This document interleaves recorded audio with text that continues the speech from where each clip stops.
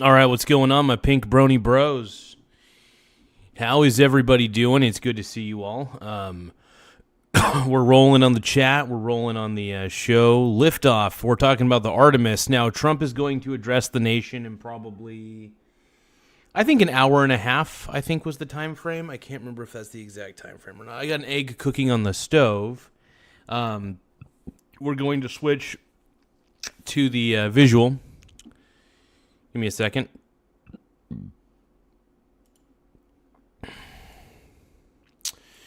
Now, I was playing a little bit of basketball earlier just to clear my head, and I ended up watching the Artemis II on the phone. That was really cool. I got to watch that, and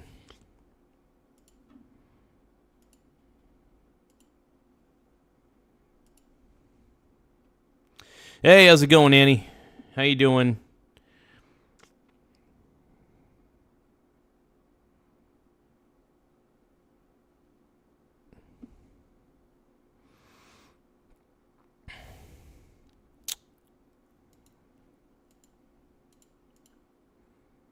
No, the Artemis II launch, though, that was amazing, man. I got to admit. No, I'm doing pretty good, but how you guys doing? It's good to see y'all.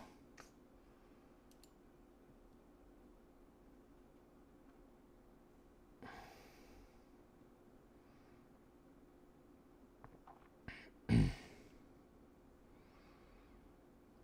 pretty cool, though. I'm sure somebody's already created a liftoff video. Let's take a look here.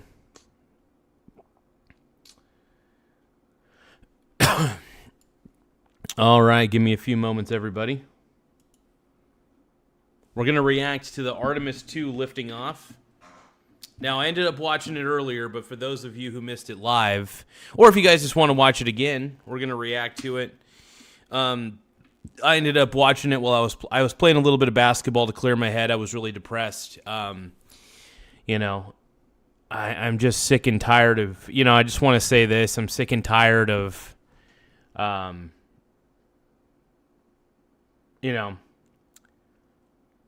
care about my buddy Billy, but I'm sick and tired of his shit.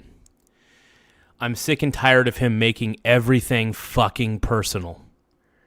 It's pissing me off. It really is pissing me off. So I'm starting to feel like I'm just done with him. He doesn't have the emotional maturity to, you know what I mean? To accept that I'm a different person than he is. I think differently.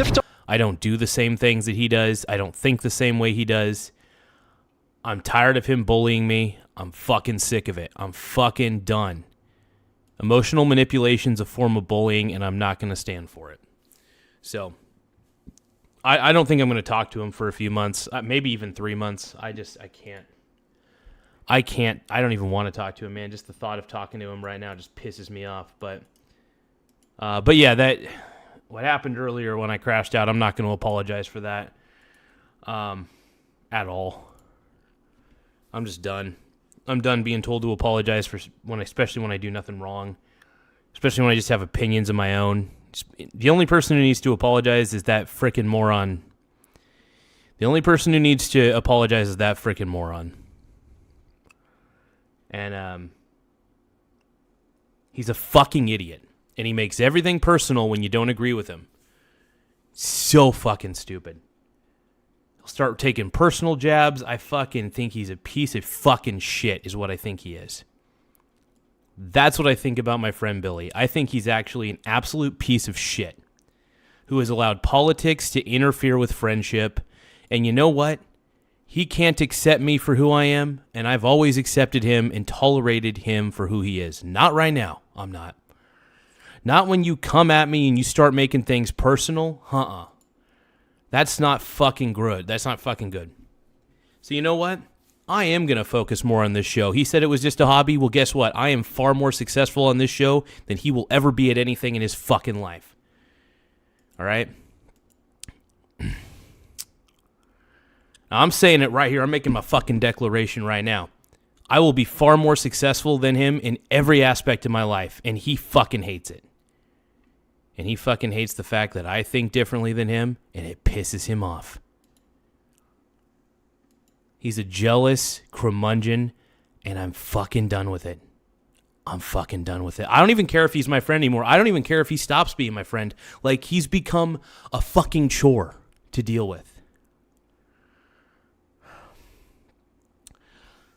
You know, if you disagree with me, that's fine. People can disagree with me all they want. But when you start making it personal and you start criticizing the choices that I've made in my life, like to try to, you know, and you start getting real personal, I'm not going to fucking take it. I had some time to think about it. I went down to the Blossom Gulch basketball hoops, and I shot some hoops for about an hour and a half. And I was thinking. Gave me time to think. It gave me time to clear my head. And I thought, you know what? This abusive piece of shit is not going to fucking abuse me anymore. Either because honestly, I'm not the one that needs to apologize. You know what? Honestly, and even if he apologized to me right now, I wouldn't fucking accept it because I know it wouldn't be genuine. The guy doesn't do anything fucking genuine. He gets personal with everything. He thinks that I have to walk around eggshells around this piece of shit. Fuck that. Fuck him. Don't care if he's my friend anymore. Like, dude, that is legitimately how done I am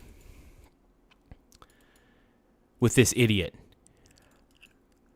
And I've been friends with this guy for a long time, but honestly, this has been happening more and more and more and more, and I've taken it on the chin each and every time.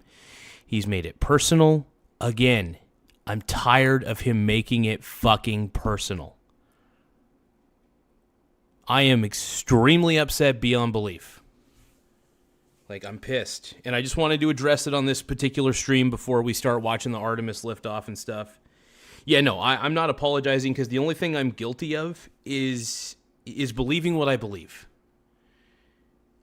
You know?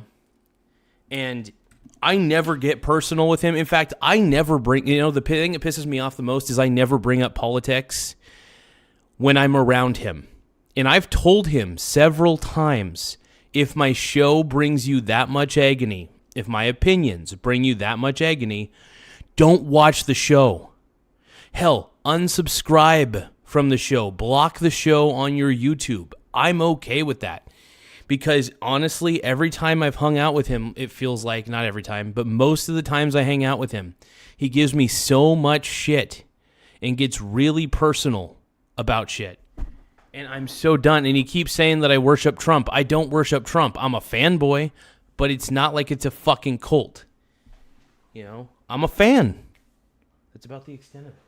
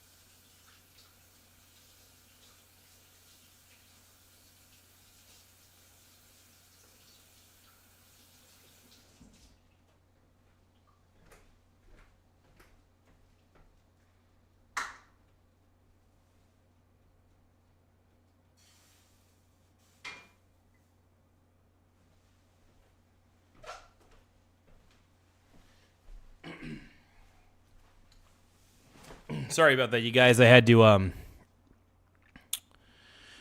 I had to do something. I was cooking some eggs, man.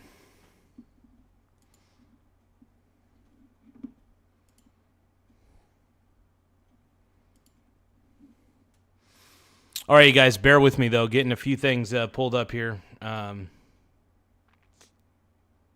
yeah, no, I'm pretty upset though. Overall, I've had it up to here with the guy.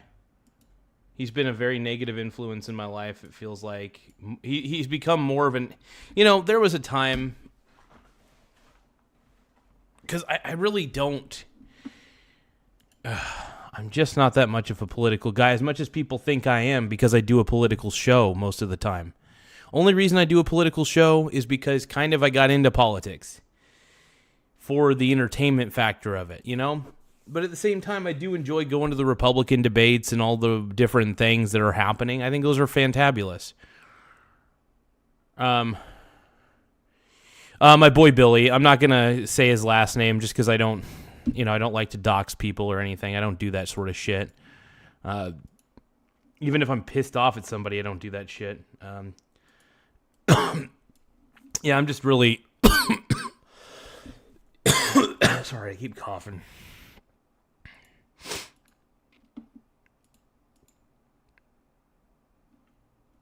I just don't want to talk to him for a few months. He's been so negative. I'm tired of him, and all he has to do is just, if he doesn't like my show, just stop watching it, man. Like, it's not hard.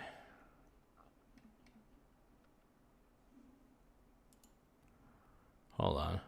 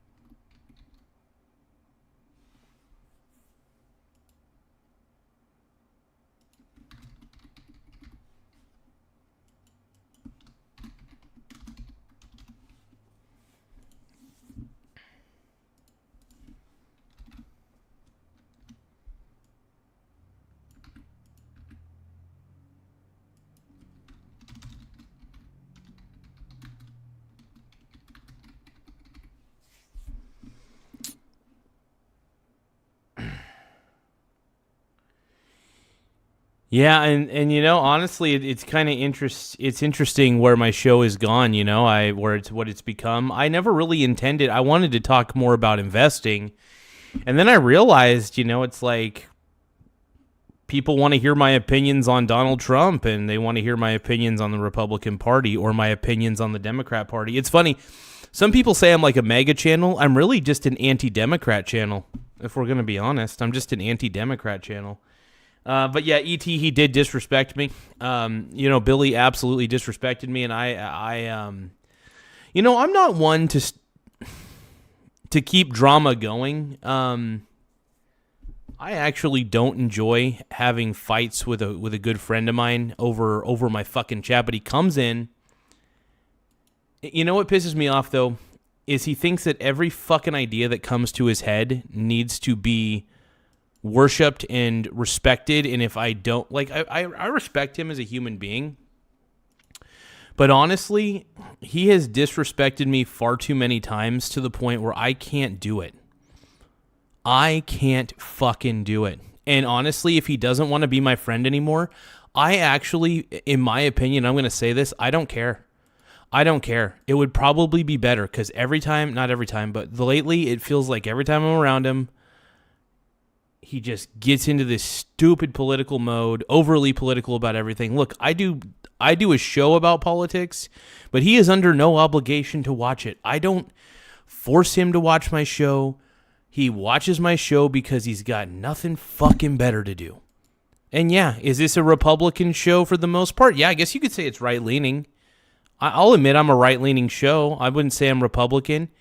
And even if I was Republican, who the fuck cares? You know what I mean? I side with the Republicans more than the Democrats, so I cover more Republican shit. I wouldn't say I'm MAGA. I like the Make America Great Again movement, but I'm not really a part of any particular group. I'm just anti-Democrat for the most part, man. Now, I know what I'm for. You know, I don't really align with any party completely.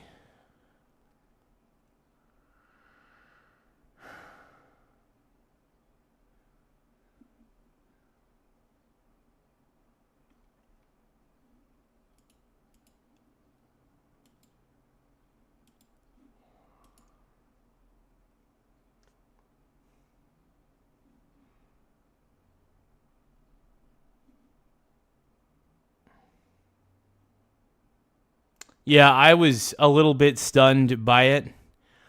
And I was definitely pissed. I'm glad I crashed out the way I did. I basically gave a warning to everybody. It's like, yeah, I'm going to crash out, man.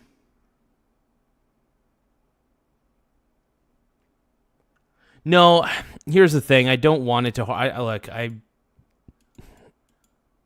don't hate him. But my God, he has been very trying. He's tried my patience, and he's disrespected me quite a few times. He gets personal. Like, if you want to disagree with me, fine. That is completely fine. But the moment that you start taking personal jabs because I believe something different than you, honestly, I swear to Christ, if you have any sort of politics, even slightly right of Jane Fonda, I swear to Christ, he gets personal. And it's like, dude, stop it. I have no problem talking about it with you guys because, honestly, I'm pissed off at him. I'm fucking pissed. I'm just pissed off at him.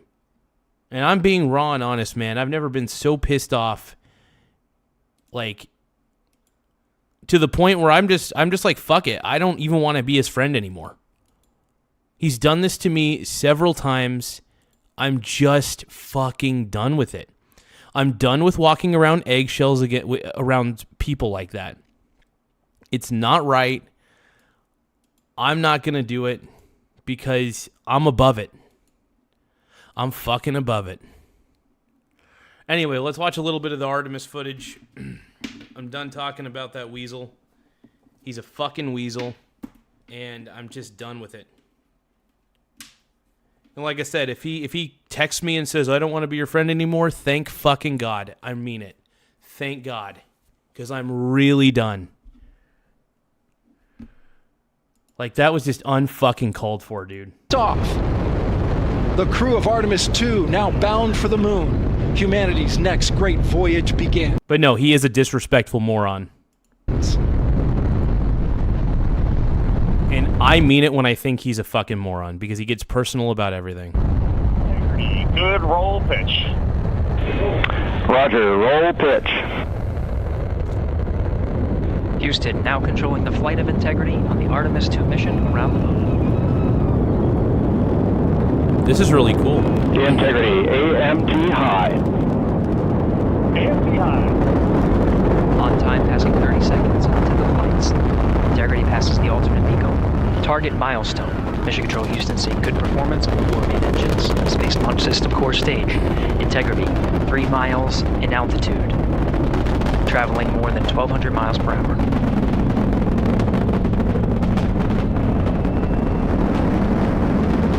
Now it looks like we're going to the moon.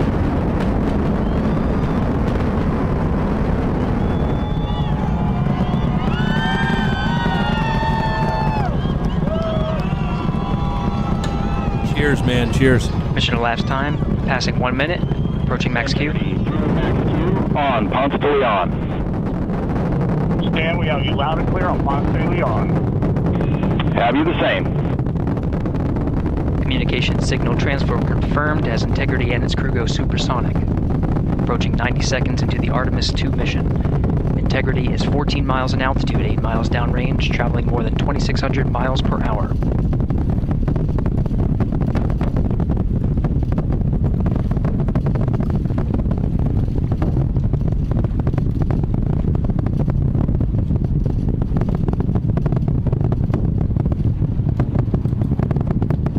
50 seconds of mission elapsed time, standing by for main engine throttle down to 85%, ahead of solid rocket booster separation, expected at the 2-minute 9-second mark. We see throttle down.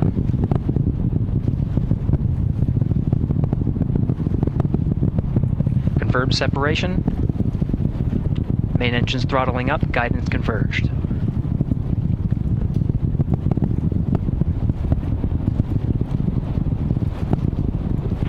Integrity, guidance converged, performance nominal, upper stage RCS ready. Copy all, Stan. Yeah, this is honestly, truly amazing. I think this is so cool. Being able to see the ship in the air.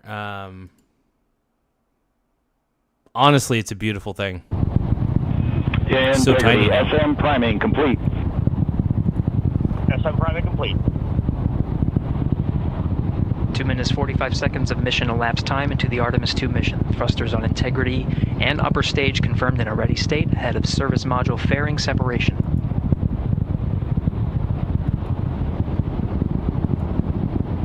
Three minutes into the flight. Integrity 49 miles in altitude, 78 miles downrange, now passing 5,000 miles per hour.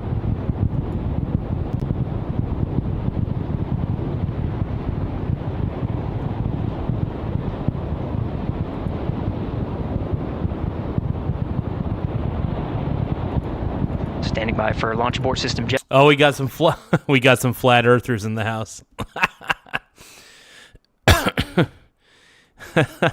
TJ says, "I can't believe we're gonna fake another moon landing." But yeah, that was a hell of a launch, man. It was beautiful watching it go up earlier. Watching it go up into. It looks like it's on pace too. It's on pace.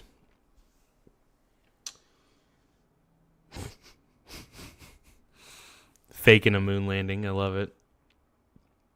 Yeah, so what do you guys think of the Artemis II, man? It's the most advanced rocket, supposedly, that they've ever launched. I mean, it's kind of cool. It's kind of dope. So they're not actually going to land on it, though. So they're just going to fly by the moon, is what I heard. Like, they're actually going to fly right next to the moon. I mean, unless they're going to land somebody on the moon, that'd be crazy.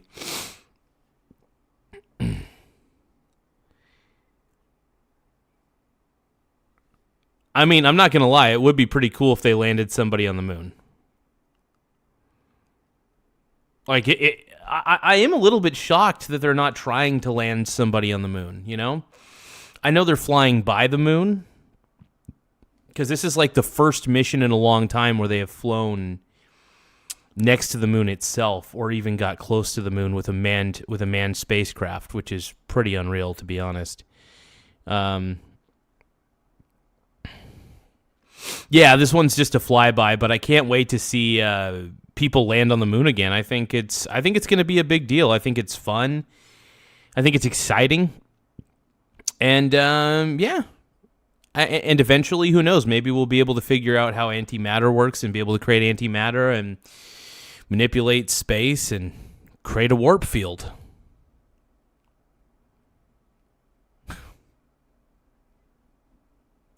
Jettison.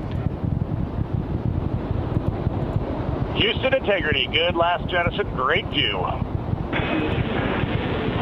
Copy, jettison. Team Eco 8+02. We see the same on board, Stan. And Houston has you loud and clear on Tidris at the Carmen line. Outstanding, Stan, we have you the same. This is amazing. Amazing. 3 minutes 50 seconds into the flight of Artemis II, Wiseman, Glover, Cook, and Hansen cross the boundary to space with good comm checks. GPS signals acquired after last jet. Don't forget to double tap the screen to like the stream. One more time, you guys. Double tap the screen to like the stream. Let's go, dude. TJ says, I believed in aliens until the government told me they were real. That's a good one, man. That's a good one. We're going to watch the rest of this here in a second. I'm going to make myself some egg sandwiches. But give me a few moments. Make sure you guys tap the double tap the screen to like the stream. Once again, double tap the screen to like the stream. Let's go, dude. Woo! You know you want it. You know you want it.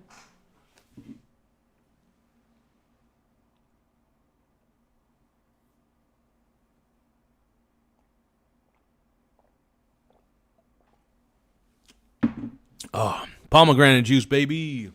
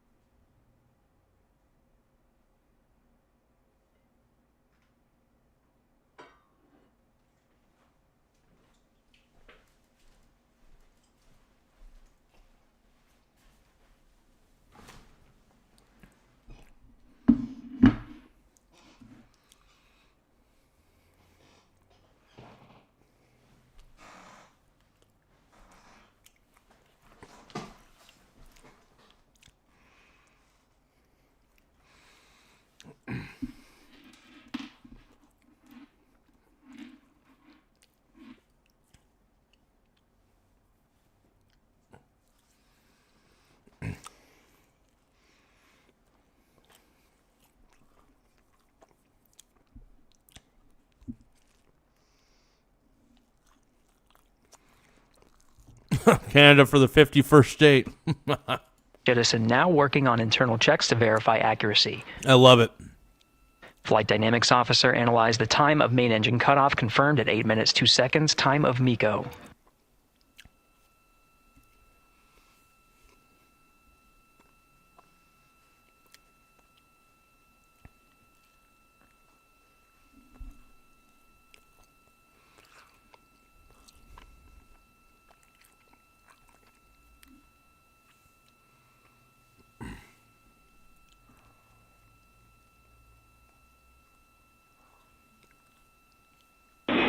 Integrity, GPS processing. Outstanding, Stan. We see the same, and we have a beautiful moonrise. We're headed right at it.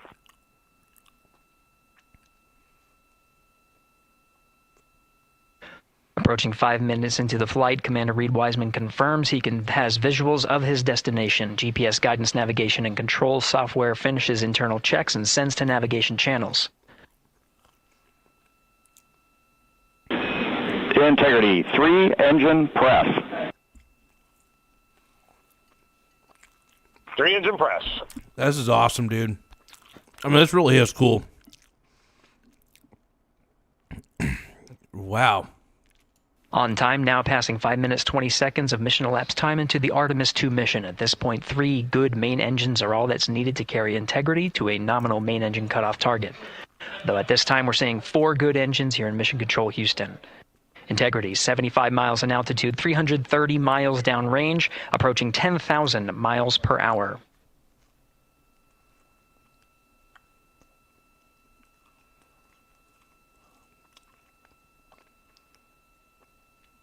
Just amazing, dude. Unreal. Integrity, looking good at 6 minutes. Same on board, Stan. Good trajectory and engine performance. Booster officer will soon report the shutdown plan to Flight Director Judd Friedling, expected at the 7-minute mark. Integrity, 78 miles in altitude, 460 miles downrange. Integrity, expect nominal shutdown. Integrity copies nominal shutdown. It's funny that you guys mentioned that space is water. So I have an interesting theory about space. That space is malleable. It is something, but it's something that we cannot. It's something that we can't really perceive under a microscope, right? The fabric of space is real. Space is malleable, which is one of the reasons why warp theory actually works. And if space could be compressed and expanded, that is how warp drive works. But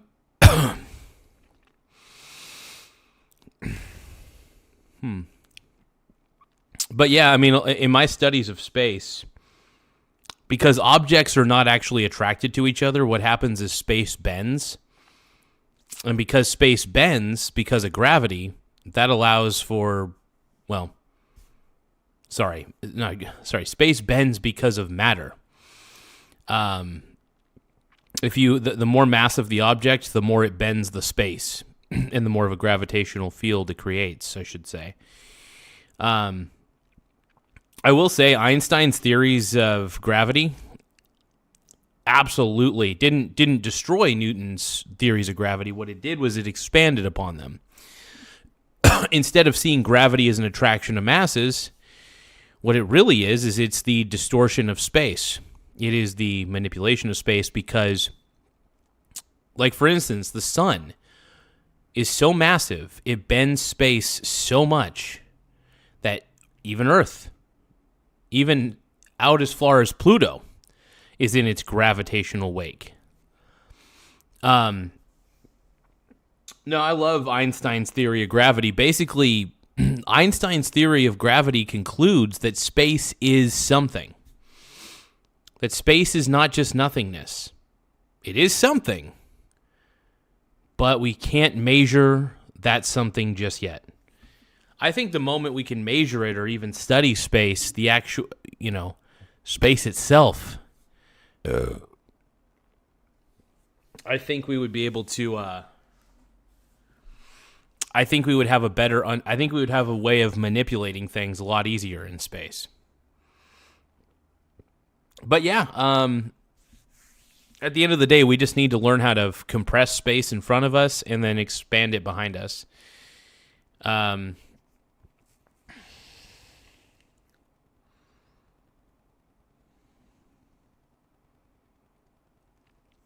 Oh, heck yeah. TJ has a call with Commissioner candidate Brandy Martindale in about 2 minutes. Heck yeah, dude. Good luck, brother. Everybody wish TJ good luck, man.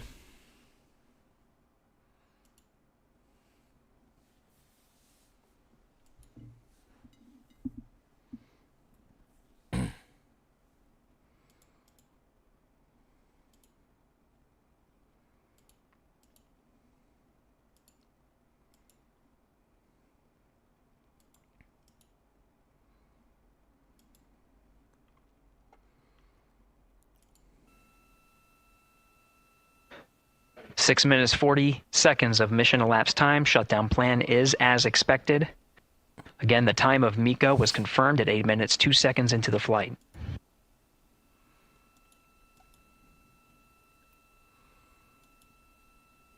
This is so crazy. So freaking wild, man. 7 minutes of mission elapsed time. Throttling down as we approach the abort once around option.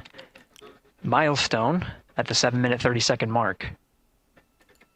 Now 84 miles in altitude, 650 miles downrange, traveling more than 15,000 miles per hour.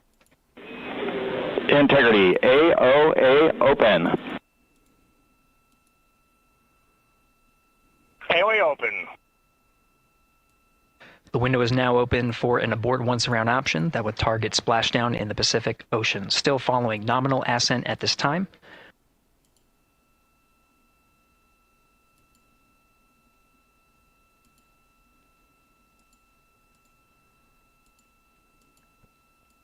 About 10 seconds remaining until the main engine cutoff of the Space Launch System core stage. Standing by dude. for confirmation of MECO and core stage separation.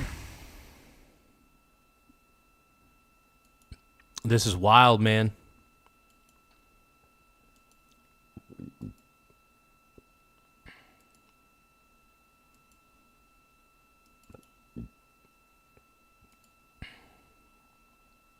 Integrity and nominal MECO, core stage separated.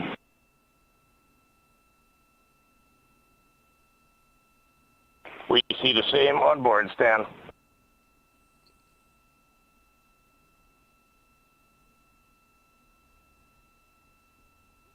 Eight minutes, 40 seconds into the flight, we have a nominal main engine cutoff heading in the right trajectory on the way to swing around the moon. So the mission should only be 6 days, I believe. It's only gonna. I think it's only gonna take them about 6 days to get to the moon, and then once they get to the moon, they're not gonna land on it. They're just gonna fly by it. They're just gonna go. They're gonna do a little orbit around the moon, and then they're just gonna make their way back to Earth. I think they might have said 6 days, man. Either 6 to 10. I can't remember the exact amount of days, the time. Core stage has Still separated, pretty done cool, its man. job. The Space Launch System upper stage, the Inner Rim Cryogenic Propulsion Stage, or ICPS, still attached to the Orion spacecraft.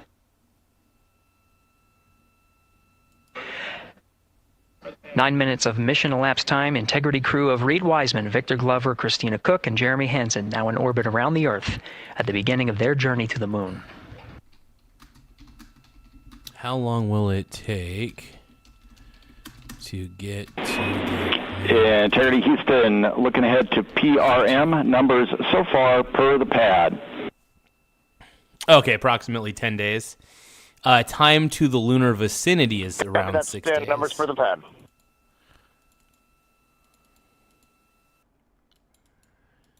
That's crazy. The crew will travel roughly 244,000 miles to reach the moon. Holy crap.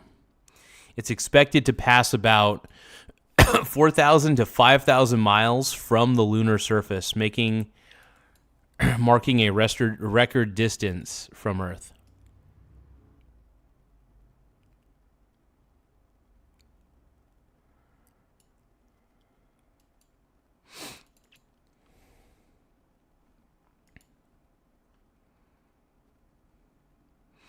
That's really cool, man.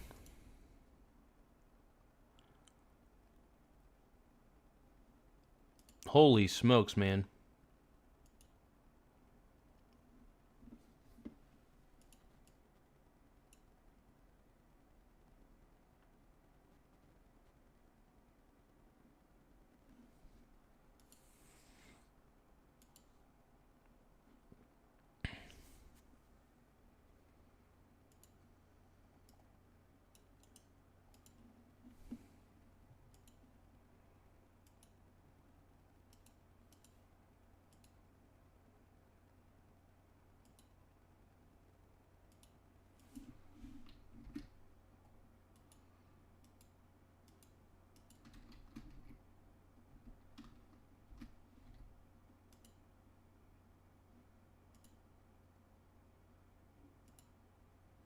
No, but that was pretty incredible, though, man. That was awesome.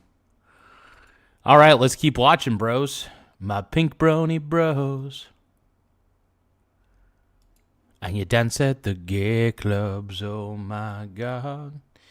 Let's see what else we got. Let's look up some Trump daddy. Trump is set to Donald Trump is expected to speak about the Iran war.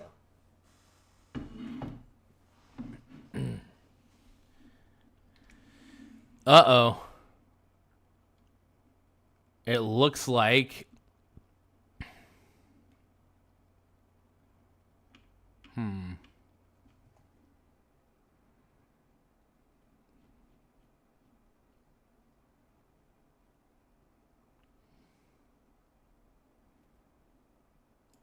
All right, let's take a look. With us here on Live Now from Fox, I'm your host, Christina Evans. It is a big evening that we're going to be approaching as we know that President Trump will be addressing the nation. This all over the Iran conflict. I want to put this up on your screen from Fox News, saying on the world stage, President Trump will address the nation tonight at 9 p.m. Eastern Time to provide a, quote, important The desktop audio is pretty low, so let's take a look here. President Trump holds Easter lunch. Okay. So what we'll do is we'll watch as much of this as we can before Trump addresses the nation. And let's go.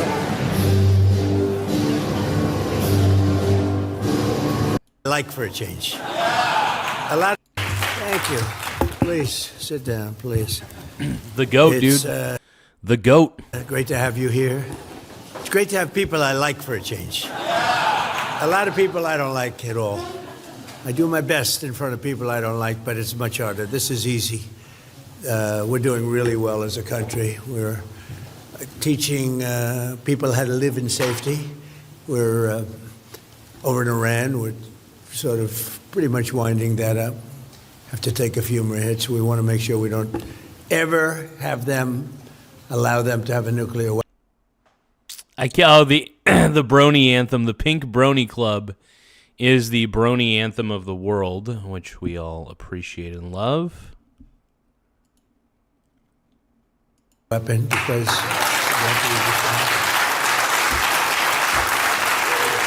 they'll use it, and you see how serious they were with the conventional ballistic missiles. They have thousands of them. We've blown most of them up.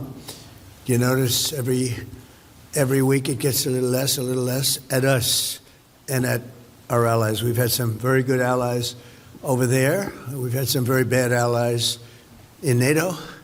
I hope you're all watching that, Scott, because we had some asks.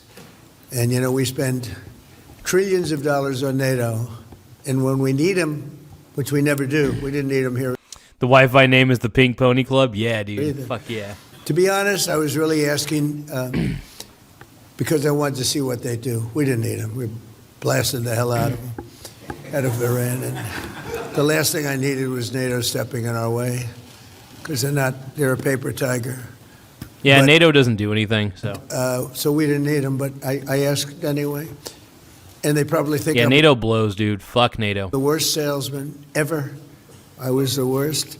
They would have much preferred Franklin Graham or somebody that's a good salesman than Trump because I'd say, we'd love to have some help. Oh, President, I'm not sure that we can. Oh, that's okay. You don't want to do it? Well, if we. Oh, that's okay. You don't have to do it. So he gets off, probably says, man, that was easier than I thought. Then I call up France, Macron, who's. Macron, dude. Bone the Macron. Double tap the screen to like the stream, dude. Double tap the screen to like the stream. Let's go, dude. The wife treats him extremely badly. And That's right. That's right. Didn't his wife allegedly, punch him in the face or something, like Macron? Shit, dude. That's freaking wild.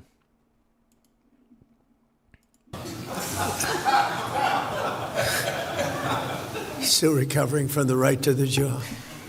And I say, Emmanuel, we'd love to have some help in the Gulf, even though we're setting records and knocking out bad people and knocking out ballistic missiles. We'd love to have some help. If you could you please send ships immediately? No. We cannot do that, Donald. We can do that after the war is won. I said, no, I don't need after the war is won, Emmanuel. Many of them said. Yeah, why are they saying, "Oh, you guys will help you out when the war is over"? Why? Wait, cleanup crew? Are you guys going to be the cleanup crew? What the hell? Fucking crazy. 9,000 by the way, we're at 9,369 subscribers once again.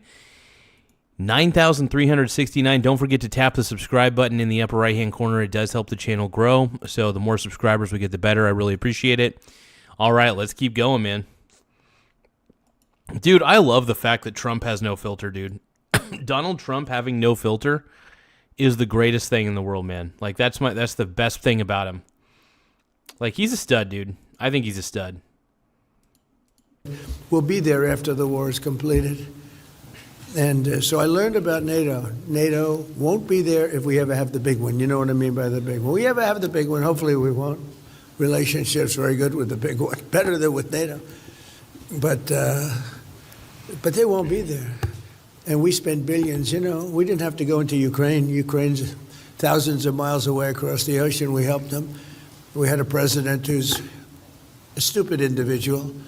Gave him 300. Yeah, Joe Biden, dude, the worst president of all time. Frickin' Joe Biden. He is the greatest of all the worst presidents. He is the worst of them all. Joe Biden is the worst president. If you guys believe that Joe Biden is the worst president of all time, please tap the subscribe button in the upper right-hand corner. If you guys think that Joe Biden is terrible, tap the subscribe button in the upper right-hand corner. Let's keep going. $50 billion, got nothing for it. Gave him so much money, used so much ammunition. We're making ammunition all over the place because we need it, because he gave so much away to Ukraine. Got nothing for it. And I sell them ammunition. You know, the European Union pays for it. What the hell? They have to do something, right? So they're good for paying for it. But everything we sold, we did. But I just want to tell you. Yeah, Trump's the man, dude. He's an investor, and he creates businesses. He's a real estate guy, right? So, yeah, Obama's terrible, dude. Obama might be the worst.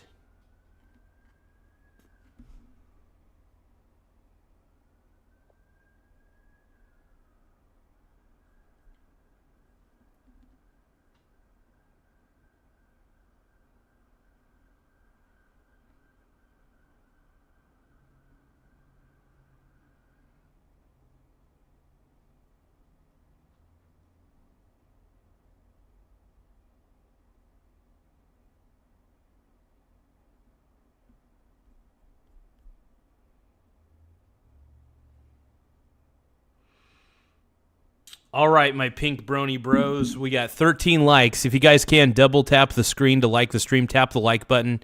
We're trying to get to 100 likes before the end of the stream. Once again, we're trying to get to 100 likes before the end of the stream. So please take the time to tap the like button, double tap the screen. Do what you got to do to like the stream.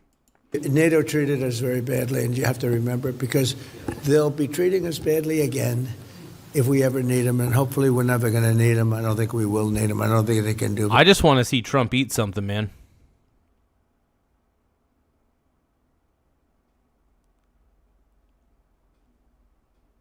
Very much. I actually asked UK, who should be our best. In fact, the king is coming over here in 2 weeks. He's a nice guy. King Charles. Oh, wait, I thought you guys don't want any kings, by the way. So, to all the leftists, the king of England is coming. Oh my God. No Kangs, dude. No Kangs. Charles. But should be our best, right, Brooke? But they weren't our best. I said, you have 2 old, broken down aircraft carriers. You think you could send them over? Oh, I'll have to ask my team. I said, you're the prime minister. You don't have. No. I have to ask my team, President. My team has to meet. We're meeting next week. Oh, next week? But the war already started. Next week, it's not good. The war's going to be over in 3 days. My prediction, it turns out. By the way, do we have the greatest military ever? Yeah, honestly, it's been more of an annihilation of the Iranian government than anything. Yeah, wild.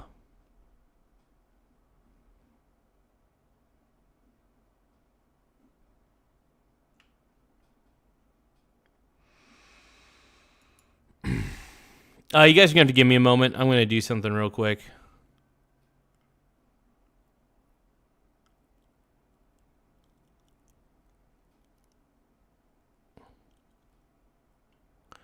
This will take only a few more moments.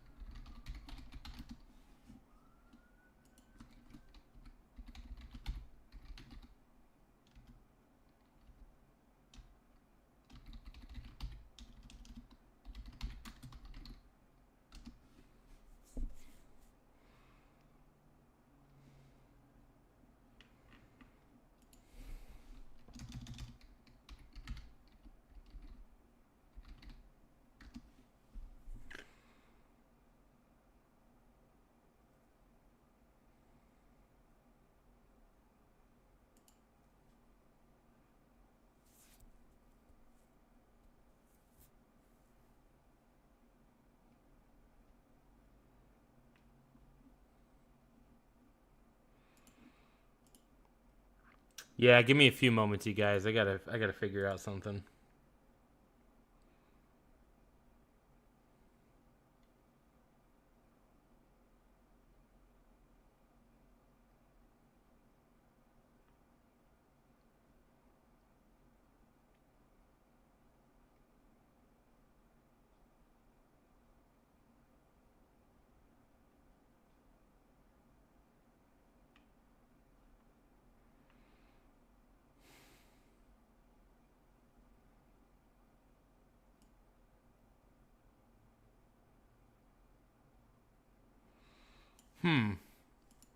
You guys are gonna have to give me maybe a few more moments here.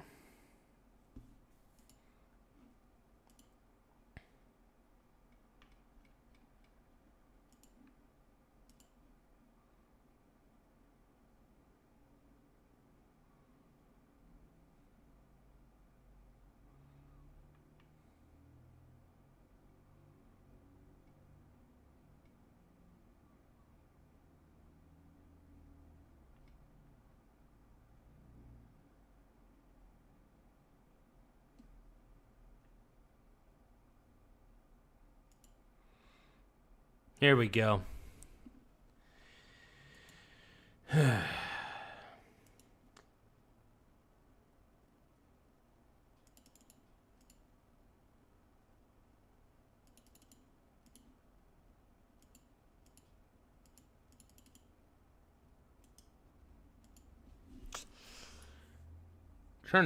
still trying to figure out something, you guys. Sorry about that. Just running into some slight technical issues.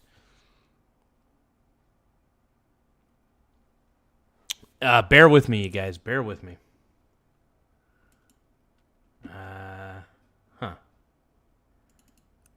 Well, that's interesting.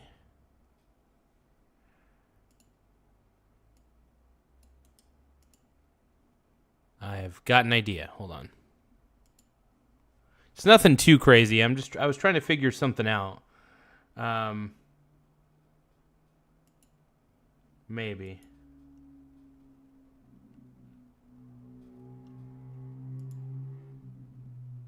Well, yeah, it's all good. Blah, blah, blah, blah, blah, blah, blah, blah. Okay, there we go. I think it's working. There we are. So anyway, we've knocked them for a loop. I don't know if you saw the explosion the other day. We got the mother load. We hit the mother load like nobody's ever. Did you see that? They thought it was a nuclear weapon, actually. I said, no, we don't use them. We don't want to use them. We have more than anybody else, but we don't want to use them. But I will admit, Trump's bragging, dude. I mean, like, that's... The guy does boast quite a bit. I'll admit. Like, that's the one thing about him is he's just like, we're the greatest. We got the best bombs. We got the good stuff. We got the best. The greatest. The greatest of all time. So good. So sexy. So beautiful. And let's see.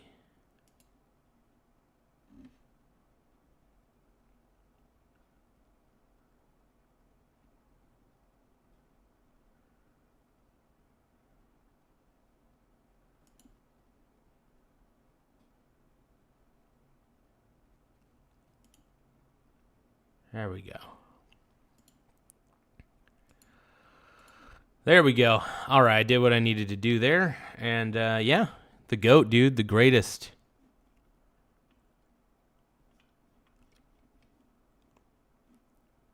But this afternoon, I'm delighted to join the countless Christians across the country and around the world as we prepare to celebrate a thing called Happy Easter. Do we have that? Everyone happy? Happy Easter, everybody. Well, it's almost Easter. I mean, like Easter Sunday and stuff, but, you know, woo. Anybody that doesn't want, hello, darling. Wow, this is a good table. I like that table. You're doing well. It's a very Trump Easter, by the way. All right? Okay. I think you should sue him, but, you know, I told her, you ought to sue somebody. They're so jealous of Erica. I said, you ought to sue their... I can say it, you're not allowed to say this. You have to be nicer. Sue their ass off. But I want to thank all of those who are helping us honor Holy Week here. Let me tell you, I hate to say this. There have been more wars over religion than trade and everything else put together. So he's smiling because I had, one nice little statement, then a nice, and you're right, it was sort of ironic, wasn't it? But it is true, religions. Yeah, I mean, back in the day, holy wars were a big deal. Unfortunately, holy wars happened a lot. Too many, different regions of the world, disagreement on a religion and how to interpret God, unfortunately. I think people can interpret God any way they choose to see fit, I guess, But, I think that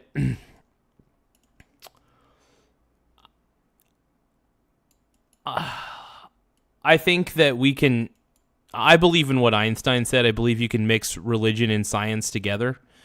I think it's completely all right to believe that there's a God and at the same time, basically believe that we've got a creator and at the same time believe that the creator wants us to hopefully uncover and understand the reality around us. That would be the hope.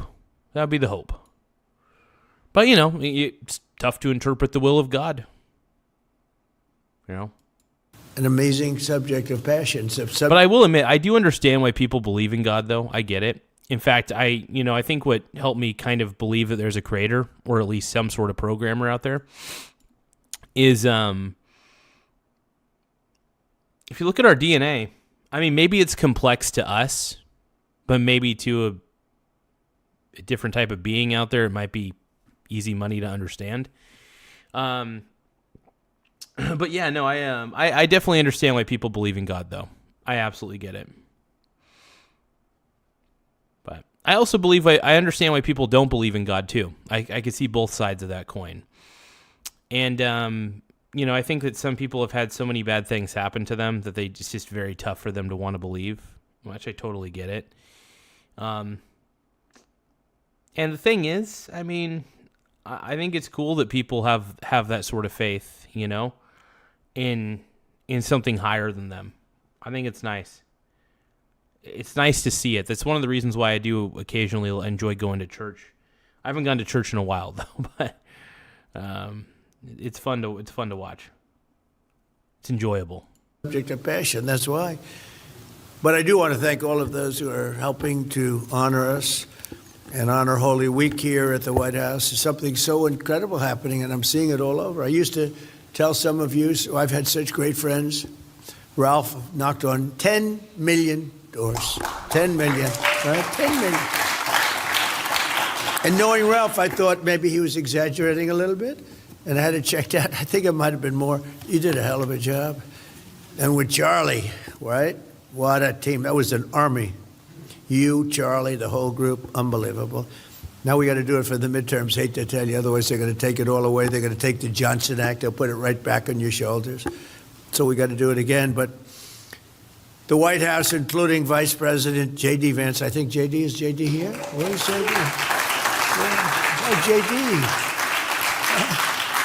He's lost weight. He got a little thinner, and I'm looking for.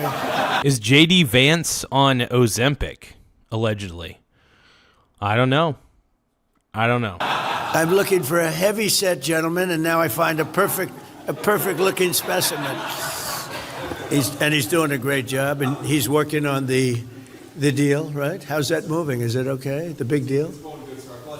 You see it happening? So if it doesn't happen, I'm blaming J.D. Vance. If it does happen, I'm taking full credit. No, I think it'll be. I think it has to happen. I think they're desperate. Attorney General Pam, my friend Pam Bondi. Hi, Pam. And we just left the Supreme Court. I didn't realize it's the first time in history that a president went to the Supreme Court. That's wild. So I heard about that earlier. I actually did a news report on it, a shorts news report earlier, that Donald Trump he walked into the Supreme Court and said, "What the hell all y'all doing? What the hell all y'all doing, bro?" I thought that was actually kind of funny. Is it against the policies of the Supreme Court? Maybe.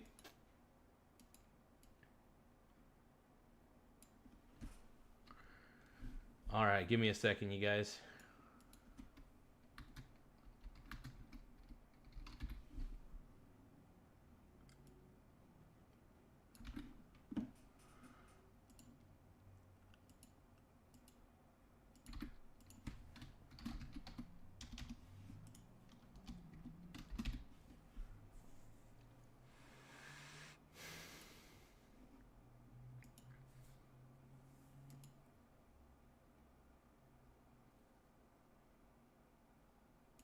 Really surprised to hear that. And Supreme Court's not been acting very well, actually. It was today on birthright citizenship. How did it finish up? Who knows, right? That's the problem. You never know. You know with the Democrats, because a Democrat appointment always votes, no matter what. You could have the greatest case in history. You could have a case where the person you're suing admits they're guilty. And if you're in front of a Democrat judge, she'll overturn that admittance. Oh, man. Yeah. I love it, man. I love it, dude. It feels like this is just a roast of the Democrats. I love it. It's pretty funny. No, it's very unfair. And Republicans, judges, and justices, they always want to show that they're independent. I don't care if Trump appointed me. I don't care. If it doesn't make any difference to me, I'm voting against him because they want to show their independence. Stupid people. But the Democrats, you can have the greatest case in history and they'll be voting against you every single time. And then they get upset with you when you complain. That's the way they do it, man. Complain about it. I get admonished a little bit. There is no Republican judge and there is no Uh-oh, what happened? Democrat judge, certain My purposes. And I say, you've lost all credibility when you say that. It's really pretty tough. So Pam and I were over there with some people. We watched, and actually nobody knew what the hell was going on. Simple subject. It's, look at the time. It was passed right at the end of the Civil War. It was for the babies of slaves. That's it. It wasn't for billionaire Chinese people who have 57 children that become American citizens. They didn't have that in mind. But, it's hard to explain that to some people. Secretary of Agriculture is doing a great job. Brooke Rollins, thank you very much. Secretary of Homeland Security, Mark Wayne Mullen, just came onto the thing. So is the job easier than you thought? So I give him the job. He's so honored. He was very successful, made a lot of money. Then he decided to run, and he ran, won in Oklahoma. I love Oklahoma. I won 77 out of 77 counties. The only one to ever do all 3 times. I don't know why they like me so much in Oklahoma, but they do. It's because you're a stud, dude. You're a sexy stud, bro. That's why they like you in Oklahoma. I know that I'm glazing Trump quite a bit, and I love glazing Trump. I'm not going to lie. I glaze Trump. And I was with him all the way. And I offered him this job, and he said, such a great honor. I didn't tell him what was going on, though. I didn't tell him that not only did you have a strike, and at the same time, you have the Democrats refusing to pay anybody, right? I said, welcome aboard. Oh, and here's your first assignment. So he said, would you like to have had that decision to make? By the way, we're at 9,371 subs. You guys were only 29 subscribers away from hitting 9,400. So don't forget to tap the subscribe button. The more subs we get, the better. The more subs, the more rub-a-dub-dubs in the tubs, dude. Hell yeah. Let's go. No, think of it. Somebody leaves a senatorship where he could be there for many, many years. A great position. And he leaves it to take a 3-year job of turmoil because it's good for the country, right? And you're going to do great. And so far, you've done great. He's gone in there, and he's really. I think we're pretty well worked out on that situation that we're working on, which will be, if we can do that, it'll be great. But we're fighting people that vote against us 100%. Like, you never get, every once in a while, you get Fetterman. Yeah. John Fetterman, you came to the rescue, man. Double tap the screen, though, to like the stream. Once again, double tap the screen to like the stream. It really does help the channel grow. It helps my you-know-what grow. That thing grow. But, yeah, tap the subscribe button. Double tap the screen to like the stream. If you guys are as homosexual for Trump as I am, please double tap the screen to like the stream, and let's go. Vote against us 100%. And, you know, when I see Franklin Graham over here, I was going to say something. Really, I was going to use a filthy, dirty, horrible word. But he wrote me a letter. Became quite a famous letter. And he said, President, he watched me make a speech, and it was great. 40, 50,000 people. He said, it's like Billy Graham. No, I'm not as good as Billy Graham. Nobody's Billy Graham. But I made a good speech. But he wrote me a letter, and I thought it would be a letter that, oh, what a job you did. That was unbelievable. Because, President, please, I love your speaking, I love your stories, but you'll use foul language. And if you didn't use bad words, very bad words, your speeches would be even better. And I sort of said, ooh, that's not what I expected, Jenny. But I never forgot it. That's funny, man. Let's see. You didn't miss much, Ty Lord. Just reacting to my boy DT. And I purposely watch my language, especially when he's in the room. When he's in the room, I watch my language.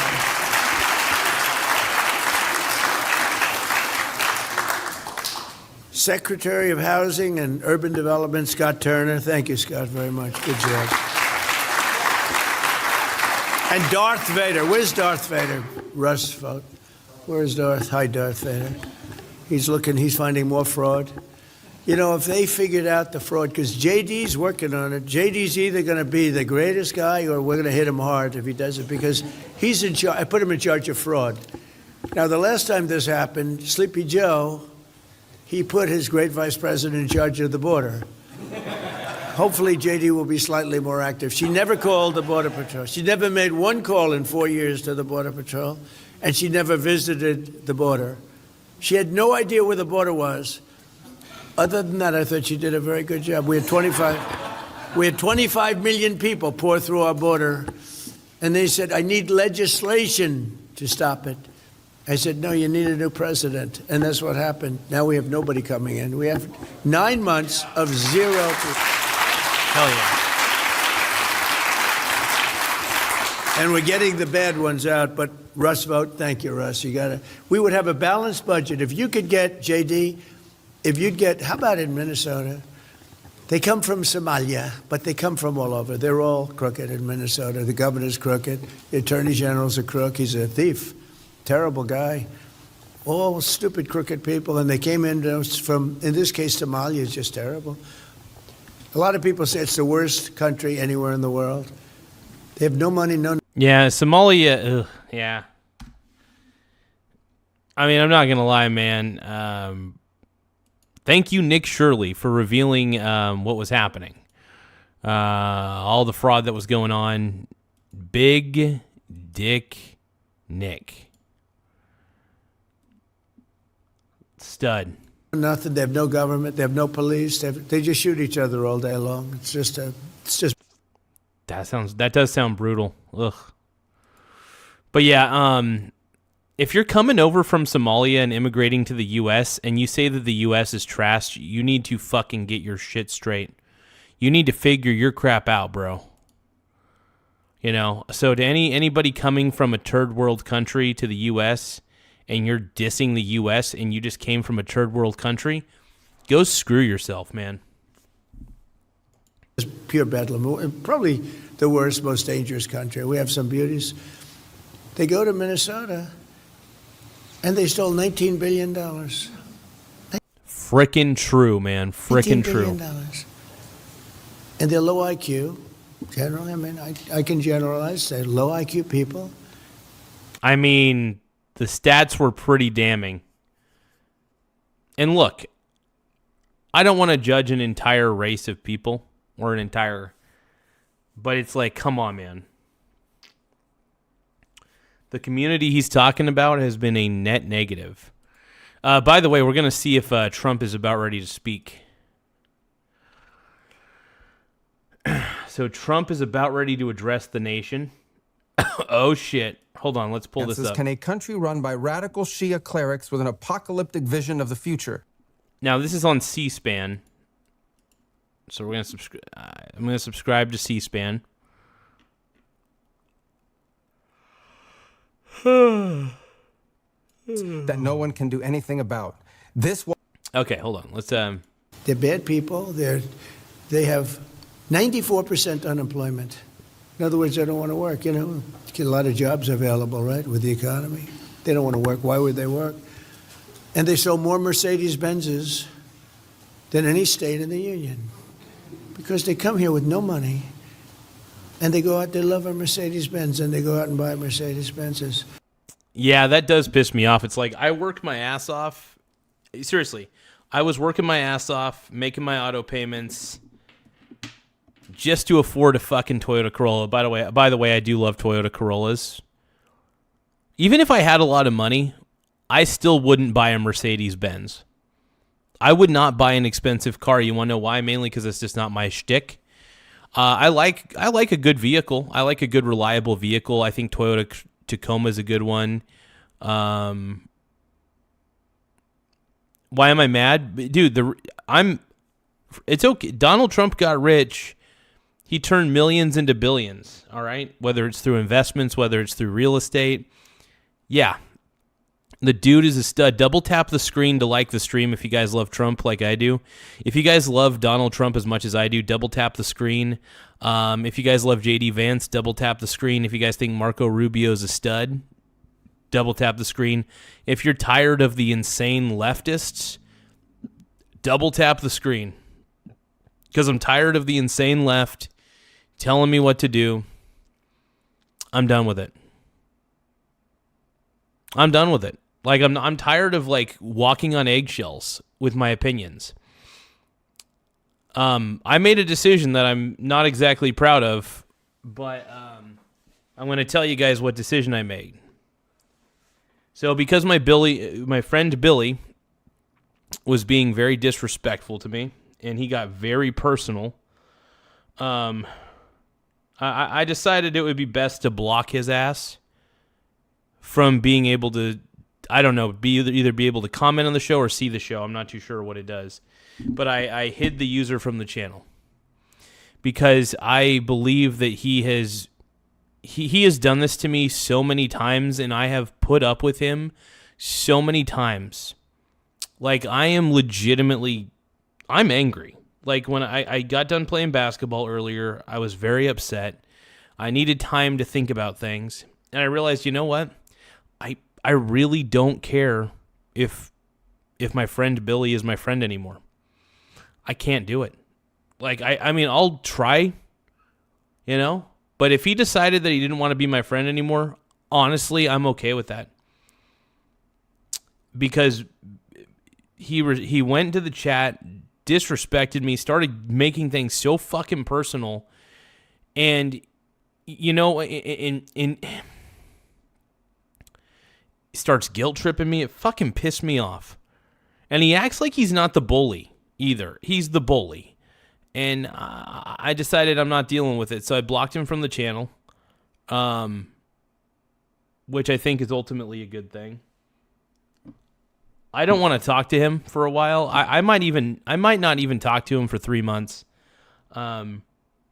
Maybe 4. I don't know. I think honestly he's been he has not been good for my psyche just because he constantly gets so fucking pissed off about the fact that I don't see life the way he does. I don't see politics even the same way he does. And yeah. So look, if he can't accept me for who I am and constantly personally jabs me, I'm not dealing with him. If you have anybody in your life who is constantly making you walk on eggshells and is constantly like personally attacking you, you know, sometimes you either gotta keep your distance from him. I'm gonna keep my distance from him. And honestly, if he decides he ultimately doesn't want to be my friend anymore, I'm getting too old to deal with that level of drama in my life. You know, I mean, I still feel young, but, you know, the fact that he can't be emotionally mature about anything and can't, like, it's just annoying, you know? Don't come at me because you can't handle the fact that I think differently than you. I'm sticking up for myself. Like, I'm done with it. Like I said, if Billy doesn't want to be my friend anymore, that is fine. Good fucking riddance. And I mean that. Good fucking riddance. But what up, Chris Rule? How you doing, Brony? We got Annie, Chris Rule, got a few people in the chat. But yeah, I'm upset. You guys saw what happened earlier, man. It was so fucking stupid. I don't know. You know, I don't know. I got one more egg on the fryer. Hold on.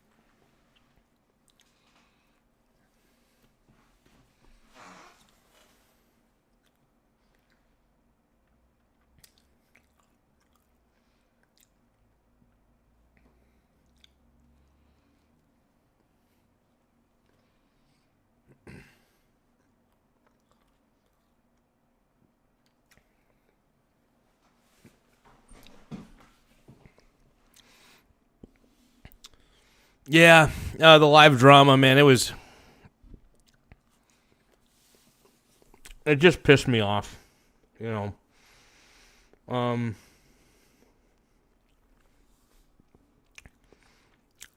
He just got real personal with everything, and I kind of just feel like, you know what? It's kind of the straw that broke the camel's back for me. I'm pretty glad I crashed out on the stream earlier. I went all out, man. I went all out on the stream earlier, and I'm proud of myself. I'm proud of myself for sticking up for myself. You know that? And he's just, I have turned a blind eye to Billy for a while, and this was just kind of like the last straw. But I'm definitely not going to apologize to his ass because he just doesn't deserve an apology from me. Because I was doing a show, I got my opinions, and he just starts personally attacking me for my opinions. And it's just like, whew, I don't know. If you want to disagree with me, that's okay. But if you start personally attacking me and telling me that everything I do doesn't mean anything, I think when Billy told me that that YouTube was just a hobby and that I wasn't making any money on it, I was like, dude, you could not be further from the fucking truth. And honestly, I think it's jealousy. I personally think it's jealousy. And the reason I'm calling him out right now on my show is because I'm done with his fucking shit. I really, and this is going to sound terrible because I've been friends with this guy for a long time, and yeah, I'm heated. But Billy, man, he really burnt some fucking bridges with me today.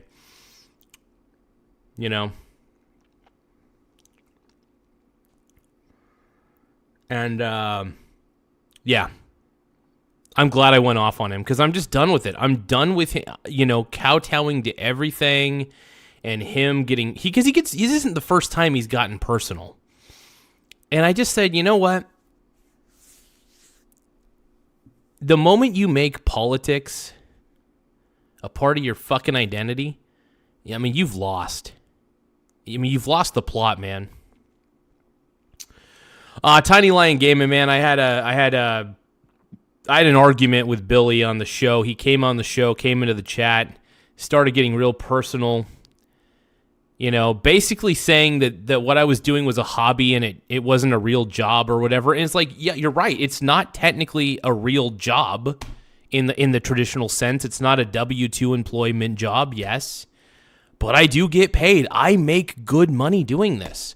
This is the one thing that people do. This is the one thing that he wasn't understanding. And he thinks that because he can disagree with me, he can demoralize me, dehumanize me. It pissed me off. I was like, dude, you stupid son of a bitch. And I really do. I'm just so tired of him. I was actually, I'm not going to lie, I was stunned at first. And then I went to the basketball courts, calmed, because, playing basketball outside, it just calms my psyche. And so I was just shooting some hoops. And I started kind of getting angry as I was shooting hoops.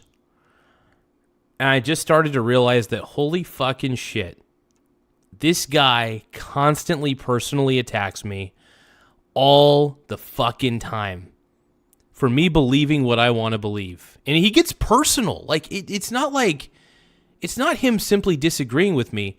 It's him telling me that my life choices are basically shit, that I don't know what to do with my life. He's told me that he couldn't make me any stupider than I already am. He said he's had so many fucking jabs at me, all because I don't see the world the way he does. And honestly, if anything, he is far more retarded than I could ever imagine myself being. Because you know what? He's made so many dumb choices in his life, and he fucking has the goal to fucking talk about my choices. Fuck you, Billy. And I mean it. Fuck you, dude. Because the more I think about it, the more I don't want to be his friend. I'm fucking tired of the emotional abuse. It is fucking bullshit. And I'm calling him out on my channel. You want to know why? Because he fucking deserves it. Billy, you fucking deserve this. You stupid loser.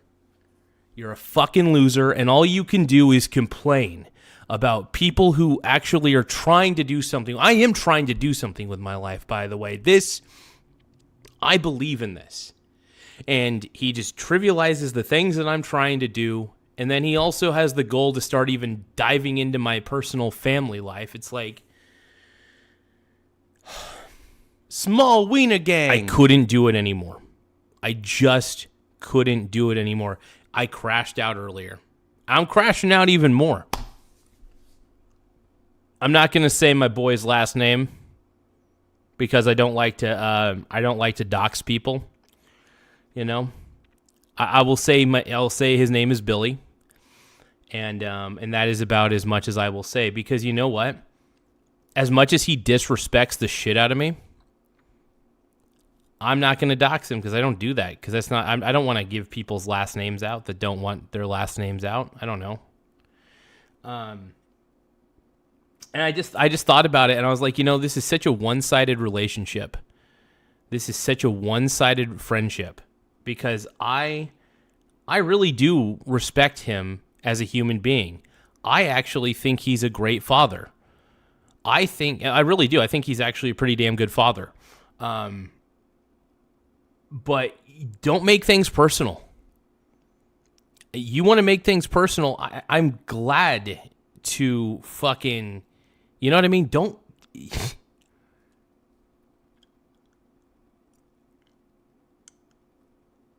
It was just... And yeah, I'm very frustrated by it.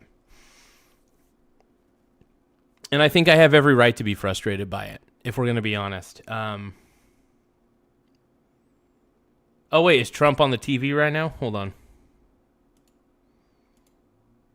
Was our last best chance to eliminate that convention. Hold on. Month since the United States founded. Is it not true? Is it not on? Okay, he's going to walk out.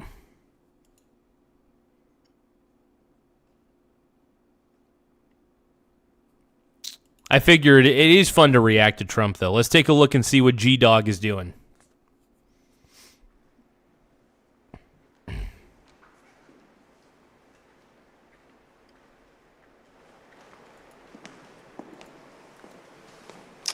Thank you very much. My fellow Americans, good evening.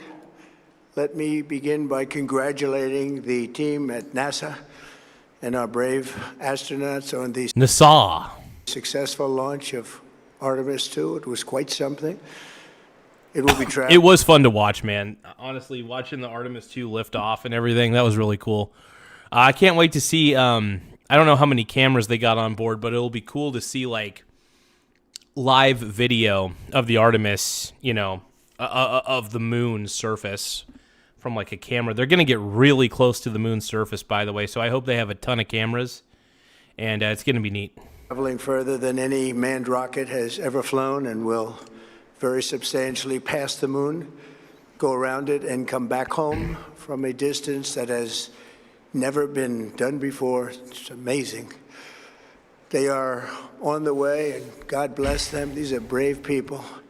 We want to God bless those 4 unbelievable astronauts. Yeah, I hope the mission goes well. I think that they've obviously calculated everything beforehand. You know, they've done all the math. They've done all the equations. And they knew when to launch. They launched at the right time. They did everything right, man. But still, you know, all sorts of things could go wrong on the mission, but all sorts of things need to go right. They made sure they did all the safety checks, made sure everything was ready to roll, and the Artemis II, man, it's on its way to the moon. I got to admit, that's pretty cool. I love it, man. But hey, if you guys can, don't forget to tap the subscribe button. As I think I tried. Not harness, but what do? I nag at you guys too much to tap the subscribe button, man. I'm like, you guys better tap it. You better tap the damn subscribe button, bro. Tap it with your tip.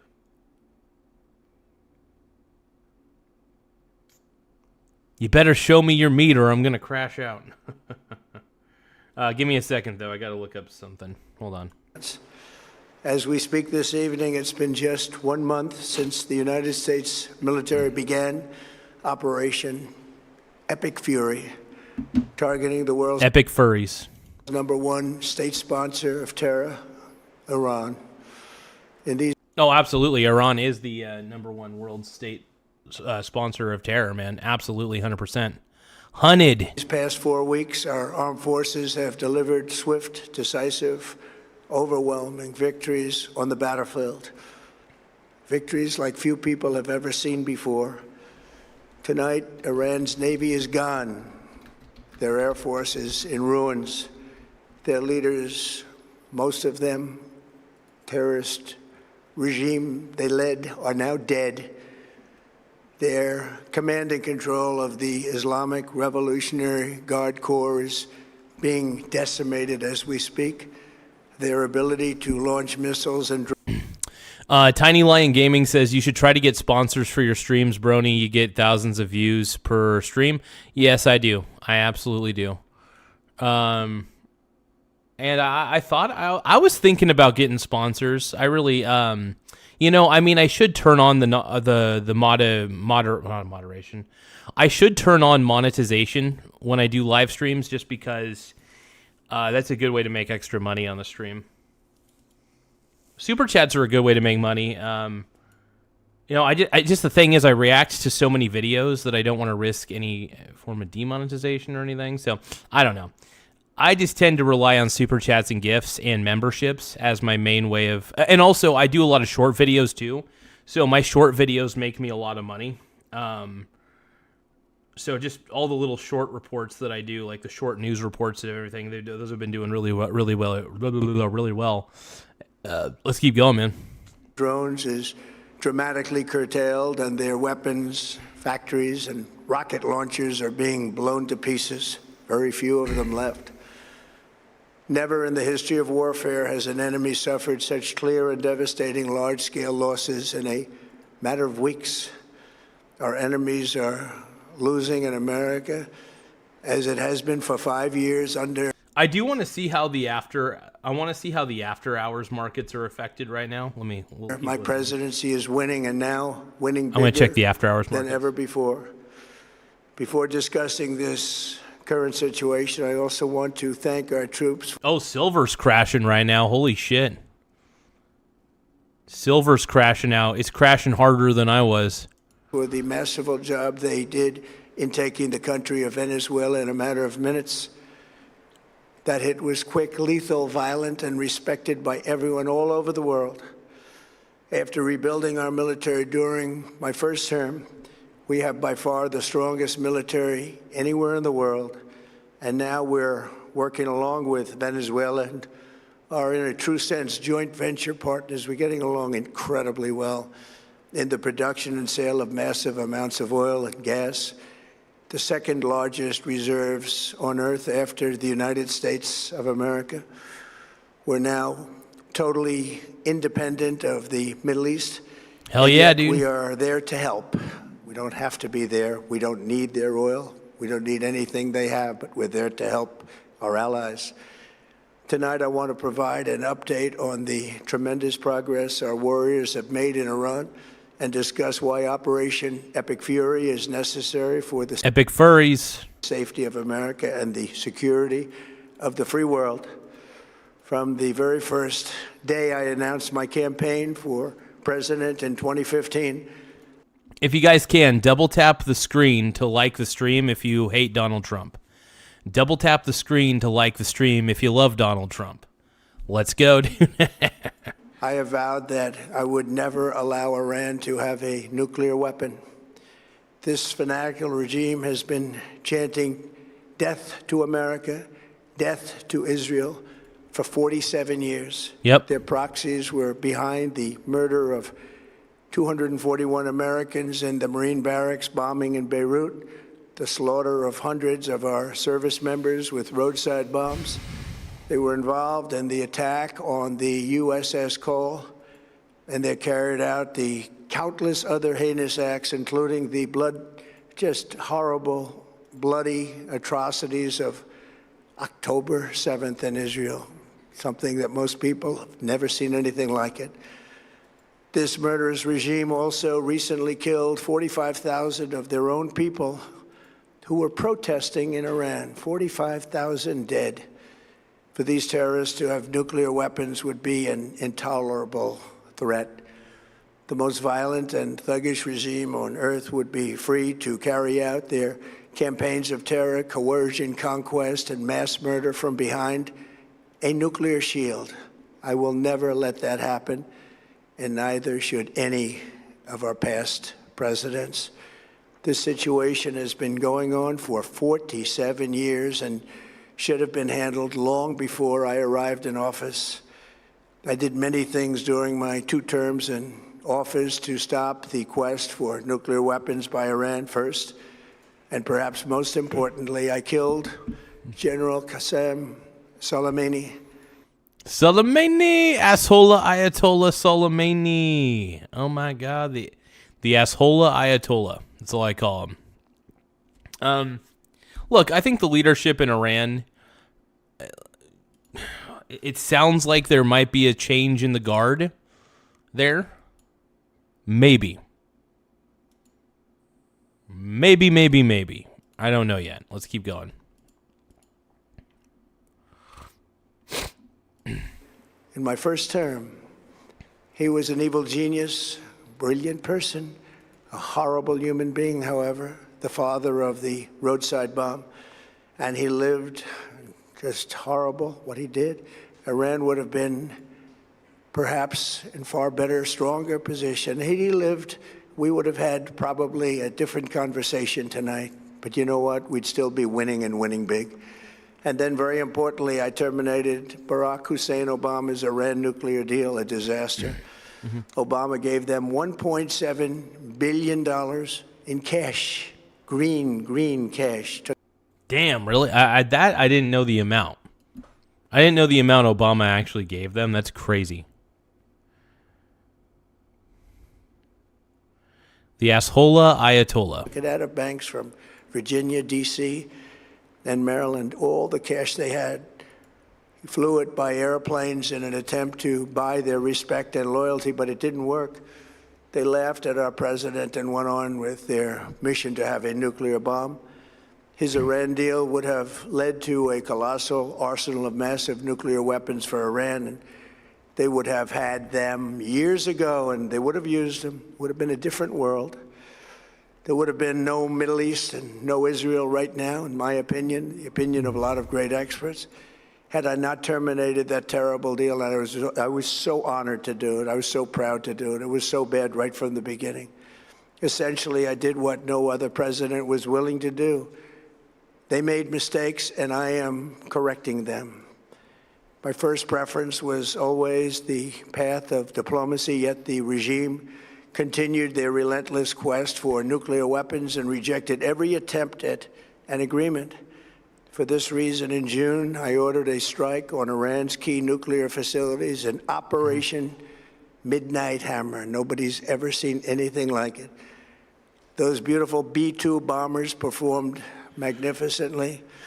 We totally obliterated those nuclear sites. The regime then sought to rebuild their nuclear program at a totally different location, making clear they had no intention of abandoning their pursuit of nuclear weapons. They were also rapidly building a vast stockpile of conventional ballistic missiles and would soon have had missiles that could reach the American homeland, Europe, and virtually any other place on Earth. I'll admit that is pretty wild. Holy crap. I mean, it doesn't surprise me. Look, they were enriching so much uranium. It's crazy. When you're enriching that level of uranium, you're not using it for ethical purposes. You're not just using it to generate nuclear energy for electricity. They were enriching like a large level of uranium. And it was enough to where like they could have just put it in a bomb. You know what I mean? So I just find it wild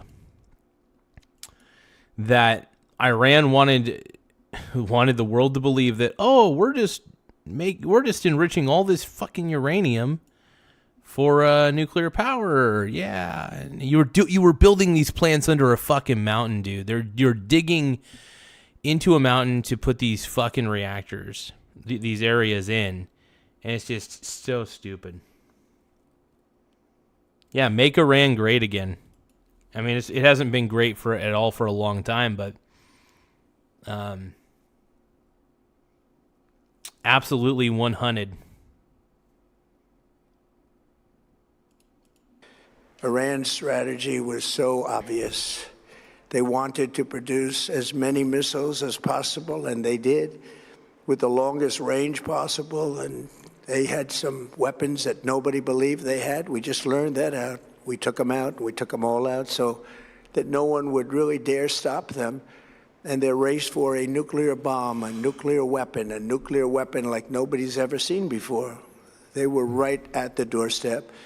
For years, everyone has said that Iran cannot have nuclear weapons, but in the end, those are just words if you're not willing to take action when the time comes. As I stated in my announcement of Operation Epic Fury, our objectives are very simple and clear. We are systematically dismantling the regime's ability to threaten America or project power outside of their borders. That means eliminating Iran's Navy, which is now absolutely destroyed, hurting their Air Force and their missile program at levels never seen before, and annihilating their defense industrial base. We've done all of it. Their Navy is gone, their Air Force is gone, their missiles are just about used up or beaten. Taken together, these actions will cripple Iran military, crush their ability to support terrorist proxies, and deny them the ability to build a nuclear bomb. Our armed forces have been extraordinary. There's never been anything like it militarily. Everyone is talking about it, and tonight I'm pleased to say that these core strategic objectives are nearing completion. As we celebrate this progress, we think especially of the 13 American warriors who have laid down their lives in this fight to prevent our children from ever having to face a nuclear Iran. Twice this past month, I've traveled to Dover Air Force Base, and it's been something. I wanted to be with those heroes. Hey, guys, just as a heads up, the silver market is crashing. Dude, silver's crashing hard, but you know what's crazy? Is the Vanguard Total World Index in the after hours in the overnight market is actually going up. Now, for how long, I'm not too sure, but I am definitely buying the dip on silver. You guys know me. I'm a huge fan of silver dip buying. Let's see. 66.86. Frick yeah, dude. Just keep buying that dip, man. Always buying the dip. Buy the dip and then do the flip. Nah, man, that's the one thing I love about volatility trading is you could just buy low, sell high, buy low again, sell high. Silver markets, though, they're just so volatile. They dip so rapidly, and it's pretty dope, man. I will admit it's one of the best ways to make extra money, that's for sure, is the return in my opinion. American soil, and I was with them and their families, their parents, their wives, their husbands. We salute them, and now we must honor them by completing the mission for which they gave their lives. And every single one of the people, their loved ones said, please, sir, please finish the job, every one of them. And we are going to finish the job, and we're going to finish it very fast. We're getting very close. I want to thank our allies in the Middle East, Israel, Saudi Arabia, Qatar, the UAE, Kuwait, and Bahrain. They've been great, and we will not let them get hurt or fail in any way, shape. Major General Tao says, I'm a leftist Gaza. Major General Tao says, I'm a leftist Gaza. Oh, God. That's okay. You could be a leftist, Major General Tao. I still love you. You're a sexy man. Oh, it looks like somebody subscribed earlier, and I don't think I really gave them their flowers. So somebody subscribed 19 minutes ago. Shafi Mahud Noor, thank you so much for subscribing to the Small Weena Gang. I'm going to actually, you know what? I'm going to put up a few people. These are some of the people who have subscribed over the last like 24, 48 hours or whatever. Small Weena Gang.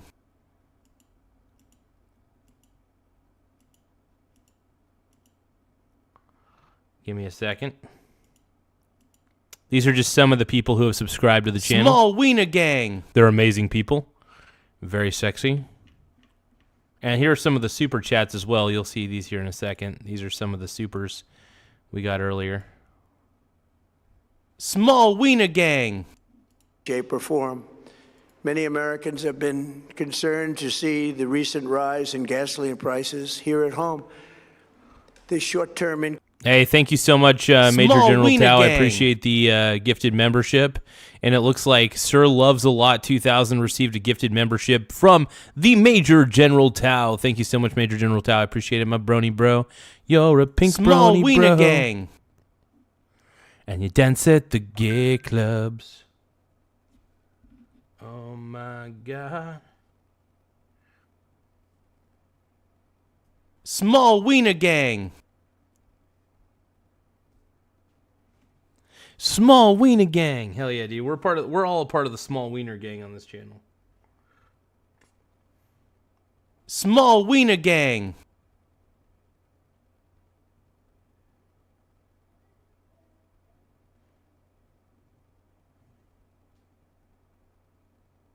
Oh wow, the VNQ's going up on the after hours markets. The VT's going down again.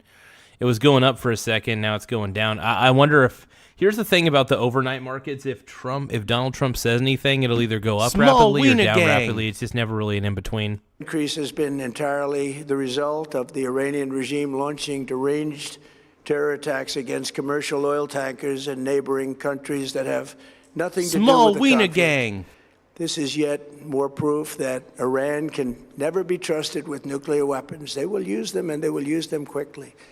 It would lead to decades of extortion, economic pain, and instability. We tolerate their POV, but they can't reciprocate. Oh, yeah. Give me 1 second, everybody. Laugh out loud. By the way, those Biden supporters. By the way, we're at 9,378 subscribers. Once again, we're at 9,378. We are only 22 subscribers away from hitting 9,400 subs. 9,400. Laugh out loud. We are so bloody close. So if you guys can, don't forget to tap the subscribe button in the upper right-hand corner. It helps the channel grow. It does make everything a little bit better on this channel. So anybody who wants to subscribe, we definitely like to encourage it. Laugh out loud. Let's keep watching. Feel good about these dollarinos. Tiny Lion Gaming. Can ever imagine. The United States has never been better prepared economically to confront this threat. You all know that. We built the strongest economy in history. We're going through it right now, the strongest in history. In 1 year, we've taken a dead and crippled country. I hate to say that, but we were a dead and crippled country after the last administration. I mean, not going to lie, Biden put us in a very rough position. I believe that, man. I think Biden put us in a very tough position. I know there's a lot of people who don't agree with that, but really, I don't give a shit because I was definitely not a Biden fan, dude. I felt like Biden was the wrong direction for America. I felt like it was make America shitty, you know, and I don't know. I did not believe in the Biden. Let's just say I was not right in with Biden.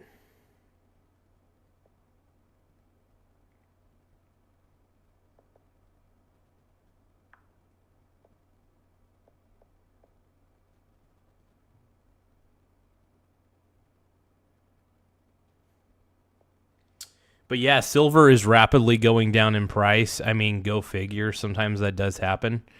I'm kind of setting some limit buys to where I could buy like the SLV at lower prices in the overnight market. You know, it's funny. There's usually a lot of buying opportunities in the overnight market for silver, and at least with the silver ETFs and stuff. I'm going to be purchasing more of the VSS though, which is a one of those small cap indexes. It's one of my favorites actually. It's something that I've kind of grown fond of because it has like every single small cap company in the international space, whether it's in the emerging markets sector or in the emerging markets countries and stuff or any others. But it's beautiful, man. I love it. This is cool.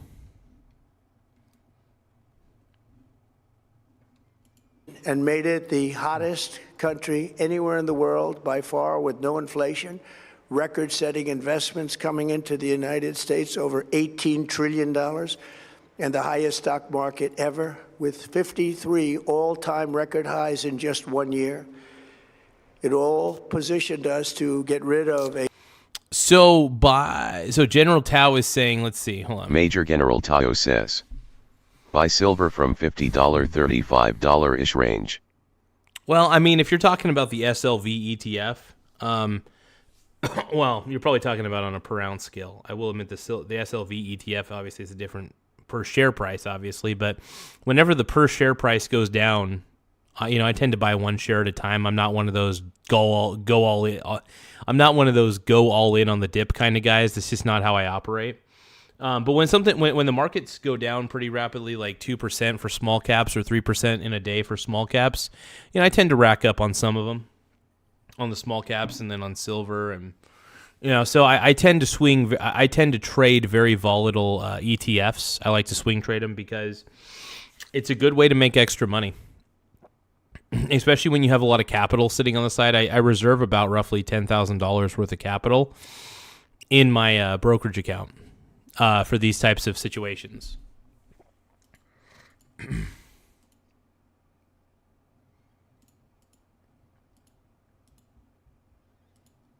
A cancer that has long simmered. It's known as the nuclear Iran, and they didn't know what was coming. They've never imagined it. Remember, because of our drill baby drill program, America has plenty of gas. We have so much gas. Under my leadership, we are #1 producer of oil and gas on the planet without even discussing the millions of barrels that we're getting from Venezuela. Because of the Trump administration's policies, we produce more oil and gas than Saudi Arabia and Russia combined. Wow. I did not know that. Saudi Arabia and Russia combined, we produce more oil than that? Damn, I honestly thought that they, were pretty close to our level of production. That's wild. Laugh out loud. You missed like 5 comments and my dono gazer. Hold on. Let's take a look at the comments real quick. Hold on. Thank you for the super chat, Major General Tao. I'm going to put that. I'm going to like it. I'm going to heart it first. Let me. Major General Tao says, I'm a leftist Gaza. Major General Tao says, buy silver from $50, $35-ish range. Major General Tao says, DCA is great. You missed like 5 Major General comments Tao and has my donated dono $2 and says you missed like 5 comments and my dono Gaza. So DCA is great. I might be missing something. What is DCA? I don't know what that is. I mean, I could look it up, but... So Anne is saying the whole world is cheering for Iran. I doubt that. I highly doubt that. I really don't believe that the world is cheering for Iran. I think the world is happy that Iran is finally weak because then Iran can't do any more harm to anybody else because they're one of the biggest state sponsors of terror out there. I mean, all Iran does with power is abuse it. That's all they do.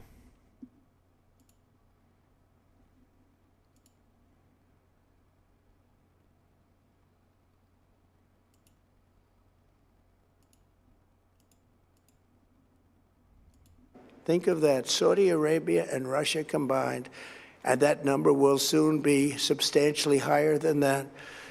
There's no country like us anywhere in the world, and we're in great shape for the future. The United States... I don't even think Iran is cheering for Iran, you guys. I mean that. I really don't even think... I don't even believe Iran is cheering for Iran. Are you kidding me? You know? I just don't. I don't. I really don't. That's my honest opinion, bro. I just don't. I mean, people could be, but I doubt it. Imports almost no oil through the Hormuz Strait and won't be taking any in the future. We don't need it. We haven't needed it, and we don't need it.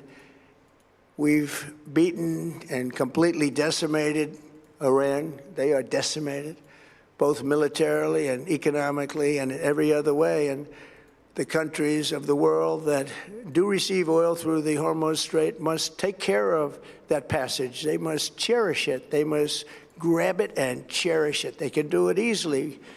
We will be helpful, but they should take the lead in protecting the oil that they so desperately depend on. So to those countries that can't get fuel, many of which refuse to get involved in the decapitation of Iran, we had to do it ourselves. I have a suggestion. Number one, buy oil from the United States of America. We have plenty. Oilgaming G4K says. And number two, build up Iran some is too busy courage. playing cleanup. Should have done it before. Yeah, should have agreed. done it with us as we Absolutely asked. agreed. Go to the strait and just Faux shizzle. take it, protect it, use it for yourselves. Iran has been essentially decimated. The hard part is done. Yeah, the thing is, and what he's doing is he's instructing the allies to go take over the Strait of Hormuz, because guess what? Iran ain't going to be able to do anything anymore. Now we can let all the ships go in and out without any problems, or at least without Iran giving them trouble.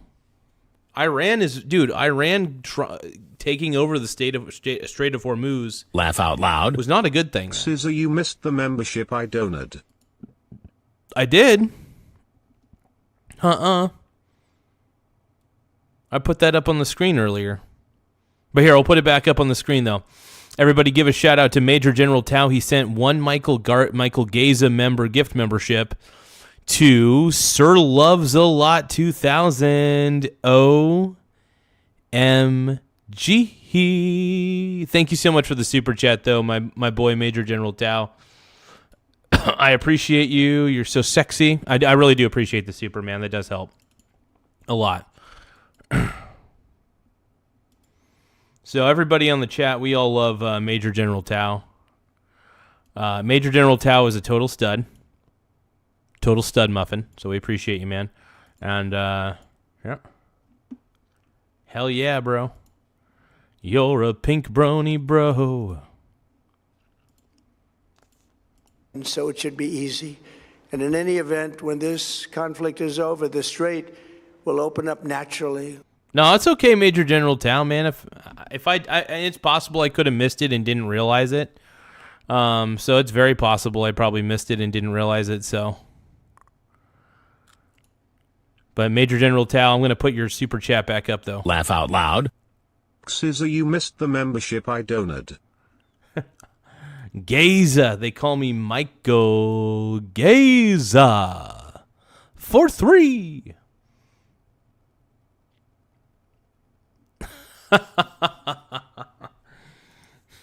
Major General Tao says, "You're my parasocial friends that I buy." You know, Major General Tao, you don't have to buy my love. You don't have to. But anytime you send super chats, though, I really do appreciate it. But just remember, you're always... honestly, you've just been so good to the channel, and your comments are funny. Even if you don't super chat, man, if you're just a genuine person, that's all I give a shit about. Just be genuine. Just be you. I mean, just be who you are. But no, I love you, Major General Tao. I enjoy seeing you on here, whether you give a gift, whether you don't. It doesn't matter. But it does when you do give them. I mean, I'm thankful beyond belief. You have no idea. Extremely thankful. But Tristan Allen, also known as DOYL Gaming, says, for those of you saying that Israel is just riding our coattails through this war, yeah.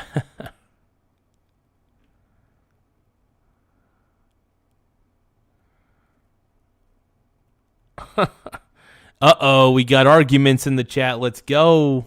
It'll just open up naturally. They're going to want to be able Oh, if you guys can, though, double tap the screen to like the stream one more time. We need more likes. So we're trying to get to 100 likes before the stream ends. So double tap the screen to like the stream. It really does help us out. It helps us grow. So the more likes we get, the better. Let's roll. Sell oil because that's all they have to try and rebuild. It will resume the flowing, and the gas prices will rapidly come back down. Stock prices will rapidly go back up. They haven't come down very much, frankly.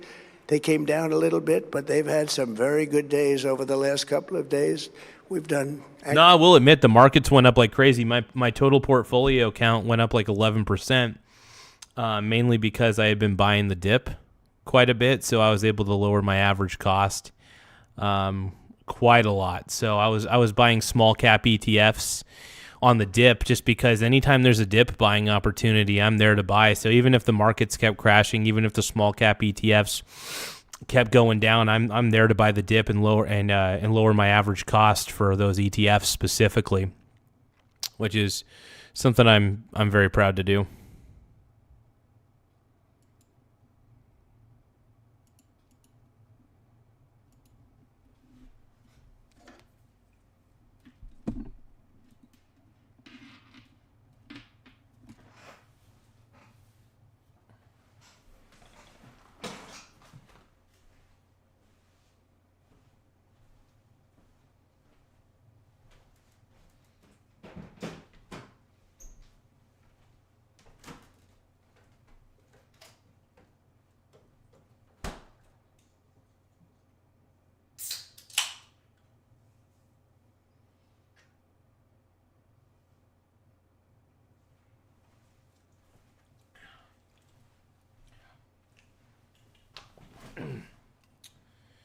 Chilled Sprite.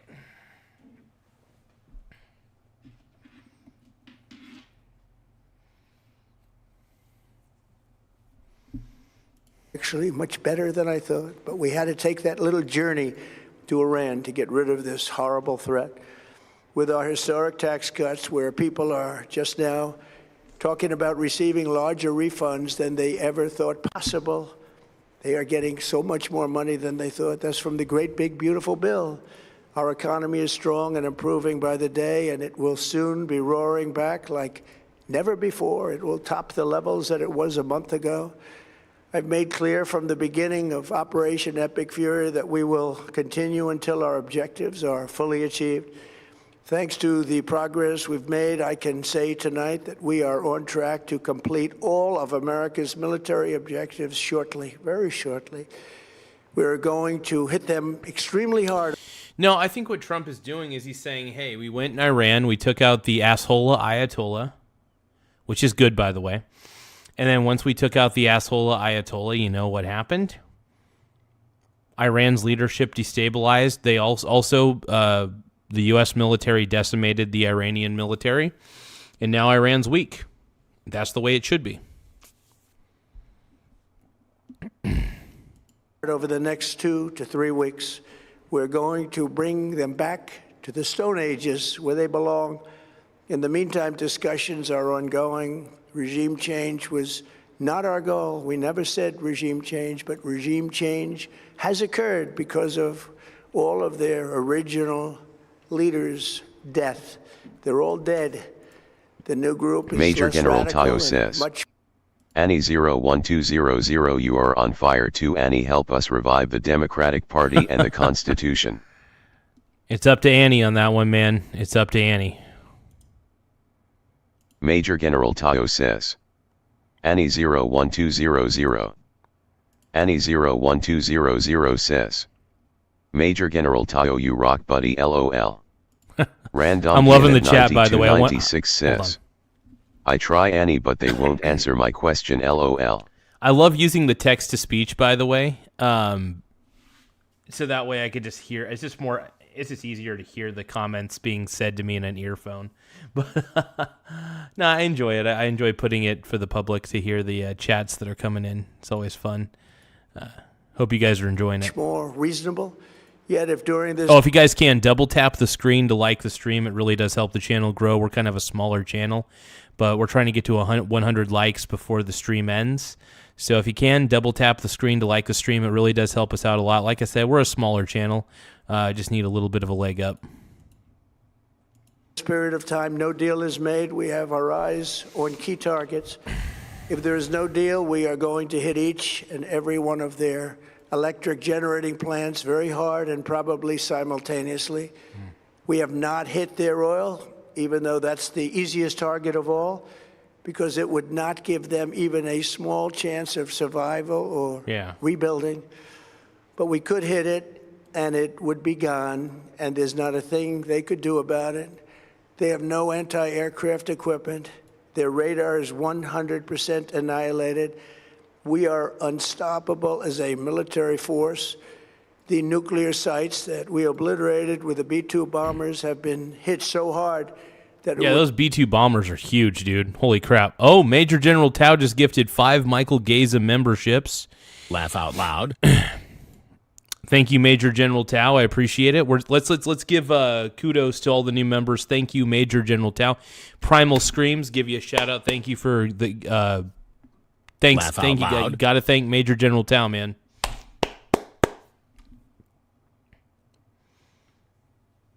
Hell yeah. Let's give a shout out to everybody coming through here.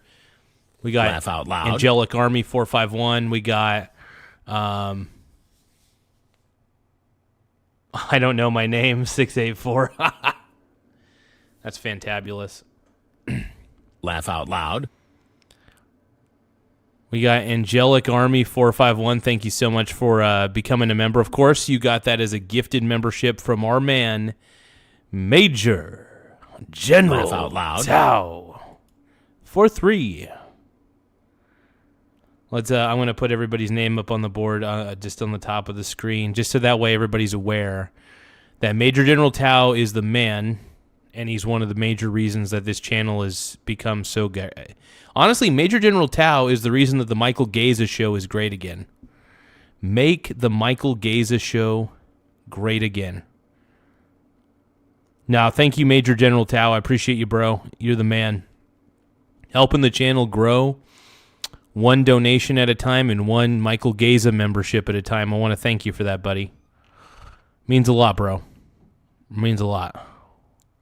So everybody give a shout out to Major General Tao 43 for gifting memberships. I really appreciate it, man. Here, put that up on the board. It would take months to get near the nuclear dust, and we have it under intense satellite surveillance and control. If we see them make a move, even a move for it, we'll hit them with missiles very hard again. We have all the cards, they have none. It's very important that we keep this conflict in perspective. American involvement in World War I lasted 1 year, 7 months, and 5 days. World War II lasted for 3 years, 8 months, and 25 days. The Korean War lasted for 3 years, 1 month, and 2 days. The Vietnam War lasted for 19 years, 5 19 freaking years? That's extreme. months, and 29 days. Holy crap, man. Went on for 8 years, 8 months, and 28 days. We are in this military operation, so powerful, so brilliant, against one of the most powerful countries for 32 days. Major General Tao says, should we do a 99-cent membership campaign? That's a good question, man. So, I mean, I know so my main membership is 99 cents per month. I mean, if people want to get the VIP deeper access, I mean, it's really no different than the VIP. I do plan on doing some ultra exclusive content, mainly like kind of more content on the investing side of things. But honestly, people don't really need to get the VIP deeper access. There's really not that much of an advantage to it. But at the same time, though, I do want to emphasize that, you know, because here's the thing, I don't want to take out of people's pockets that much. I really don't. That's why I have the lowest possible tier of membership. That's why I have the 99-cent membership. It's because I really don't want to pull from everybody's pockets that much. Obviously, I do I do this show a lot. And there's going to be people interested in wanting to see exclusive content from me personally. Maybe even exclusive live streams, which I think I may start doing to try to promote people to become members. I may do an exclusive live stream for members. That would actually be kind of fun to do a members only live stream. I think that would be cool. I may even try that tonight. I don't know if I will. 165 beautiful bastards in here right now. Give it to Garza now. Tina Liongaming says, give to Garza now. Tina Liongaming says, 165 beautiful bastards in here right now. Hell yeah, dude. If you guys can, though, double tap the screen to like the stream. We're trying to get to 100 likes before the stream ends. I mean, we're still going to be streaming for about 3 hours, probably. So at least that's what I think is how long we'll be streaming. But yeah, double tap the screen to like the stream. It does help the channel grow.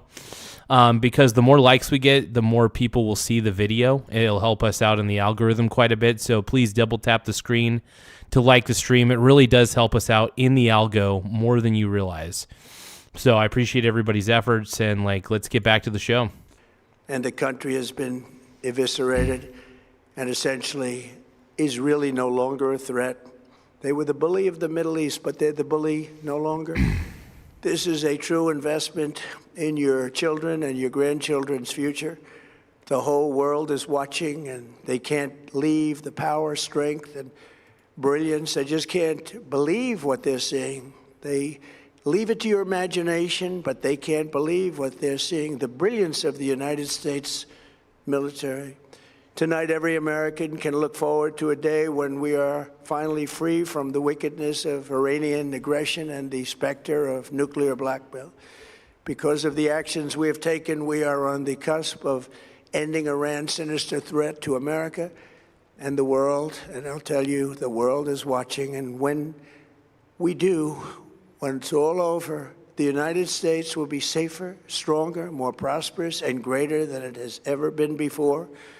May God bless the men and women of the United States Armed Forces, and may God bless the United States of America. Thank you very much, and good night.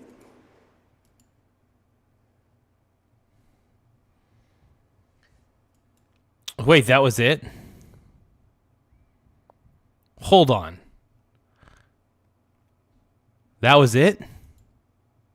I thought they were going to do more, dude. I mean, dude, Trump's the man, but I want more, dude. And the president's speech went for about 19 minutes. We have all the cards, they have none, he said, in referring to Iran. We want to get your reaction next. I mean, he's absolutely right. Trump is absolutely right. Trump holds the cards, America holds the cards, and Iran doesn't hold any. Iran is cooked. The Iranian regime is cooked. They might as well wave the white flag at this point, dude. They gotta wave that flag, bro. They gotta wave it. So Trump's the man. I think we know that. But make sure you guys double tap the screen to like the stream. And let's give a heads up to Michael Donaldson one more time. Thank you, not Michael Donaldson, Jesus. Major General Tao. Let's give a shout out to @Major General Tao for gifting the 5 Michael Garza gift memberships. Primal Screams received a gift membership from Major General Tao. Angelic Army 451 received a gift membership from Major General Tao. Jaqui Jones, I think it's Jaqui Jones 629 received a gifted Garza membership from the Major General Tao.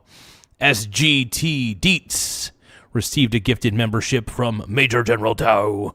I don't know my name. Received a gifted membership from the Major General Tao.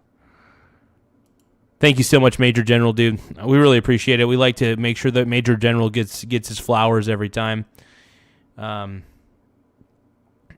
on, let's see. Major General Tao says, there's always a conflict between weapons manufacturers and foreign policy Garza. Yeah, traditionally. It will be interesting, though, to see how this war concludes. I mean, it pretty much is on. I told you guys it was going to wind down on the 31st. I mean, I was a little bit off on the date, don't get me wrong. So only an estimation. But we're getting close, man. Hey, we're at 9,382 subscribers. Once again, we're at 9,382. If you guys can, tap the subscribe button in the upper right-hand corner. It does help the channel grow. We're trying to get a few more subscribers. Like I said, man, if you guys love Donald Trump as much as I do, please tap the subscribe button. If you guys want J.D. Vance to be the president in 2028, tap the subscribe button, man. We're at 9,382. We're trying to get to 9,400 by the end of the night. I think we could do it. 9,400, let's go. That's the destination. We're trying to get to 9,400, man. If you guys could help us out, just the simple act of subscribing goes a long way. We're only 18 subscribers away from hitting 9,400. Let's go. Let's go, let's go, let's go, let's go. Everybody, yo. Let's go, let's go. About the president's speech and the war in Iran. 202 is the area code for all of our numbers. 748-8920 if you are a Republican. 748-8921 if you are a Democrat. And if you are neither of the above, 202-748-8922. Oh, shit. What are people going to say, dude? People are going to call into C-SPAN. You can see all the social media addresses at the bottom where you can... How many people... How much do you want to bet people are going to call in just to troll? They're going to call into C-SPAN just to troll them? Continue the conversation or send us a comment as well. Rejoining us now is Matthew Kroenig of the Atlantic Council. He held positions in the defense and intelligence areas for George W. Bush, Barack Obama. Hold on, what's Major General Tao saying? Major General Tao says, I like J.D. Vance way more than Trump, bro. You know, I do love, I'm a big fan of J.D. Vance. Do I like him better than Trump? I mean, I like Trump a little bit better than J.D. Vance because I feel like Trump changed the game of politics quite a bit. It's like when Steph Curry started shooting it's like when Steph Curry started shooting three-pointers all the time. Changed the game of the NBA, man. And for Donald Trump, what's your initial reaction to the president's speech, Mr. Kroenig? Well, not a lot of new information, repeated a lot of the points. Oh, yeah, Trump is, you know, it's so funny about Donald Trump, man. He's usually right 9 times out of 10, in my opinion. The administration has been making for several weeks about the threat that Iran poses to the United States and the world. There was a part of the speech talking about the military progress in terms of degrading Iran's capability. The president also repeated this point that if the European allies are concerned about the Strait of Hormuz, then they can come and help to secure the strait themselves. Well, one thing that was new and interesting to me is he said that once the war ends, the Strait of Hormuz situation will resolve itself naturally because Iran will have an incentive to open the strait to international commerce. I roughly agree with that point. It was put pretty simply in a short speech. So that was new, getting some insight into. Yeah, I think, look, the European allies need to come into the strait. The European allies need to come right into the strait and restore it. I mean, they could take it over.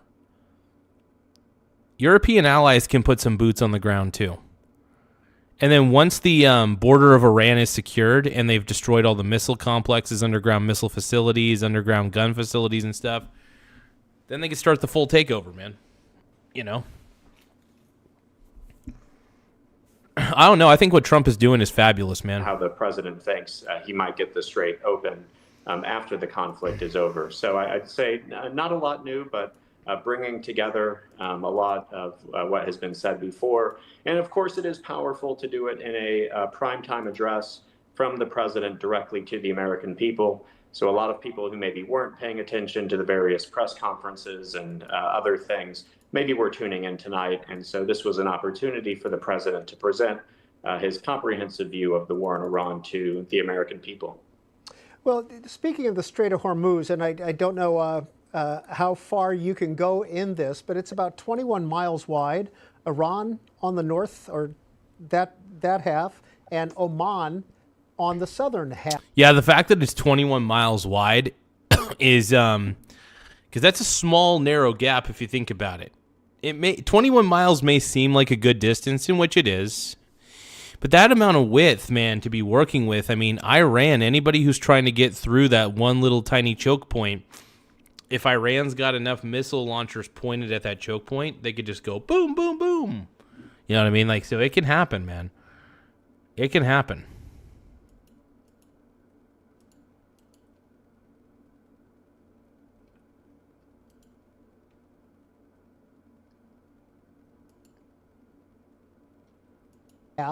But there's only a small corridor that the ships can go through. Is that correct?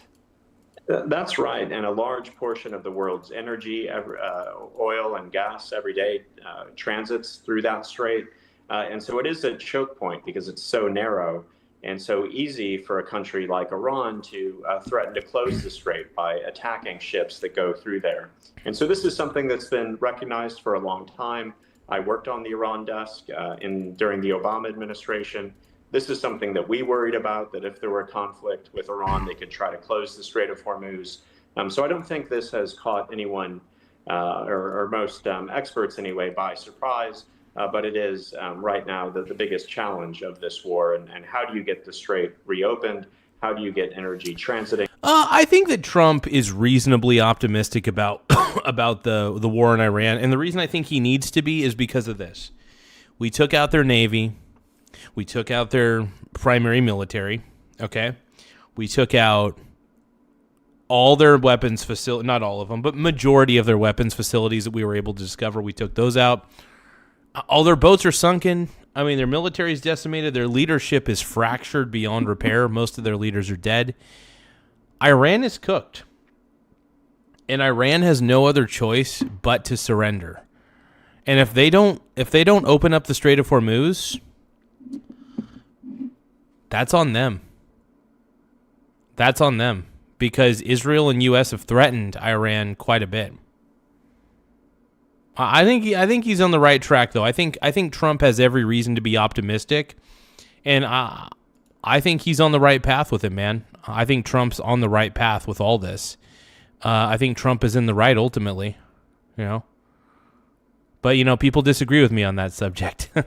Through the strait to fuel a global economy, and I told you guys, everybody said, oh, this is going to be another 10-year war. This is going to be a forever war. Dude, the war is going to be ending in 2 weeks. Are you kidding me? The war's pretty much done. And it ended up being a pure play annihilation. So come on now. So let's see, what's General Dow saying?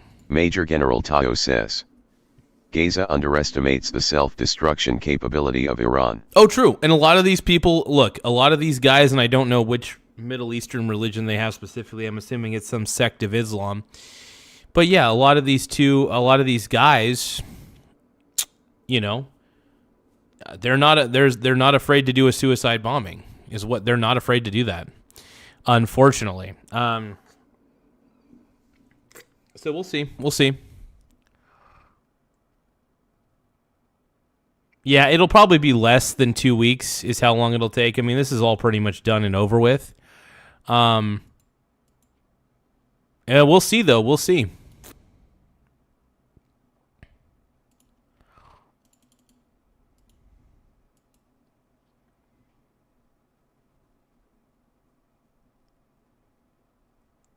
So you're saying that Bricks is winning? Love me, Chunky? Love McHunky? I don't know. How is Bricks winning? Iran is decimated, so it's BRCS. Brooks. Right? Brooks. But no, here's the thing. Iran is decimated. Let's just be honest. Iran is completely decimated.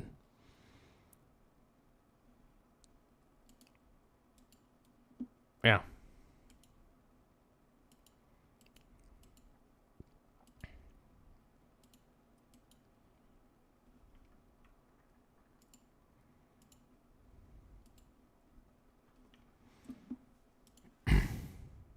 Yeah, Iran's cooked. I mean, truth be told, Iran's cooked.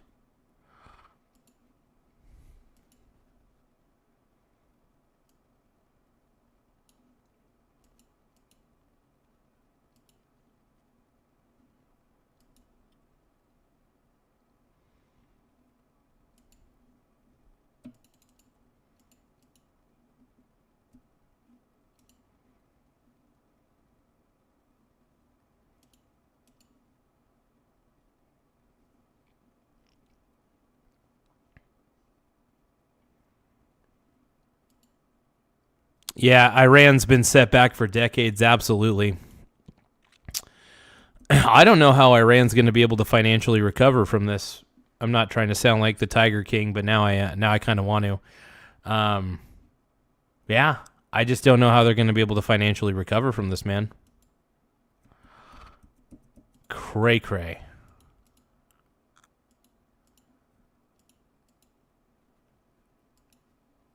Relies on oil and gas from the Middle East. And the president did make a point about how the United States doesn't rely on energy from that region because it is energy independent now. He argued that Europe and others can buy energy from the United States. But the reality is it is a global market. So if there are supply disruptions in the Middle East, that has an effect on the prices and the economy for the entire world. Yep. He seemed to have pulled his punches when it came to NATO and the critique of NATO that we were. Yeah, NATO. I think he's trying to backpedal on the NATO comments earlier. Major General Tayo says, the United States needs to have a plan for after the boomers are gone. Have to regain productivity and exports other than currency. Oh, yeah. Yeah, here's the thing, man. The boomer generation, I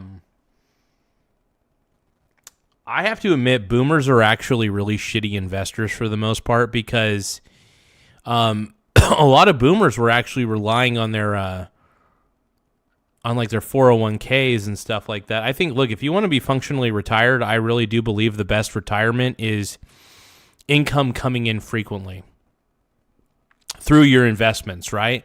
Whether you have to swing trade your investments, whether you get dividends from your investments, that's the best retirement plan in my opinion, because I plan on just receiving dividends and stuff like that from my portfolio as my retirement plan. And I got to admit, I mean, I'm already functionally retired in a lot of ways because I get to do this show, which is so fucking easy to do. I just live stream. The show's gotten a lot easier to do because I've gotten more subscribers and I've gotten really good at marketing the show. And I constantly work with ChatGPT to figure out new ways to improve the show. And I basically, ChatGPT has basically become a consultant and a very helpful one at that. I got to admit, ChatGPT has been an amazing consultant. Now, I don't use ChatGPT for everything. I still like to critically think. I still like to think about the goals I'm trying to set. And, it just makes my life easier. Hearing about this afternoon and the possible U.S. withdrawal from NATO. Well, if you go back to what I said before the speech, I said I think he's frustrated, but I think at the end of the day, he does value NATO and the alliance will remain strong. So you're right, there are many people. So I guess I was right in my prediction. But you're right that there were many people who were worried today. And fortunately, the president didn't threaten to pull out of NATO or anything of the sort. And again, I think that's the right move. I know he's frustrated that the European allies aren't doing more to help, but on balance, NATO is an important alliance for the United States. And so I think the president played it right in the speech tonight. And in fact, hold on, let's see here.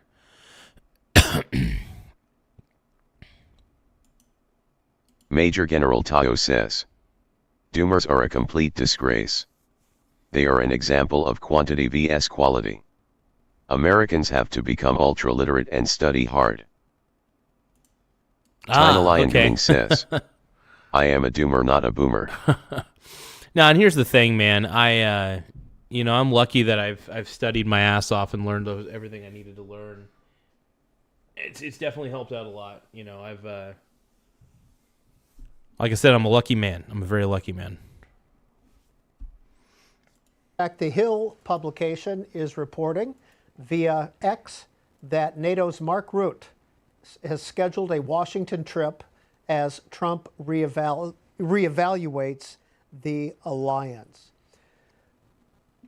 Yeah, Secretary General Rutte has been very effective in the job, and I think he understands that part of his job is keeping the United States engaged in Europe and engaged in NATO. And so he's emerged as an important Trump whisperer, understanding Trump, He was the one who played a role. The Trump whisperer, dude, that's sexy. I kind of like that though. The Trump whisperer. I think I consider myself the Trump whisperer. No. Wouldn't that be funny if Donald Trump was actually a fan of the Michael Garza show? How cool would that be? I mean, honestly, how cool would that be if Donald Trump was a fan of the show? That'd be awesome, dude. It'd be fucking tight. Role in getting Trump to pursue negotiations over his. Hey, thank you guys for subscribing to the channel, though. We're now at 9,384 subscribers. You know what that means? We're only 16 subscribers away from hitting 9,400, so don't forget to tap the subscribe button in the upper right-hand corner. It does help the channel grow in more ways than one. By the way, I do need to clean out my car a little bit, so the show, we're going to take a little bit of a break during the show. It's not going to be much of a crazy break. We're just going to take a small break. I'm going to definitely probably get some water. I'm going to probably clean out my car after I finish the Sprite. But we're going to finish up the rest of this video, as much of it as we can, and we'll see what happens. Concerns with Greenland when we had tensions over that issue several weeks ago. And so, yes, Ruta is coming to town, I think maybe next week. And I think that's on balance a good thing for the NATO Secretary General and the President of the United States to be working closely together. Have China and Russia been overly supportive of Iran during this war? No, and it's interesting because they are not formal treaty allies like the United States is with NATO, but they are close security partners. They've been working together in a number of ways that are troubling, including providing weapons and intelligence. And so many, I think, in the West worried if the United States were to do something like attack Iran, would Russia and China militarily intervene to help Iran? Would this lead to a direct superpower conflict? But other than some critical statements, other than some reports that Russia is providing Iran with intelligence information, Russia and China really haven't done very much. And so maybe a message to other rogue states out there, if you're planning on counting on Russia and China for your security, maybe... Yeah, don't count on Russia and China is basically what he's saying. Don't even fucking count on it. You should think again. We also saw that they didn't come to the defense of Maduro in Venezuela after the military, U.S. military operation there. So, yes, they're condemning the United States, but not really doing much practically to help Iran. What about the... But yeah, screw NATO, dude. NATO, I mean, the NATO allies are just bullshit. Crazy. Well, hold on, boys. Hold on, boys and goyles.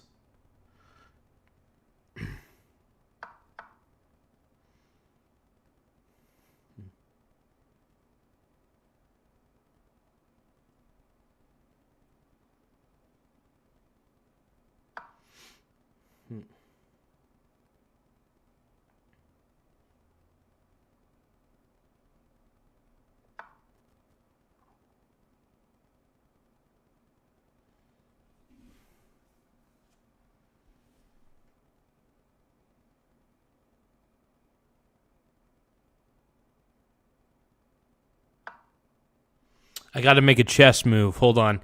So what do you guys think about this formation? This is an interesting little formation. Check it out. Check it out. Very sexy. I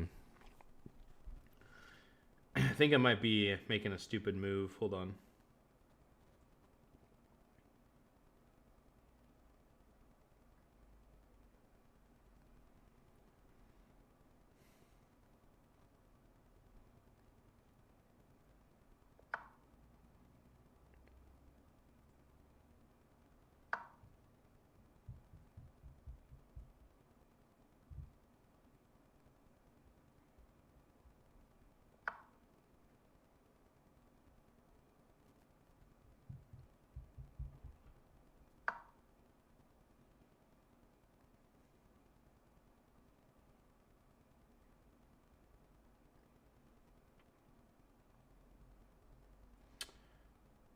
Okay, I think I got it.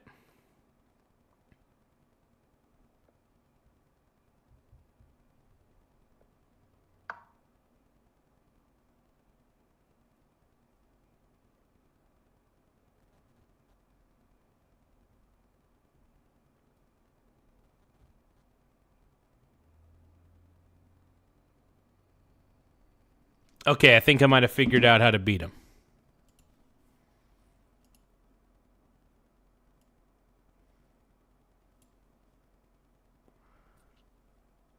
Hey, I love you too, Ty Lord. I love you too, brother.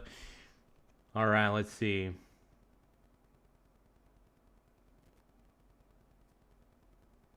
But no, I think what Trump is doing isn't that bad, man. I just don't.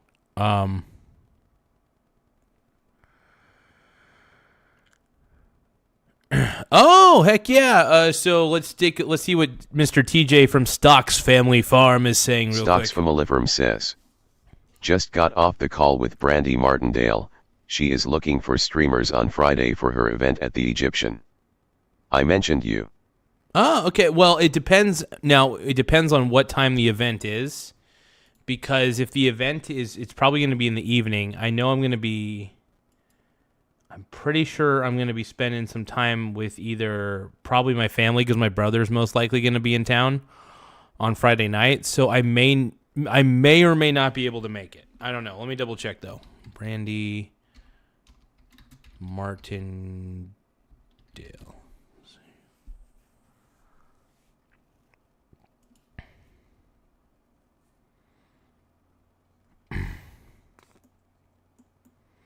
I mean, it seems like she's got what do you call it? It seems like she's got a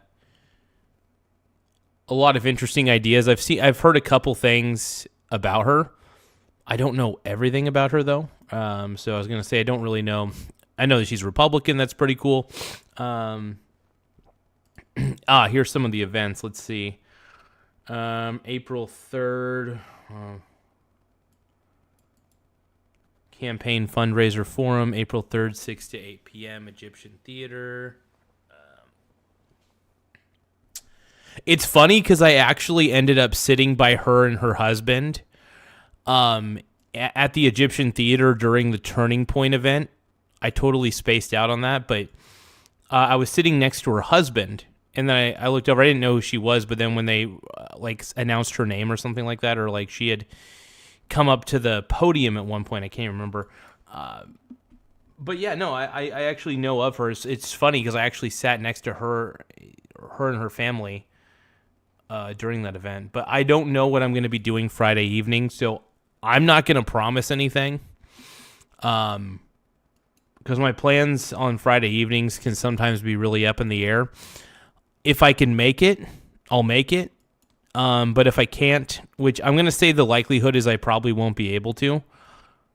But like I said, if I got some free time, I could swing on by down there and maybe even live stream the event or something like that. Just, something to help out, but no promises on that one. I got no promises on that. The fear that, but I appreciate you letting me know, and I appreciate you letting her know about me. Yeah, because I really do enjoy doing I really do enjoy streaming those types of events, though. It's really fun. Yeah, I love a good event. I mean, look, as long as it's what's funny? I'll even live stream a Democrat event. If a Democrat came up to me and said, "Hey, would you like to live stream an event that we're doing?" I'd be like, "I won't donate, but I'll live stream it for content, sure." I'm not above it. But yeah, it would be interesting, I'm always willing to, film all sorts of things or stream. I really prefer, I love streaming so much. Live streaming is probably one of the most addicting things ever because I love watching what the chat is saying.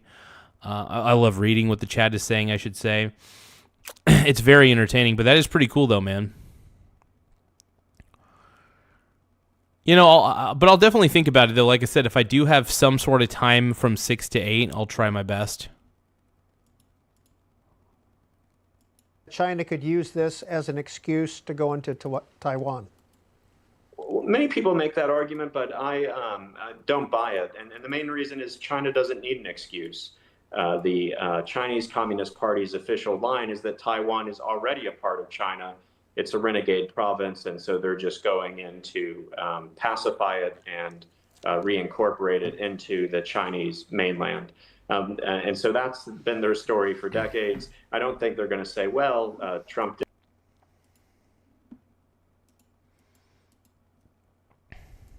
did something in Iran, so now we can do something in Taiwan.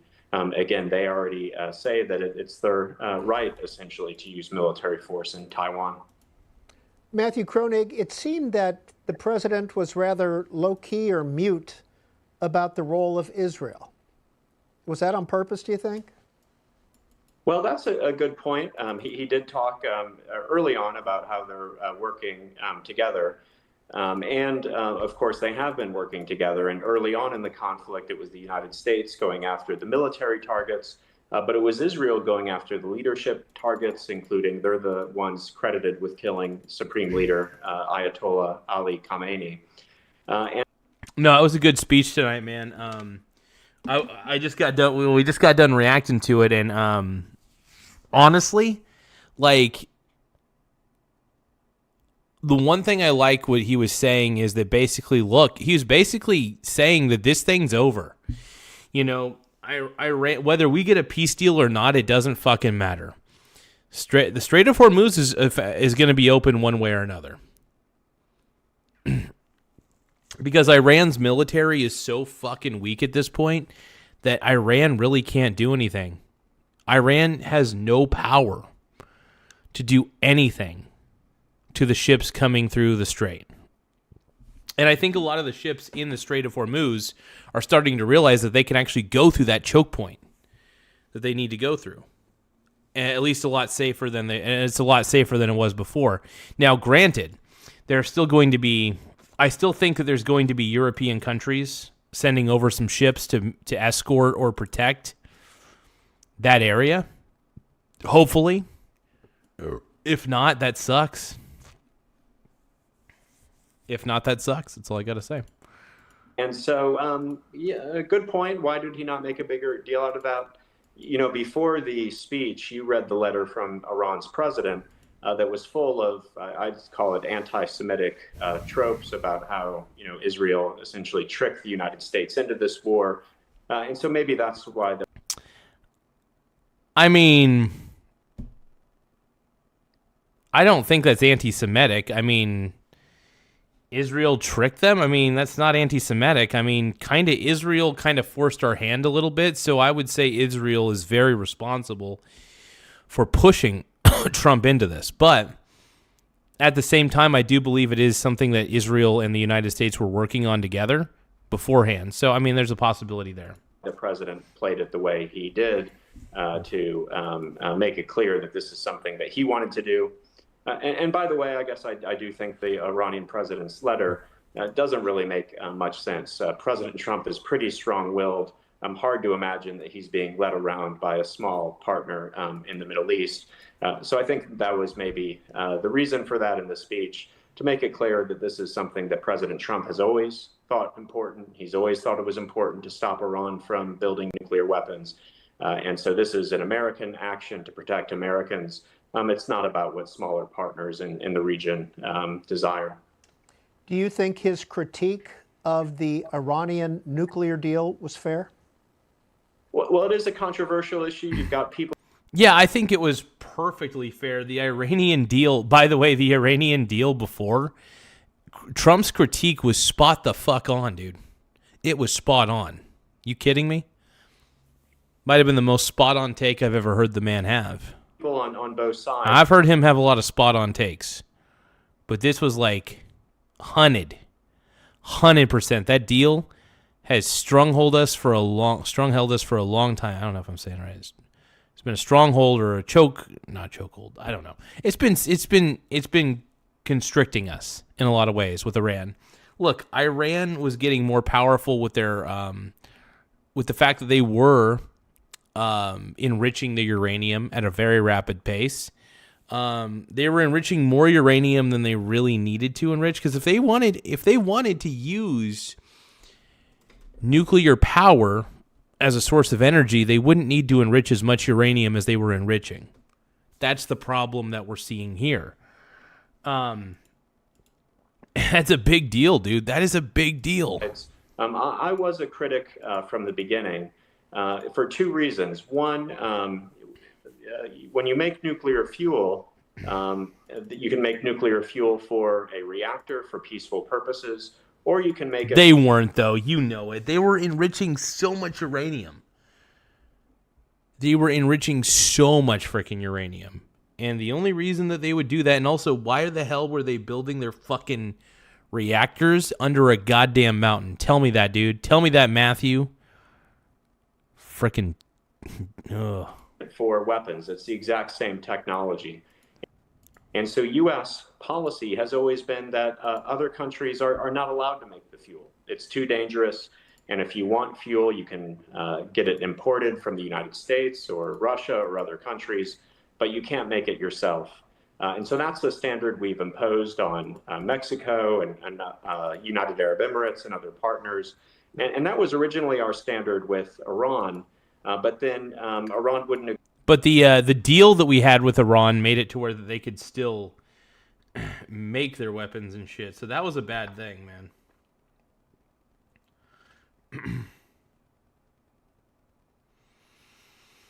Crazy though.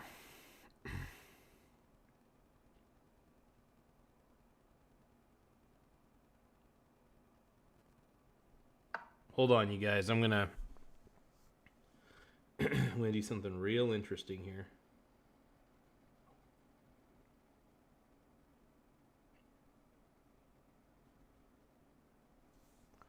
I'm basically, so in chess I like to threaten. So I'm like Persia when I play chess. If you imagine 300 the movie, I'm basically like Persia or whatever, and I'm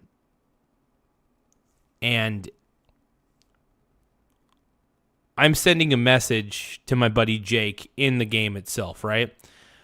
And he's saying, "You threaten my people with slavery and death. You threaten my queen," and stuff like that. So I'm threatening his queen, basically. I'm threatening his queen in the game because it's what you got to do. You got to threaten the opponent's queen, man. It's fun. No, he's a really good chess player, though. I don't think he gives himself enough credit as a chess player because he's really a good chess player. He's honestly pretty incredible. So he's a stud, man. I mean, he has me on the ropes sometimes when I play him. I mean, luckily I've just gotten better at coming up with new innovative strategies in the game. That's half the battle, is just coming up with new and innovative and creative strategies and finding ways to learn from how I've lost to him. But yeah, I found lots of ways to win against him, and I've been thinking about the game differently too. I noticed the more I think about the game in a different aspect, the more I find I win. So, gotta keep winning, man. Gotta get that boom, boom, boom, boom, boom, boom. I got that boom, boom, pow. These chickens cracking my style. I'm on that next shit now. Yo, so 2008. I'm so 2000 and late. I got that boom, boom, boom. That future boom, boom, boom. Boom, boom, boom. Boom, boom, boom. Okay, I gotta stop singing. That's the problem with my show, dude. I just sing too much, man. That's all I do. I go cray-cray. Agree to that. And so with the nuclear deal, we relaxed our traditional standards and said, okay, Iran, you can enrich uranium. We will let you make fuel that you could use for nuclear weapons, potentially. And also, what many people don't understand is the nuclear deal was only temporary. The limits began to expire over time. And so I do think that over time it would have allowed Iran to build such a vast nuclear fuel-making capability that it would have been very hard in practice to stop them from building nuclear weapons. So, it's a political speech, and so the president maybe overplayed how terrible it was, but I do agree that Major General Tao is asking... Major General Tao says, "What's your name on there?" Oh, shit, you guys want to play me on chess? Yeah, if you guys play chess.com, So I'm using the chess.com app. So let me give you guys my username. You guys are gonna laugh at this, but it's true.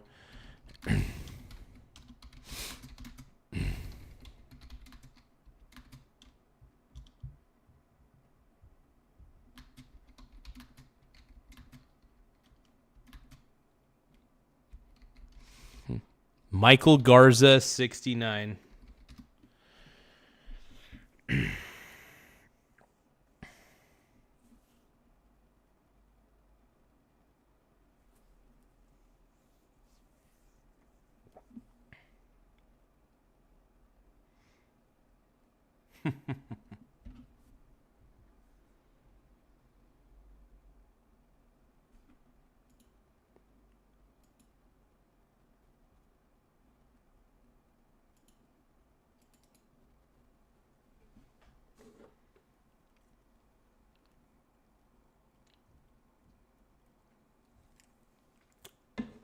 Yeah, to anybody who wants to add me as a friend on chess.com, there's my username right there. But yeah, if you guys want to play me, I'm more than happy to challenge some opponents. Anybody who wants to challenge me on the game of chess, I am very open to that, man.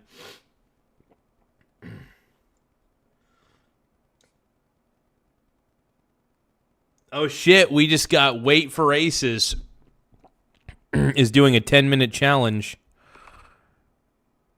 Whoa. Wait for Aces is playing with less. Damn, dude. He's playing with less. Crazy. Hold on.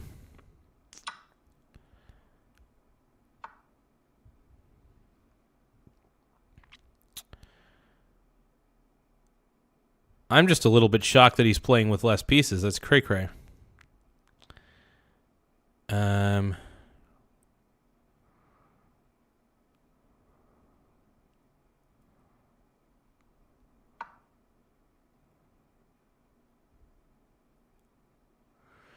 You got... Oh, I'm playing Major General Tao, dude. Here we go, dude. We're playing the Major General.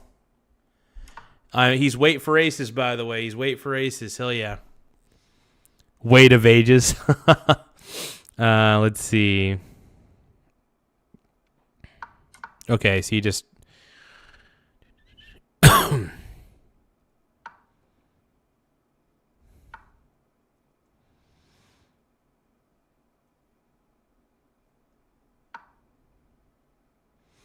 Do you guys think I'm going to win against Major General?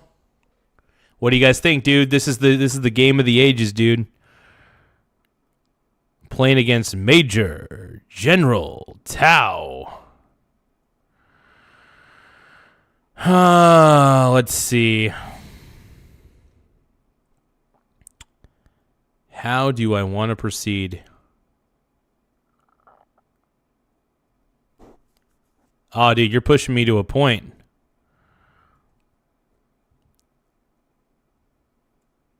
I gotta threaten his...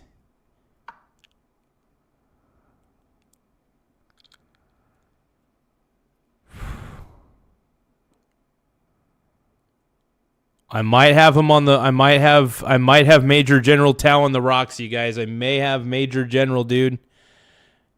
Do you guys think I'm gonna win against the Major General? I don't know, dude. Oh, he just on... Oh, that was a clever move. Huh. Wait, what? Hold on.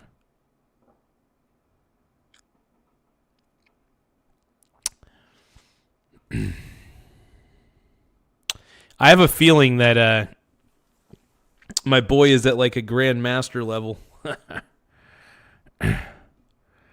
I mean, dude, you got an ELO rating of 1673. I got like my ELO rating against you is only like 670.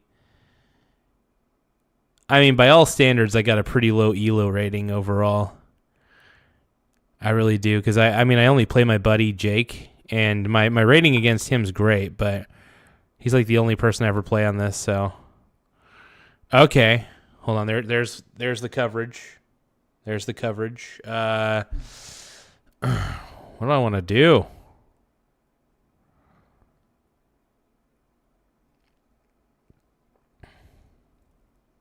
Oh, you know what?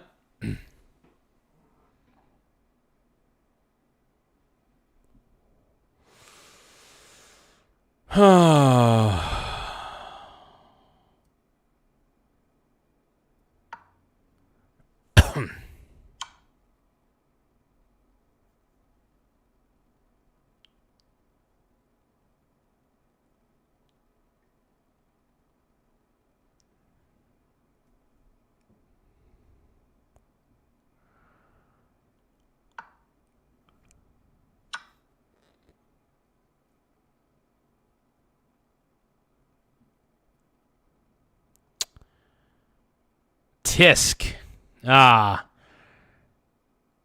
You know what? There's got to be a move that I'm not seeing here.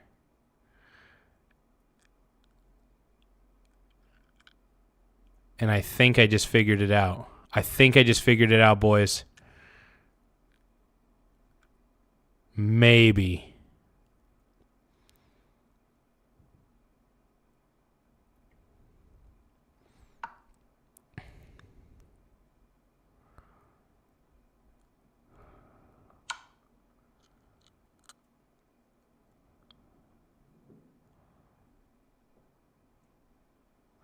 Oh, shit. You're putting me in a tough position, man.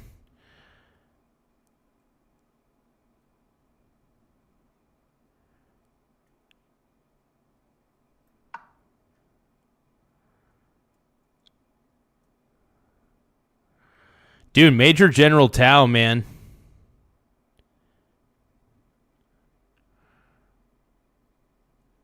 Dude, the Major General, man.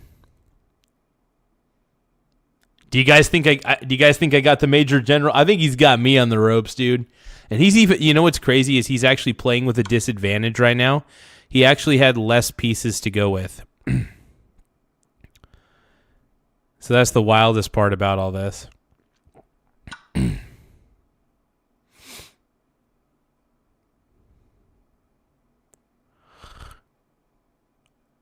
Oh my goodness, I might actually beat the Major General.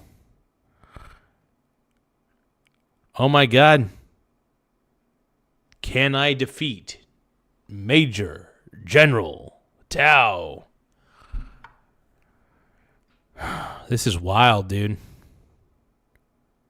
I don't know. I could tell he's a good player, but I'm not gonna be timid. I'm gonna play him as if I can win. I'm running out of time though. I'm taking too long with my moves. I will admit I use a little too much clock. That's my problem. I may end up losing on time.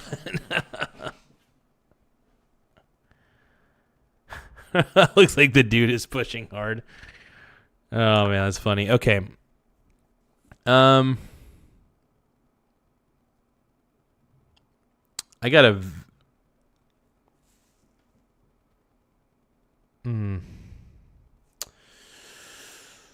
Oh, I gotta come up with a good move.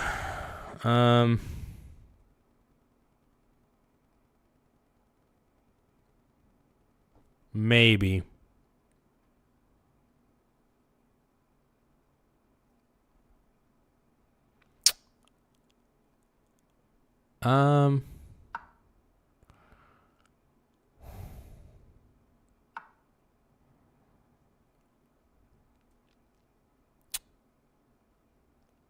Got to keep my opponent guessing, so trying to think of what my next move is going to be. I got to admit, man, I'm learning a lot just from watching Major General play against me. He's got some very interesting maneuvers.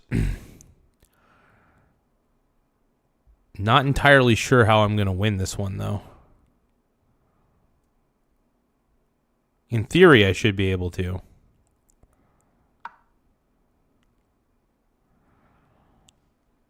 Okay. I gotta figure out what my next moves are gonna be.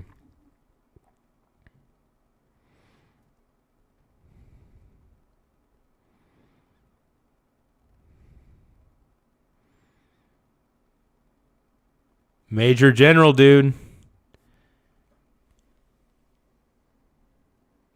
This is it. Do I have the Major General Tau on the ropes?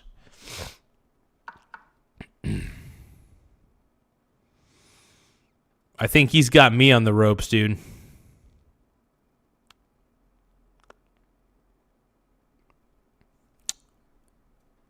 Not today.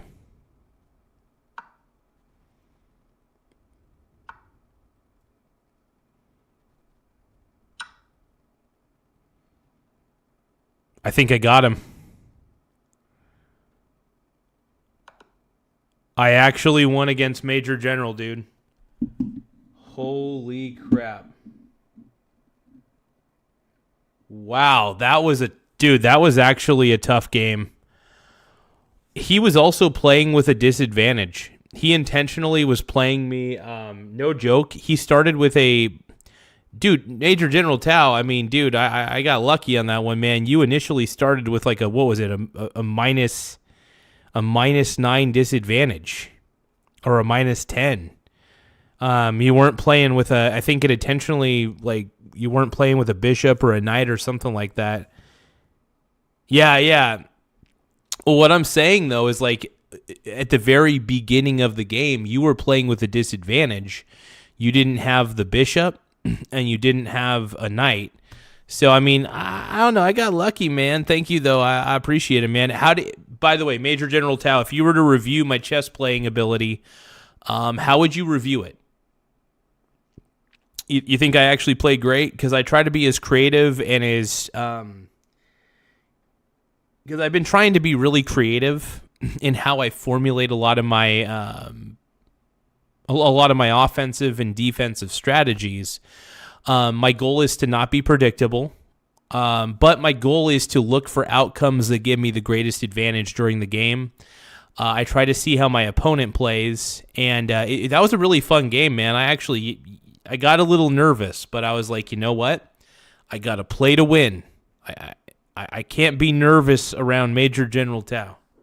But no, thanks for playing me, man. That was awesome. Yeah, no, and I've got to, and dude, you were playing really well too, man. Yeah, and like I said, I kind of got a little lucky. I got lucky in a lot of those because, there were some last minute strategies that I was able to come up with, but you were really, honestly, you played with a minus 10 disadvantage or whatever, dude, at the beginning of the game, and you were playing really well.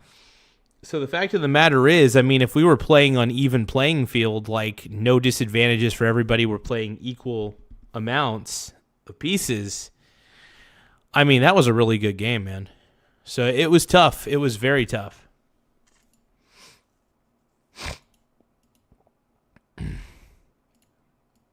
I defeated Major General Tau. How many people can say that they defeated a Major General? I defeated General Tau, dude. I defeated General Tau. Now I am a general. But, dude, thank you for playing, dude. That was incredible. Hey, everybody give a round of applause to Major General Tau, man. I mean, he was playing with a motherfucking disadvantage on that. He played with like a minus 9 disadvantage at the beginning. Like, that's... that was a tough one. And he was still playing really well. Honestly, his strategies were pretty sexy, too. I like those strategies. I wouldn't have signed up for that deal. And by the way, anybody else who ever wants to add me on chess.com, feel free to add me as a friend on there.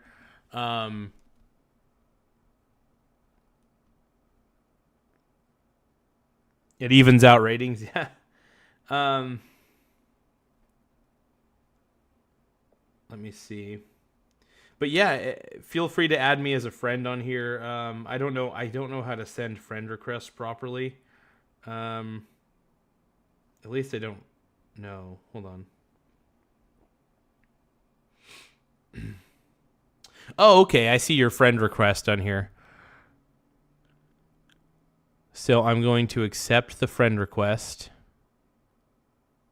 There we go. I just accepted your friend request on here too.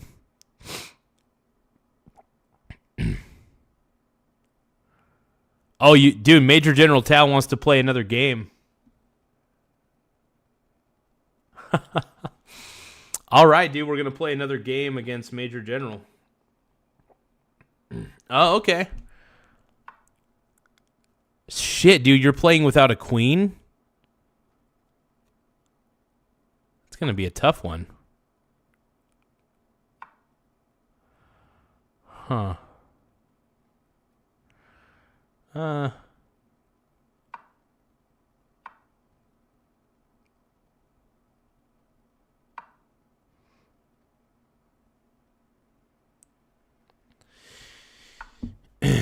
Hmm.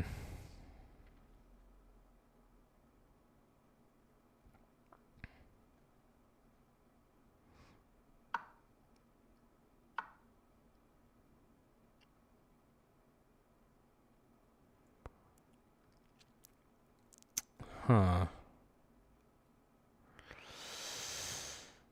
I will admit I do abuse the timer on this quite a bit. Let's get the let's get a good knight formation here. Uh-oh. You're getting a little too close, Major General Tao. I don't like that.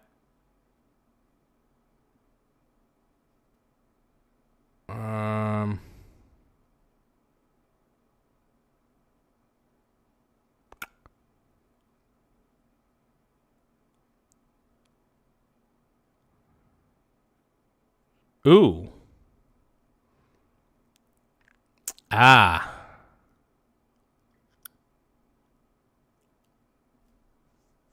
You can't really move into me too much. I can, you know what I may do, though? I'm going to threaten your knight.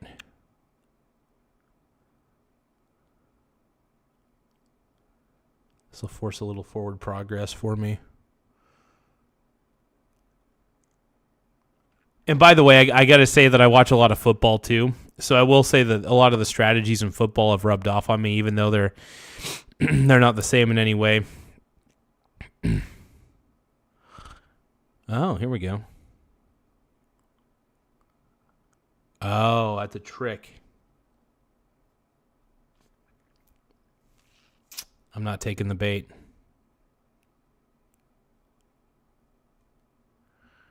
In fact, I'm enabling it.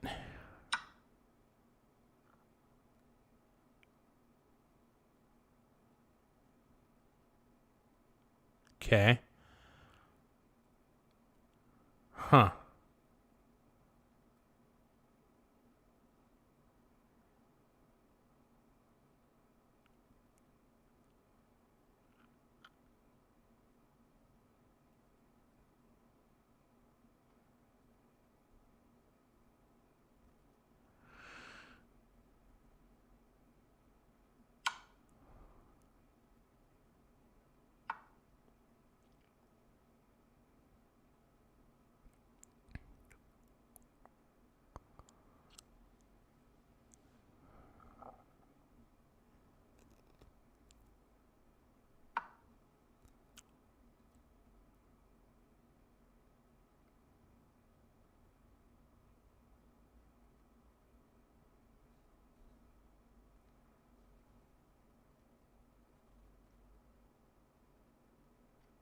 We'll watch a little more tomorrow's teachings. Sorry about that, you guys. I'm distracted. We got Major General Tao on chess doc. You know what I could do? Oh, wait, no. I don't know if I'd be able to put to... But here's General Tao.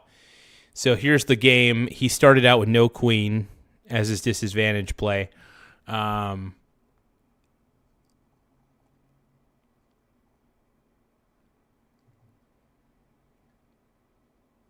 Yeah, we got to watch a little bit of tomorrow's teachings tonight. After I'm done playing Mr. General Tao, I think we could probably pull off a tomorrow's teachings episode for the class. Tomorrow's teachings, man, it never gets old.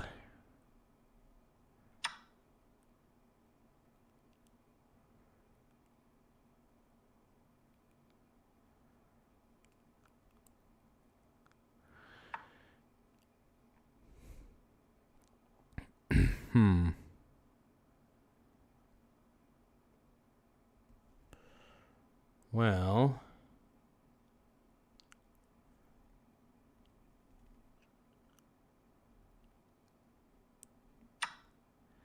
let's keep him out of the center.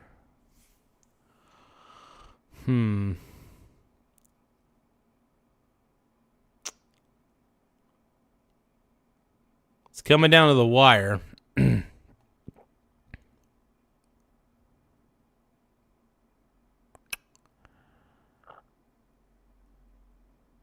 Huh.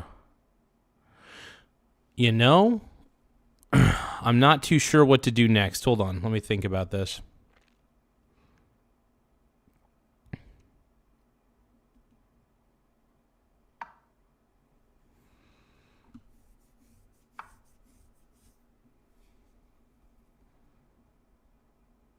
Okay, and then...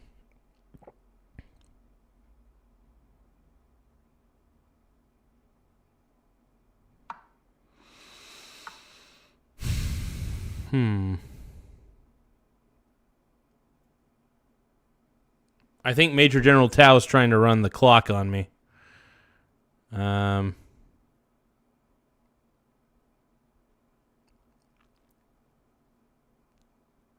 honestly would be one of the smarter moves he can make. I think I see what he's trying to do.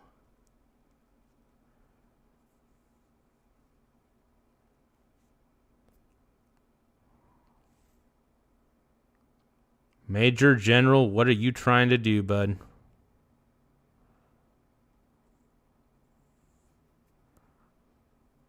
Oh, I see what you're trying to do.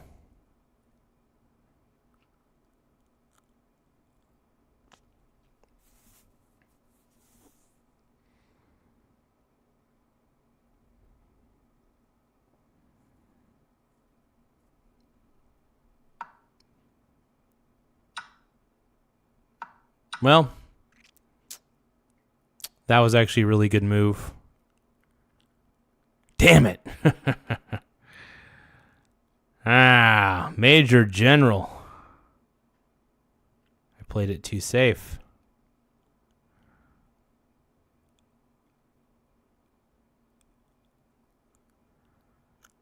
Let's see. It goes that way.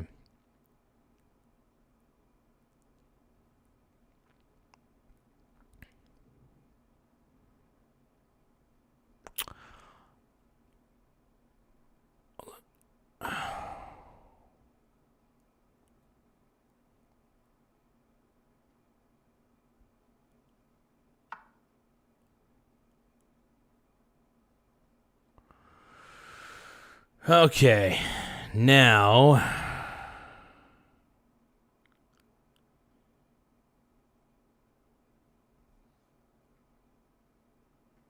I only got 3 minutes on the clock, dude. I'm a clock abuser.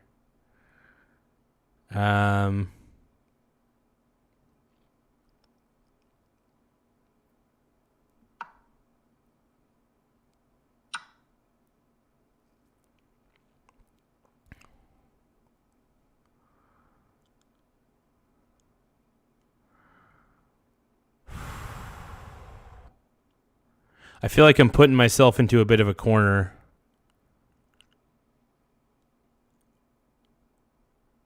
Uh-oh. Uh-oh. Yeah, I don't know how to respond to this threat. Hold on.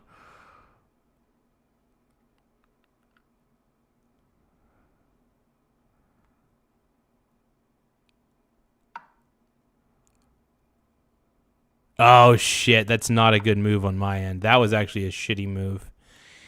Almost a shitty move, though.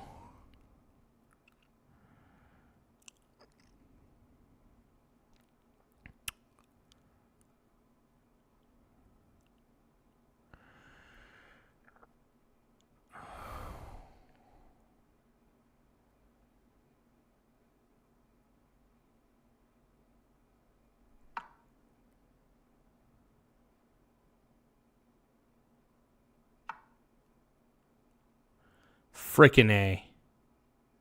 That was another dumb move.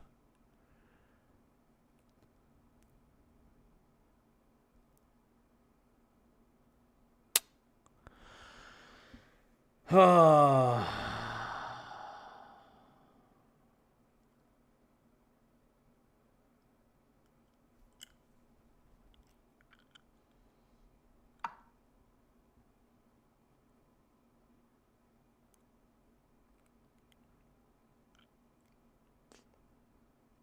shit! Oh shit! Yeah, I'm seeing a lot of mistakes I've made already.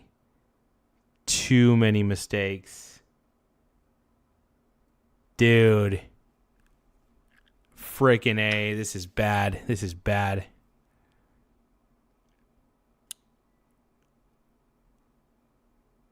Oh, I am so cooked. I am so fucking cooked. That was so stupid. Dumbest move of all time on my end.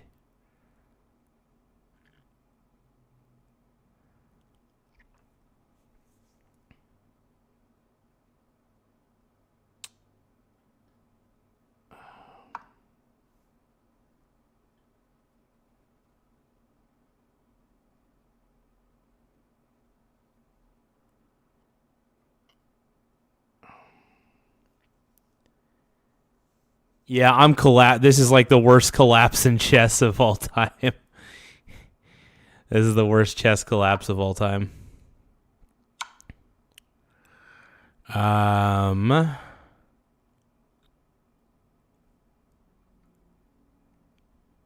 Fucking A.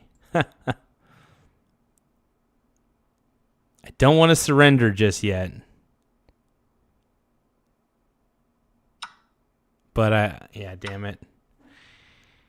I think your boy is cooked.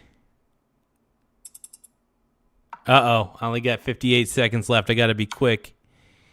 Ah, fuck, oh, fuck, oh, fuck. Fuck. I'm cooked.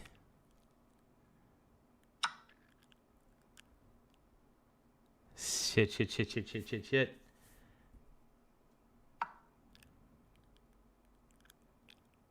I'm so cooked. So cooked on this game, dude. So fucking cooked. Oh, man.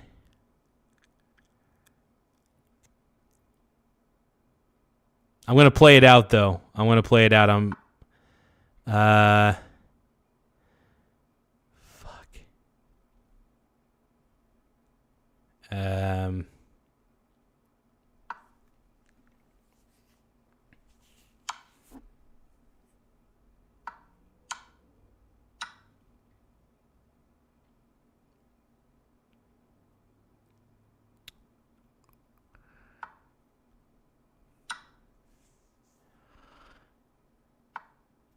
Oh my God, do I even have a remote shot at this?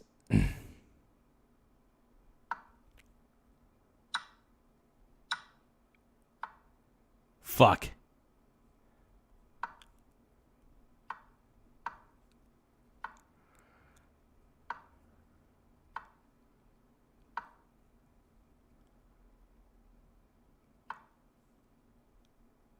Shit.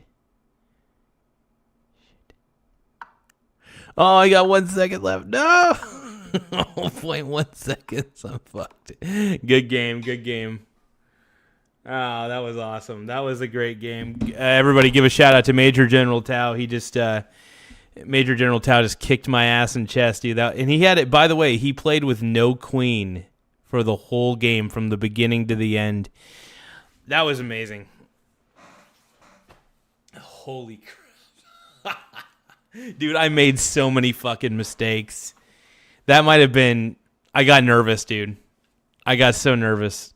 There were certain points in the game where I was playing... very, very well done, Major General Tao. That was amazing. Oh, sweating bullets, dude. Hey, laugh out loud. Hey, revenge. It's like they said, Kobe Bryant rarely lost twice, dude. That was a Kobe Bryant style revenge game, dude. That was amazing. Good game, man. Hey, everybody, one more time, give a shout out to our boy Major General Tao, man. But let's watch a little more of this real quick. Matthew Kronig of the Atlantic Council, we appreciate your insight and being part of our program tonight around the president's speech. Thank you. It was an honor to be on. And now to your calls. We want to hear your views of what the president had to say. You can see oh shit, we're going to listen to some C-SPAN spam. The numbers up there on the screen. We'll start with Rory in Menifee, California, Republican line. Go ahead, Rory.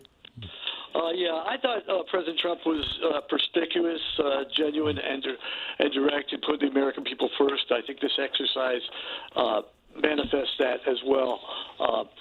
He is. I don't think America really deserves an unfair press that we have. Yeah, and I do believe that the press is very unfair to Trump. I think that a lot of the times the mainstream media will paint Trump as if he's like the worst person in the world or the devil or a Nazi. And it's like, it needs to stop at some point, you know? Come on, man.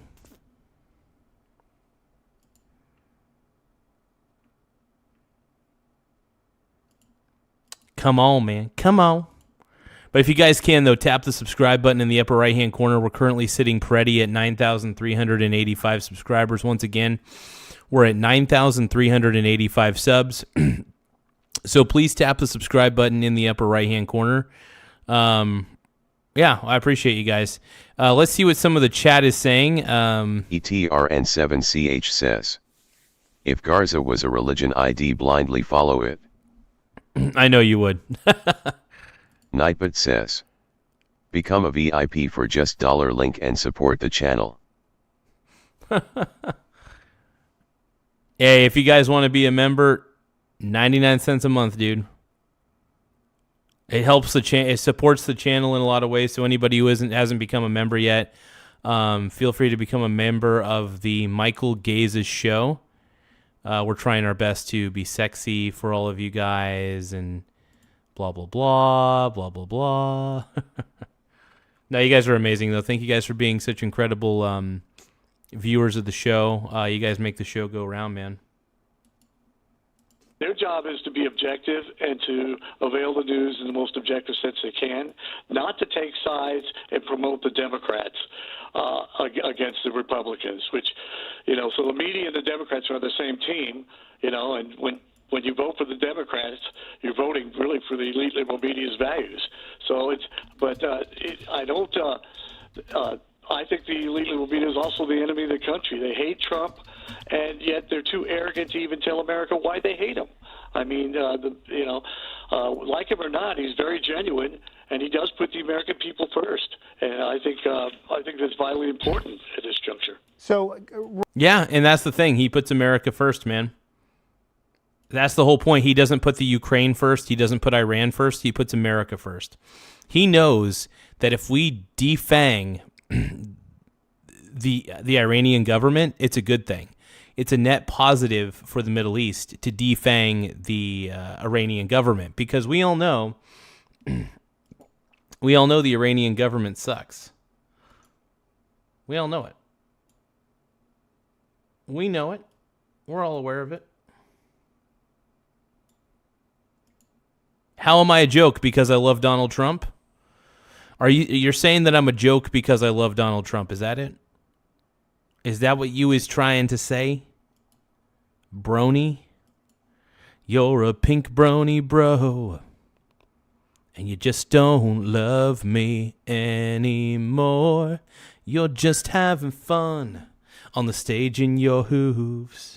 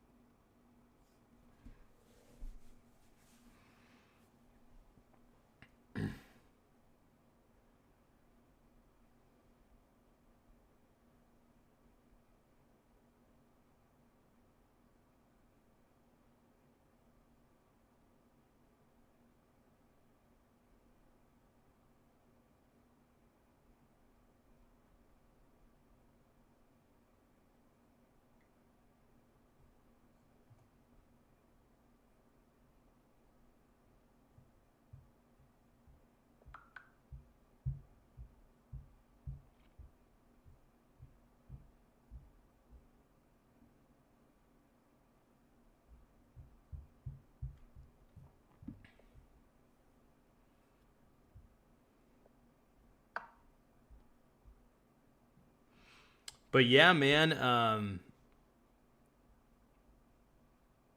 really cool. I was able to beat in the first game Major General Tao, but I lost to Major General Tao he had a disadvantage, by the way, and he still kicked my ass. So really good game, really fun game on the second one. Just he's at another level. He's a high level chess player. I could tell. I was looking at his ELO rating, and I was like, dude, you got a high ass ELO rating, dude. What the hell? Beautiful. Rory, just to ask you very quickly, do you see attacking Iran as an America First agenda item?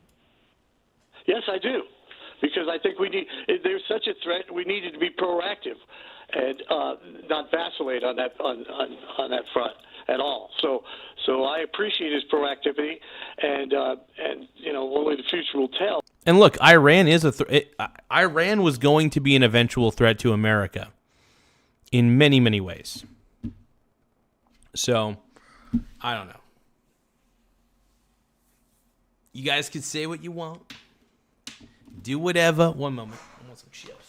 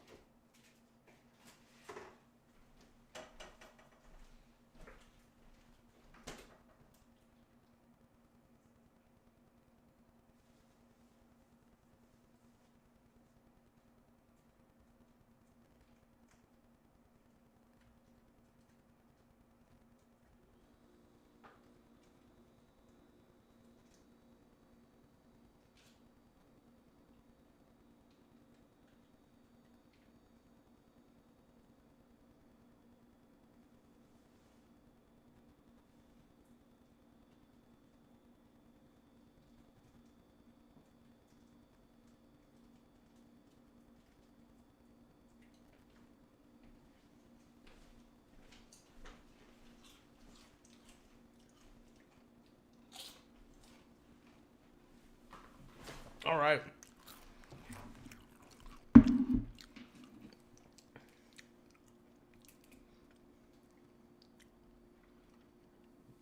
Here we go. See what up, dude. Oh, but I really think he really came to America's defense in a very effective and proactive way. Thank you, Rory. In Menifee, California, Senator Chris Coons, Democrat of Delaware, puts this up on X. No clear plan, rambling, unmoored, unserious. He is in way over his head. Jenny, Newport Richey, Florida. Here's the thing. I think most Democrats are projecting. Notice how most of these Democrats are most of these Democrats are usually describing themselves. Let's keep going, though. Independent line. Jenny, you're on the air. Well, hi. I'll try to make it as quick as I can. I always try to be fair to both sides when I listen to this, and I really didn't hear anything new in the address tonight, but I just have on these questions that don't go away about the beginning of this. And how is it that, first off, we weren't going in for a regime change, but yet we aimed it when we knew all the leaders were going to be congregated. So that's kind of part of my question. And then the other part is this. Why is it that of all the times... Hold on, we're going to finish. I need a fork because a lot of this is too tiny.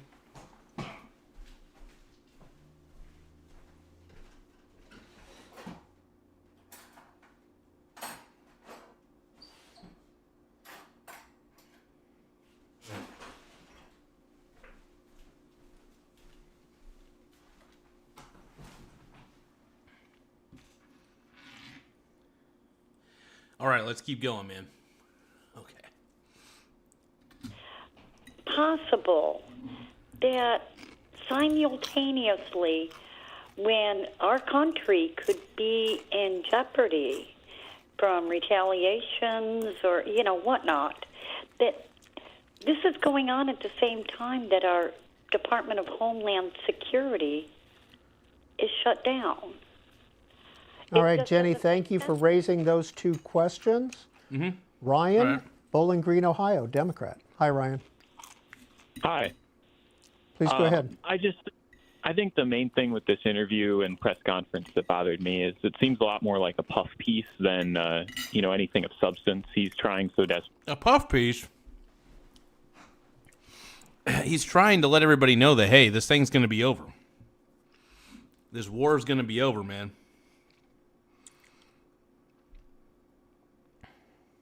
It's over. I mean, essentially, the war is over.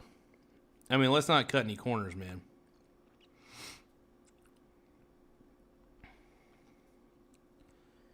Give me a few seconds, everybody.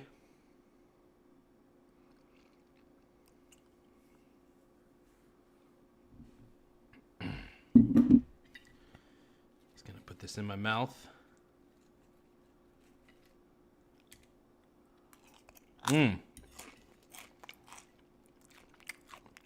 gonna put this inside me.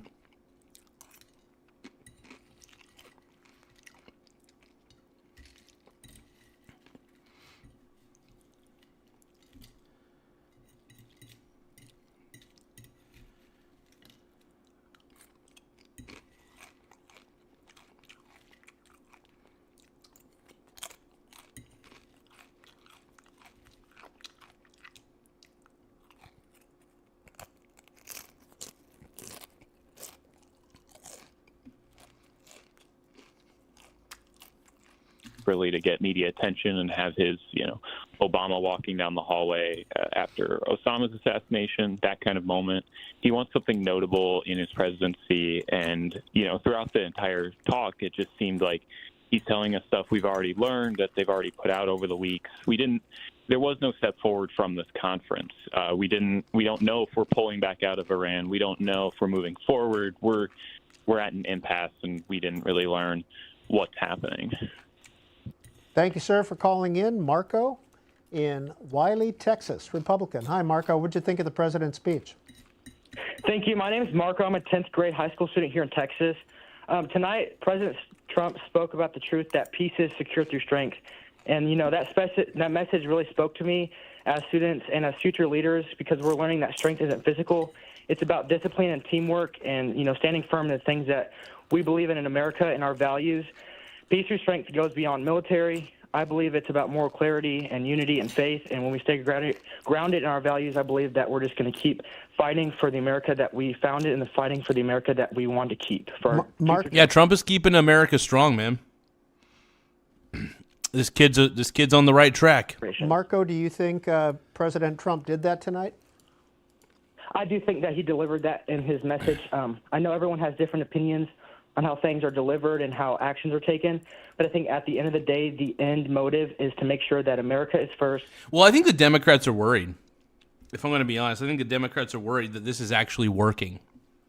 that what Trump is doing is actually working. And that's a big deal, man. This kid is on the right track, though. To make sure that we are strong and that we're going to keep staying strong for future generations. Did you watch tonight because of a class assignment or because you wanted to? Because I wanted to. I actually plan on running for Congress one day. I'm actually going to be with Congressman Chip Roy and Congressman Keith Self coming up for some events that happened in my city lately, and so I'm just staying more involved with conservatives and staying more involved with just public officials in general. So, final question, Marco. I know you're not old enough to vote yet, but Ken Paxton, John Cornyn race, where are you? So I've been involved since a few years ago with Governor Abbott and our state representative, Candy Noble. Senator Cornyn, good guy. Ken Paxton, great guy. I'm not going to publicly speak on this because I love both of them, and I think the voters of Texas are going to decide this primary. Marco, thanks, and good luck in 10th grade. Where do you go to high school? I go to Wiley East High School. Wiley East. Thank you, sir. Appreciate your time. Hakeem Jeffries, Democratic leader in the House, put this out on social media. The American people are sick and tired of the chaos, high costs, and extreme Republican agenda. Donald Trump must end his Hakeem Jeffries, man, he's such a chud. Reckless war of choice in the Middle East now. Up next, getting your views on the president's speech tonight is Nick in West Orange, New Jersey, Independent Line. Hi, Nick. How are you doing, sir? Thank you for C-SPAN. Please go ahead. We're listening. I just wanted to say the president's speech, although I feel like some people might have taken away a lot, I feel like it's still a lot of answers that we haven't gotten, especially in the involvement with Israel. I don't know why we don't talk about how Israel should be helping us more by if we're sending in ground troops now, shouldn't Israel also take the bulk of that and send ground troops with us? If it's such a big alliance we have, shouldn't they be fighting the fight with us? I feel like not really answering that leaves a big hole in what we want to believe is America first, right? Are we trying to put our values forward, or are we trying to help someone else's value that is very heavily influenced not only in our Congress but in our media as well?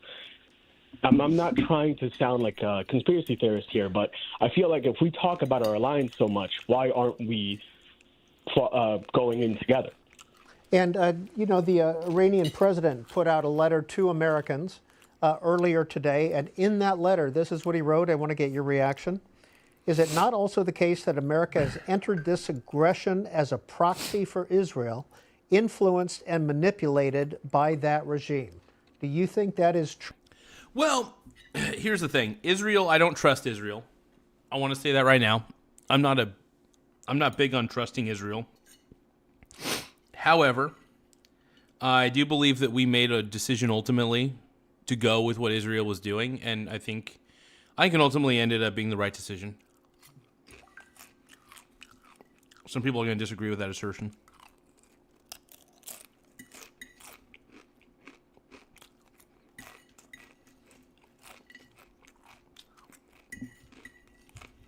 Give me a moment, everybody.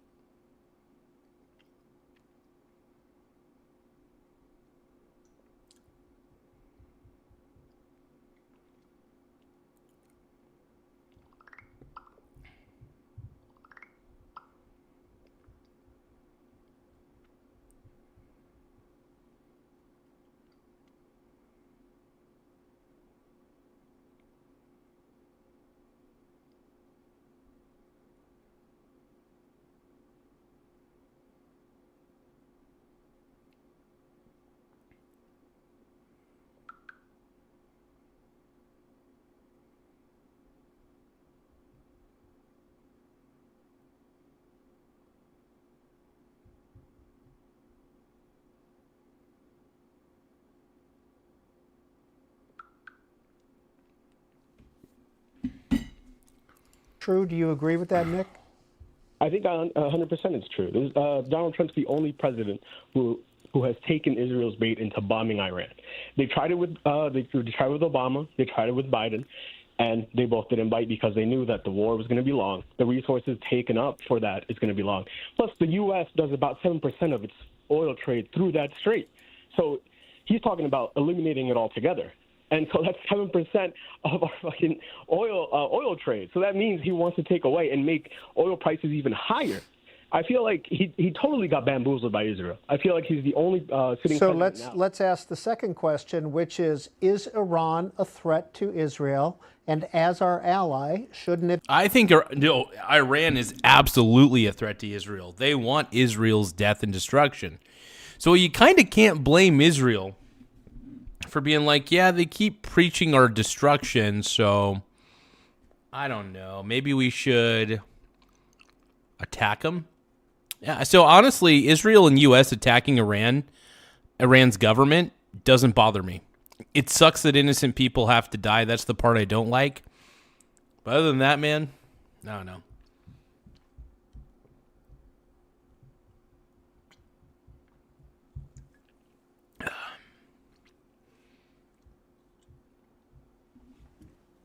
Whoa. Yeah. Give me a second. I need to drink some water.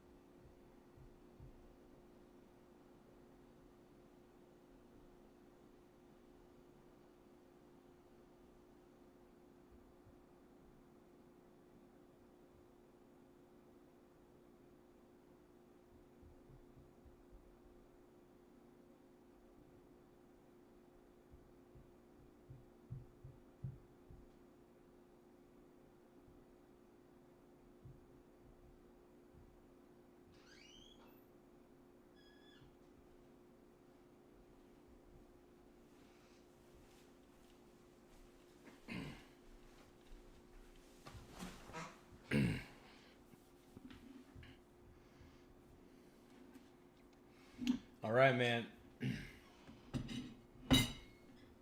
If I don't see some meat, I'm going to crash out.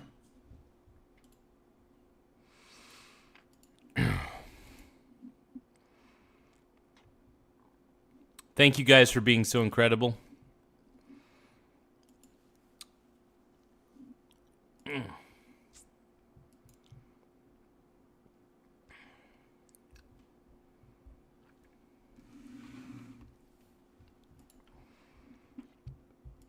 So we're at 9,385 subscribers once again. We're at, I can't believe it, man. I can't believe I'm saying this. We're at 9,385 subs. We're only 15 subscribers away from hitting 9,400, man. We're getting closer and closer every day to 10K.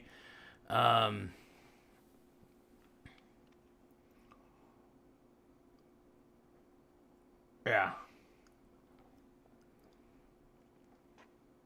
But no, I think that the war in Iran is completely necessary. Peace through strength. Sometimes that is the need. That is the goal. It be our duty to defend our ally.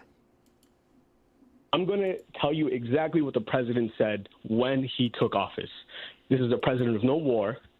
This is going to be a president where we're going to have peace, and we're going to talk about America first. Is it America first, or is it Israel first? That's my question. I think this is America first, because here's the thing. If Iran has no ability to harm its Middle Eastern neighbors, that causes a little more stability in the Middle East. Stability in the Middle East is really the key here, right? That's the whole goal, is stability in the Middle East. If that could be pulled off, that's a big deal. If you guys could tap the subscribe button in the upper right-hand corner, it does help the channel grow. Let's keep going, man. Yeah. Nick, what do you do in West Orange, New Jersey? I work in insurance over here. Not that great of a job, but I get to see a lot of the channels that are going through. Well, I appreciate your spending a few minutes and being willing to engage, so that's important. Connor, Wallingford, Connecticut, Republican line. Connor, you're on C-SPAN. Hey, well, I think the big problem is that I agree with the guy from Jersey that we don't have a treaty with Israel. So, like, they're not how are they our ally? And another thing is that Trump. Well, I think Israel's our ally in the sense that we align with them on a lot of different things, you know? But yeah, I mean, technically, I don't think we have a treaty with them, so sure. Talked about, I believe it was the USS Cole. Israel attacked the USS Liberty in 1967, and there was no repercussions. I think the problem now is that we have a unitary executive, right? We have a unitary executive, and there was no formal declaration of war to Congress, and we don't have a treaty with this country. And a lot of our politicians are taking money from the American-Israeli pact, and that's a problem to me. And again, like, I'm a big America firster. I voted for Trump. I supported him in all three elections. I'm 23, but Trump was my first vote in 2024. But I'm a little disappointed I'm quite disappointed if I'm being quite frank. And I'm not sure that this really fulfills a just war. I mean, I'm Catholic, and I the just war theory, and I don't know what intelligence they received, but I'm not sure this really fulfills it, especially if it's true that he was talking about bombing civilian infrastructure. I mean, that's just monstrous and barbaric. So that's kind of my view on it.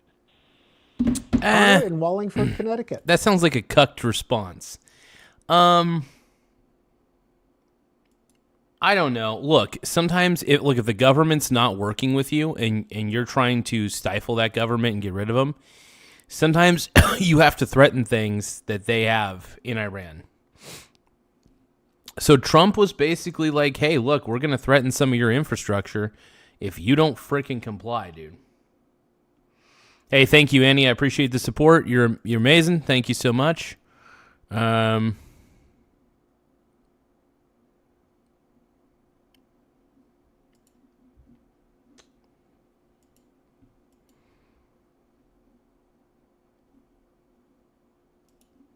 Republican line. Senator Chris Van Hollen, Democrat, Maryland. Social media. Trump has always lied to us. Over 2 weeks ago, he said we won. If so, Then why are we still there? What's next? All we can count on is more lies from Trump. This delusional man is a danger in our country and the world. That Senator Chris Van Hollen. Nah, dude, dude, Trump is not delusional. He's a visionary. I know people disagree with me on this heavily, but he does have a vision. The Make America Great Again movement, that's a vision. That is a level of a vision. And honestly, I support Trump. I don't agree with everything he does. In fact, there are things that I don't like that he does, is like Bitcoin and crypto. But honestly, this Iran war, it's only been 4 weeks, roughly 5 weeks. We're at the beginning of the 5th week. Honestly, if the war ends in 2 weeks, this is like one of the shortest wars of all time. So you could say that Trump was on the wrong track, but we basically demilitarized the entire Iranian government. We defanged the Iranian government. And rightfully so, because Iran is a terrible country. Well, I should say Iran is ran terribly by a terrible dictatorial government. So, look, if you guys love Donald Trump as much as I do, please double tap the screen to like the stream. One more time, if you guys love Trump as much as I do, please double tap the screen to like the stream.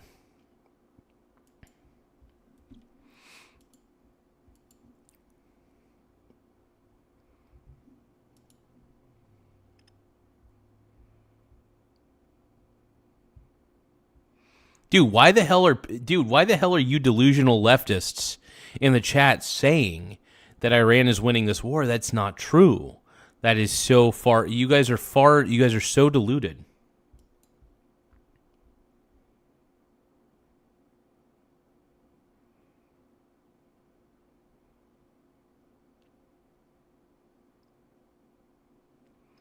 Yeah, Trump's the man.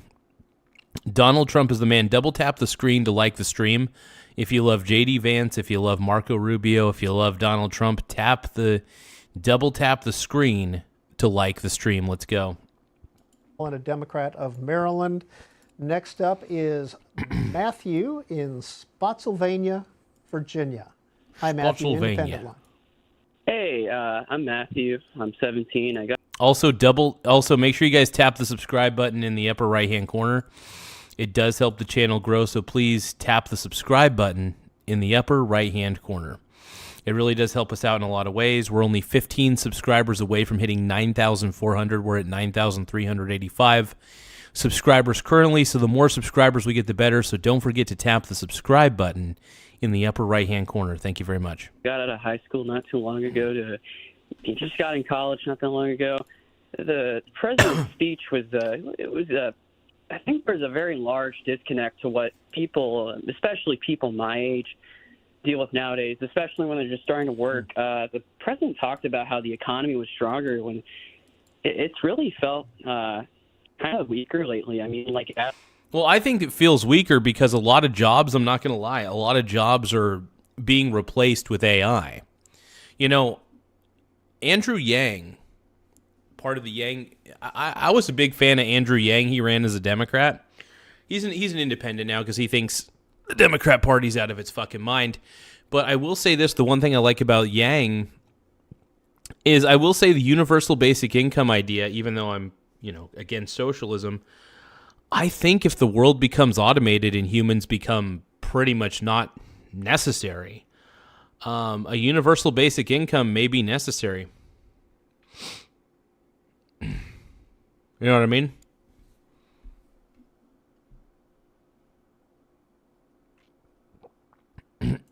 Loki, what up, Loki? Loki P2Q says, my boy. How do you know, brother? You just said you got out of high school and college. Yeah, that kid, man, he a lot of college kids think they know everything, and that's just college kids,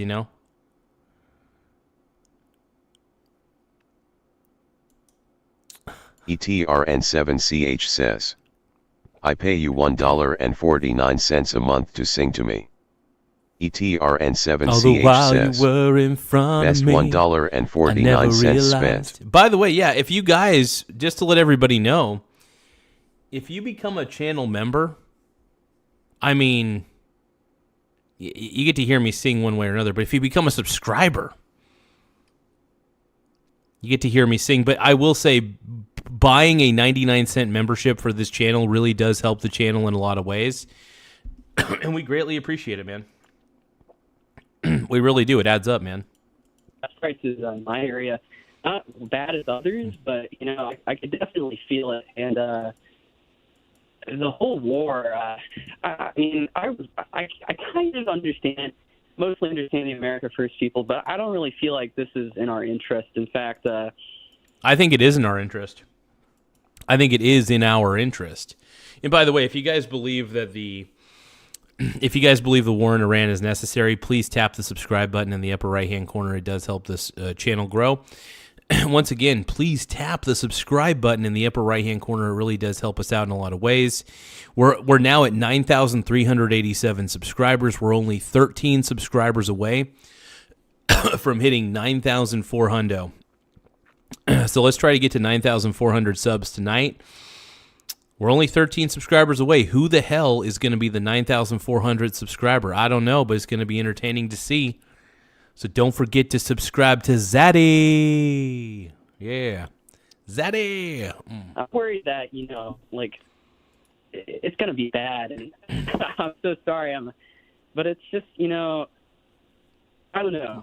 I don't think what the president really said was, I don't think it's really correlated to us people who are actually, you know, down on the ground. I think it's very different. That's Matthew in Spotsylvania, Virginia, and this is Steve in Johnson, Vermont, Democrat.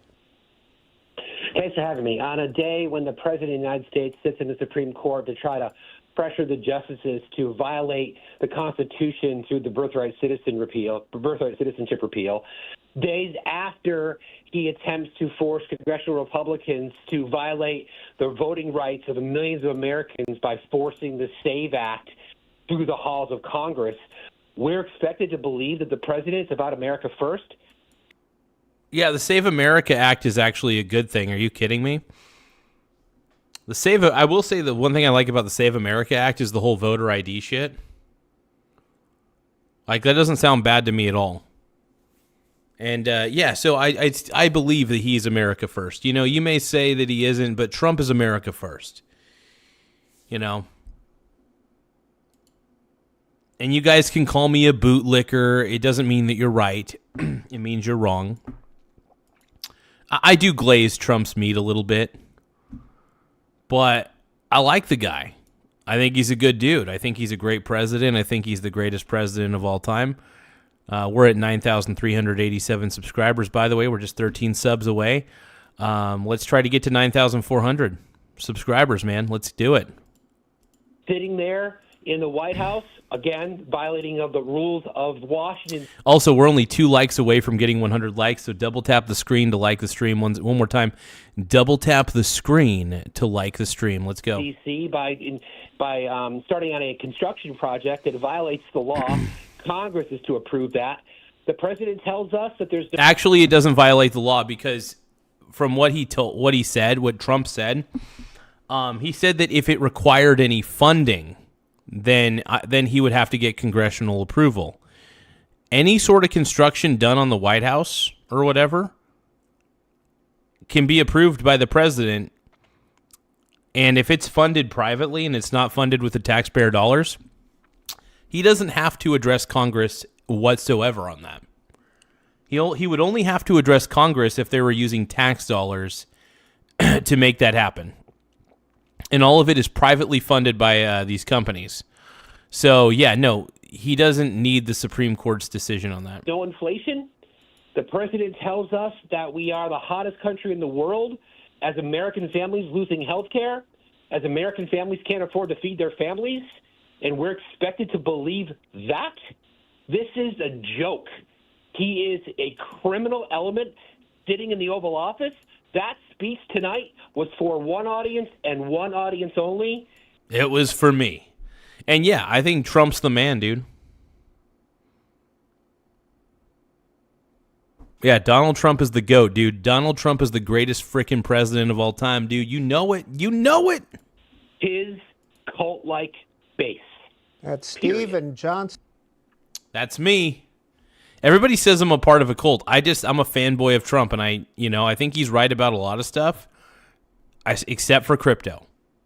crypto is stupid, and I can't believe he actually supports crypto. Dumb. That's one of the main dumb things that Trump has done. Now, other things that he's done, yeah, sure, he's done a couple dumb things, I'm sure. Everybody makes mistakes. I'm not saying every single action he takes is the best action. But I would say he's got a good batting average, man.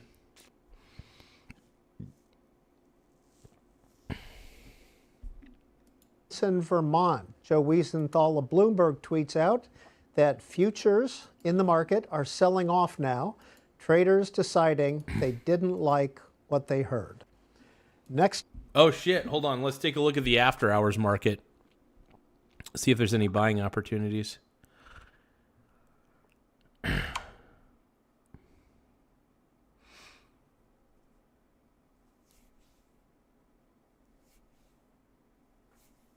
The Asshola. The Asshola Ayatollah.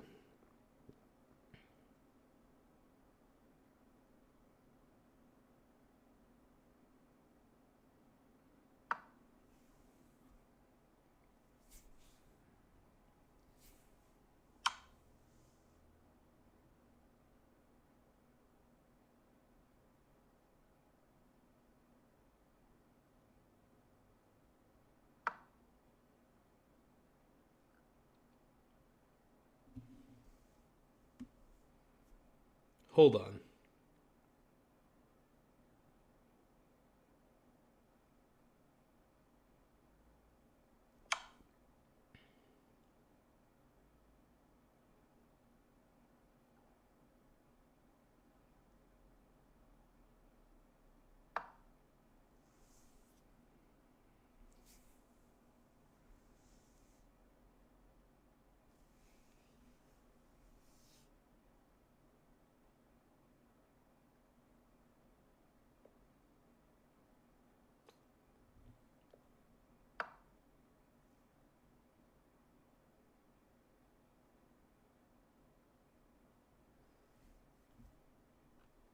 If you don't show me your meat, I'm going to crash out, dude.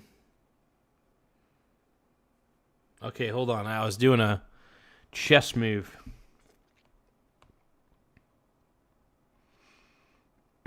Okay, let's see how much silver's dropped.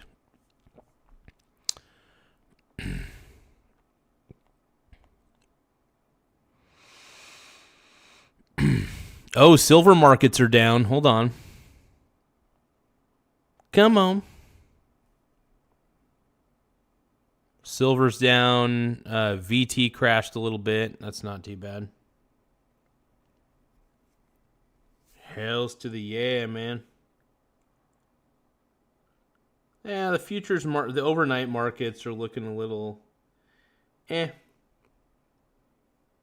I'll tell you what, though, man. I'll be buying if everything starts dipping, man. I'll be buying. I'll be there. I'll be there. I'll be there. Next up is John, a Republican in Pompano Beach, Florida. Good evening, John. I'm Palm Beach Pete. Good evening. How's everything this evening? How are you? All right. I'm a Republican, but I'm a little bit embarrassed because in the speech that Trump wrote. Why are you embarrassed, Brony? What's going on? He said that the United States has more gas than Russia and Saudi Arabia, and everybody should be buying from the United States. Yeah, why not? If everybody would be buying from the United States, gas wouldn't be over $4.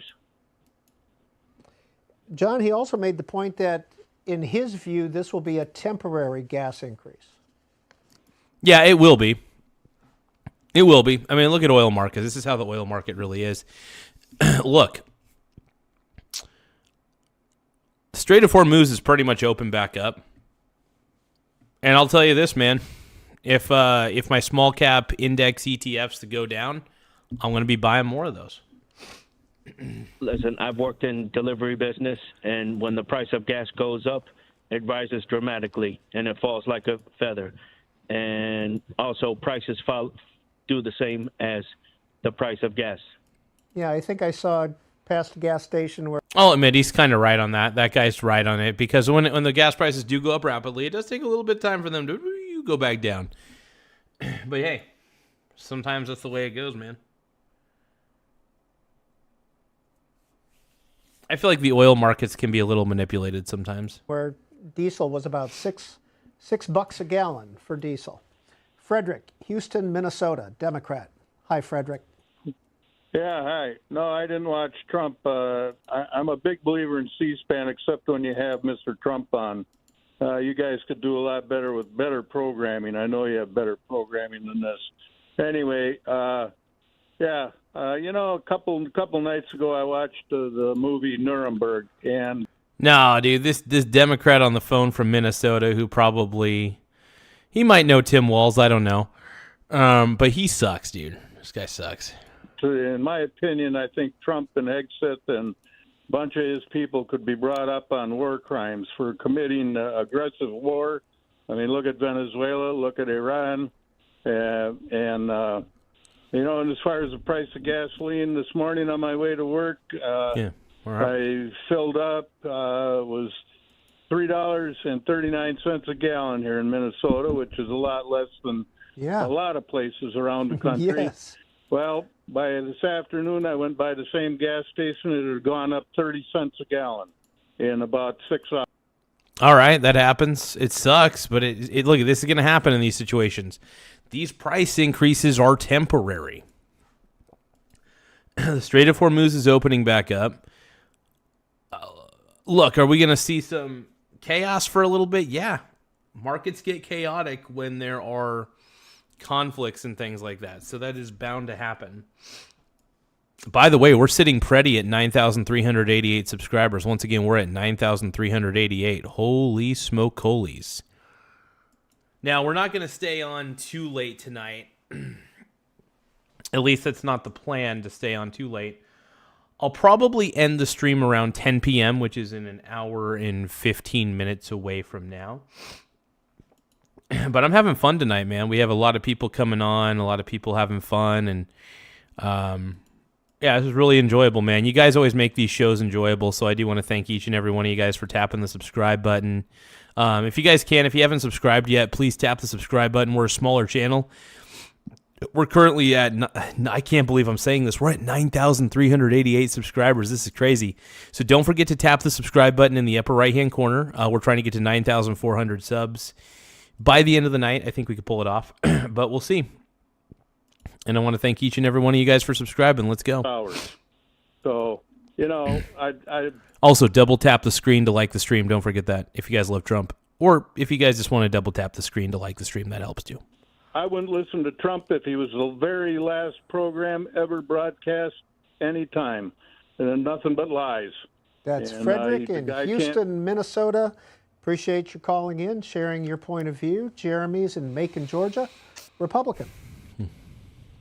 Well, this is completely ridiculous. No,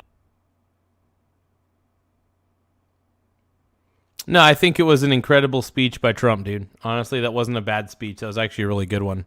Lifelong Republican. I've decided I'm going to vote Democrat this year, as a matter of fact, unfortunately. Really? Really? You're going to vote Democrat? The party of the woke people. Really? Okay, why don't you vote third party? This is what people don't realize. You can vote third party. Make third party great again. Make the third party vote great again. I don't think it was ever great to begin with, but it could be. It could be.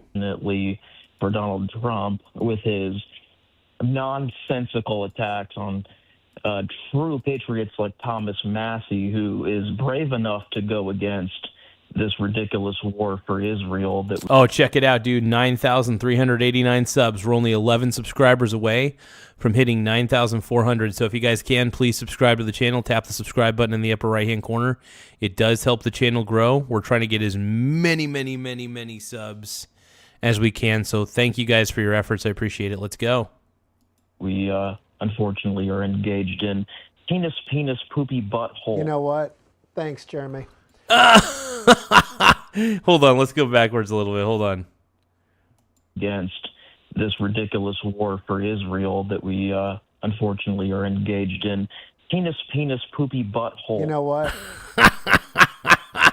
Penis, poopy, butthole.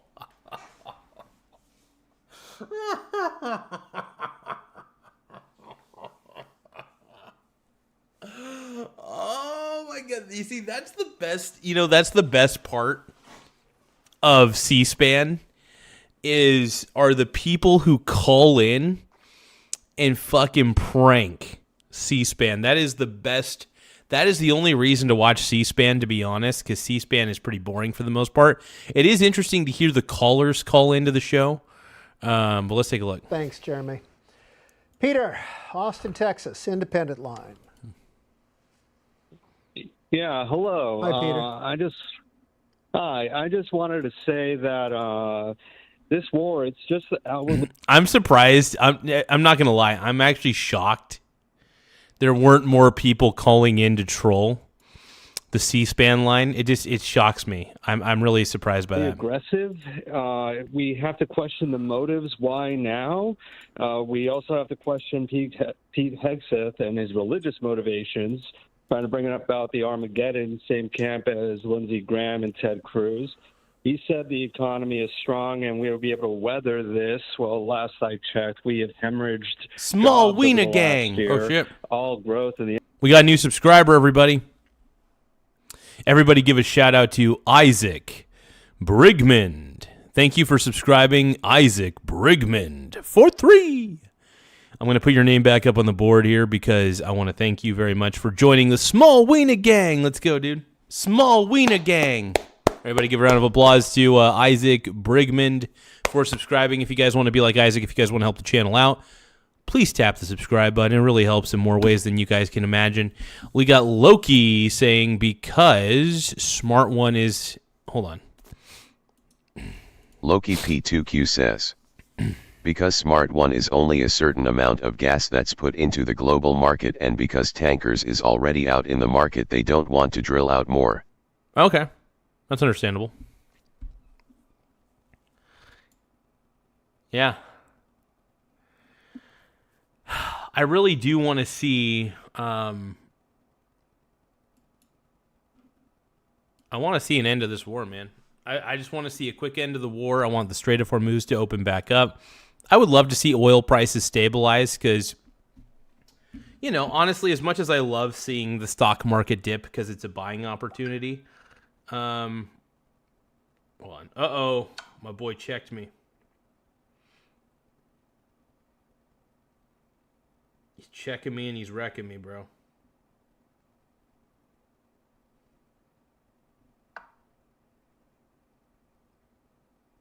Uh-oh.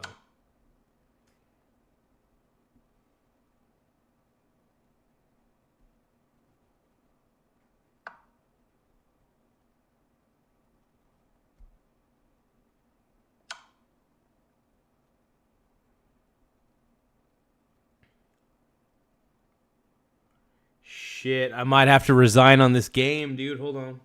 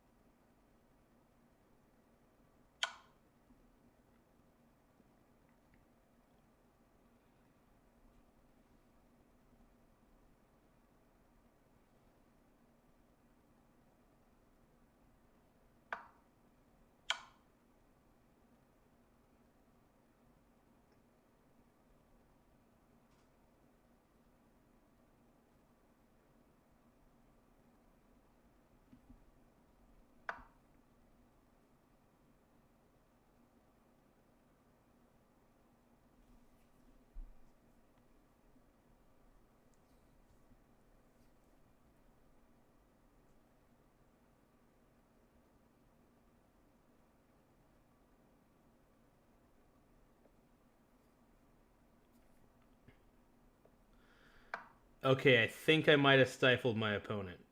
I might have stifled him. I don't know. We'll see. We'll see.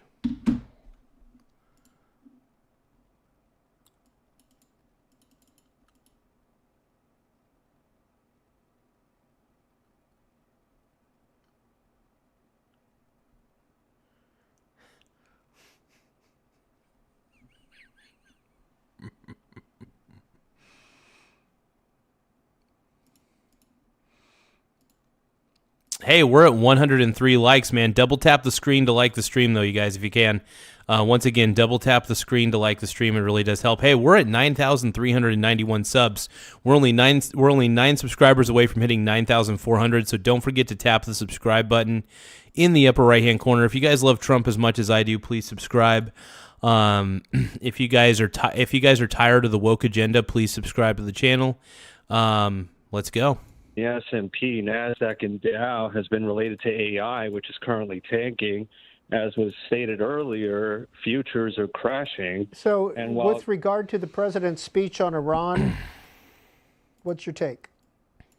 Outwardly aggressive, threatening civilian infrastructure, threatening a nation that, by all accounts, has not attacked us. Are you kidding? Iran has been the #1 state sponsor of terror, so by proxy they have. Because also, when they fund terror, when Iran funds terror, they make it to where that people, these other countries or other entities are creating havoc in the Middle East. They're creating havoc in Europe. I mean, dude, this is seriously, it affects us in some way, shape, or form. So, Iran is a threat to the world. Iran's a threat to the world, man.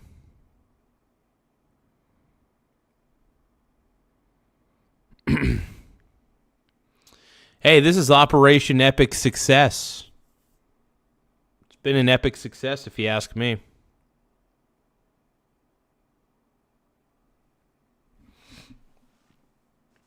I think it's been a success. Just by that alone, it's immoral. You get into a fight at a bar. Who's guilty? The guy that throws the first swing. Well, that's us. That's Peter in Austin, Texas. Hold on. We threw the first swing. No, Iran has been throwing punches at everybody. Here's the thing. Iran is the belligerent drunk guy at the bar. If we're going to expand upon this analogy, Iran is the belligerent drunk guy at the bar throwing glasses at everybody and injuring everybody in the bar. Because he's drunk, he's belligerent, he's already attacked a few people.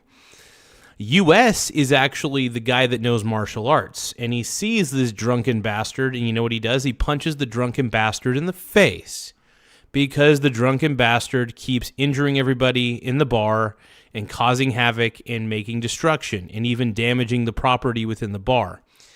That drunken, belligerent bastard in that scenario I just laid out is Iran, the government of Iran to be specific. Iran sucks. Iran is the belligerent, drunken guy in the bar. And you know what? Trump and the U.S. military, they're the guy that saves the day. And then they get that guy arrested. And Iran is basically arrested. We got rid of their... I mean, this is amazing, man.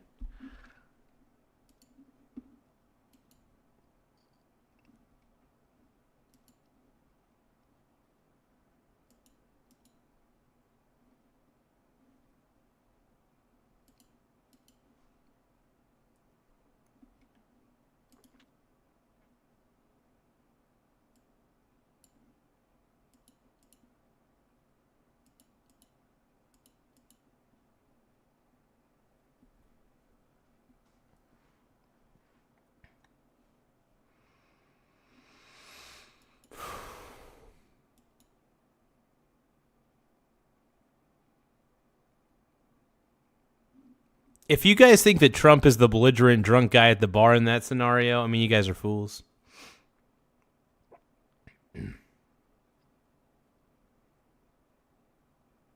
I thought it was a pretty good analogy that I put out there. I was actually going off of that guy's analogy on the phone on the C-SPAN program. Listen, this is Eric, a Democrat in Missoula, Montana. Hi, Eric. Yeah, hi. Yeah, hello. Thanks for taking my call. Really quickly, the strikes that were done in, late May, early June, where Donald Trump had said basically that they had obliterated, and I want to basically focus on that word, to say that they obliterated Iran's nuclear capabilities, and then to go in there and say that this was all, for America first and strength through force and all that stuff, because... Yeah, peace through strength. That's how you create peace. Peace through strength. Iran has been the number one state sponsor of terror for a long time. They've attacked their neighbors several times. They're a threat to our NATO allies. And honestly, the NATO allies didn't even do anything to help us out, which it's in their best interest to try to help. Honestly, the NATO allies should realize it's in their best interest to try to help us destabilize the government of Iran, because a weak Iran is a good Iran for the rest of the Middle East. That's what I'm trying to say. It's simple as that, man. Because they said that they posed an imminent threat.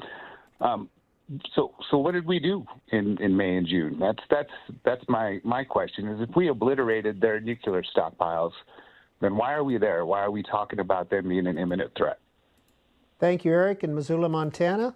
Let's hear from Bryson in York, Pennsylvania, Republican line. Go ahead, Bryson. Thank you for taking my call. Today, I listened closely to President Trump's speech, and I'll be honest, it reminded me why so many Americans continue to support him. What stood out the most to me was the focus on strength. Strength in the economy, strength at our borders, and strength on the world stage. Whether you agree with every detail or not, there's something powerful about a leader who speaks with confidence about putting Americans first. So do you think that the Iran war was a necessary war or should happen? While some people might disagree, I think that people enjoy war benefits instead of fighting a war. Are you a student in York? Yes, I am a student. What school do you go to?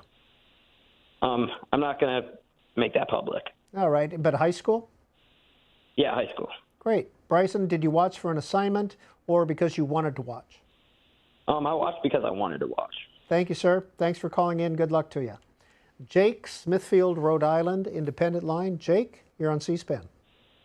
Yes, hello. I'm just very confused as to the point of why we started this war. Donald Trump says that we have gone into this war in order to prevent Iran from obtaining nuclear weapons. You can go back to 1995. Do you notice that all the liberals who call in, they all sound unhinged and angry?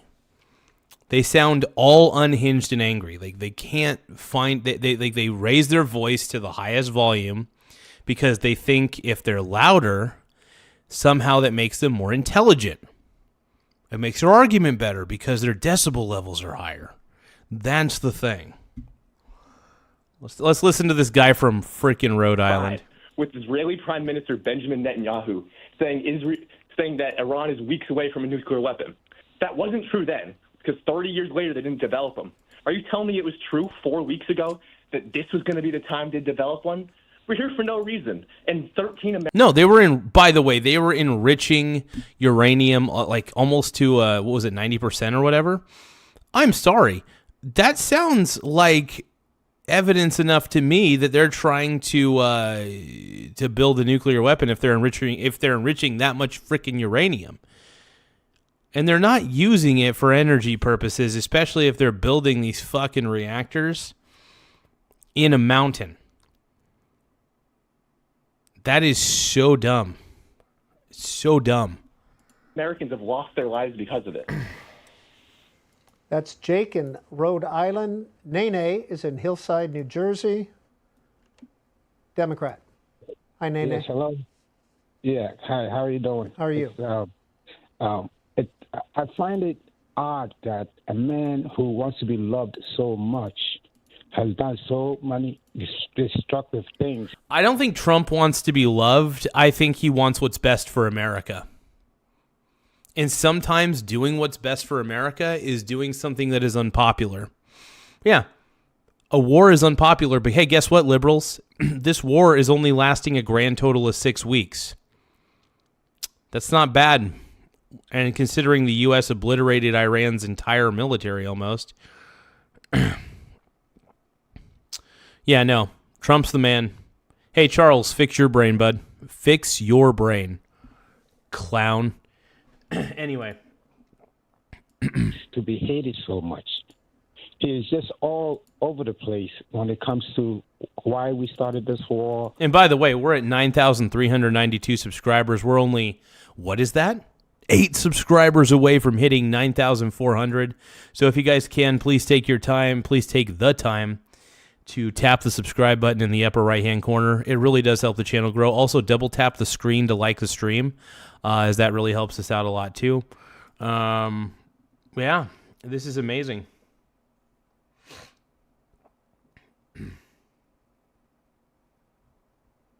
Yeah, I raise my voice and get emotional, but I don't sound as unhinged as half of these freaking leftist lunatics. Some of these leftist lunatics are out of their fucking mind.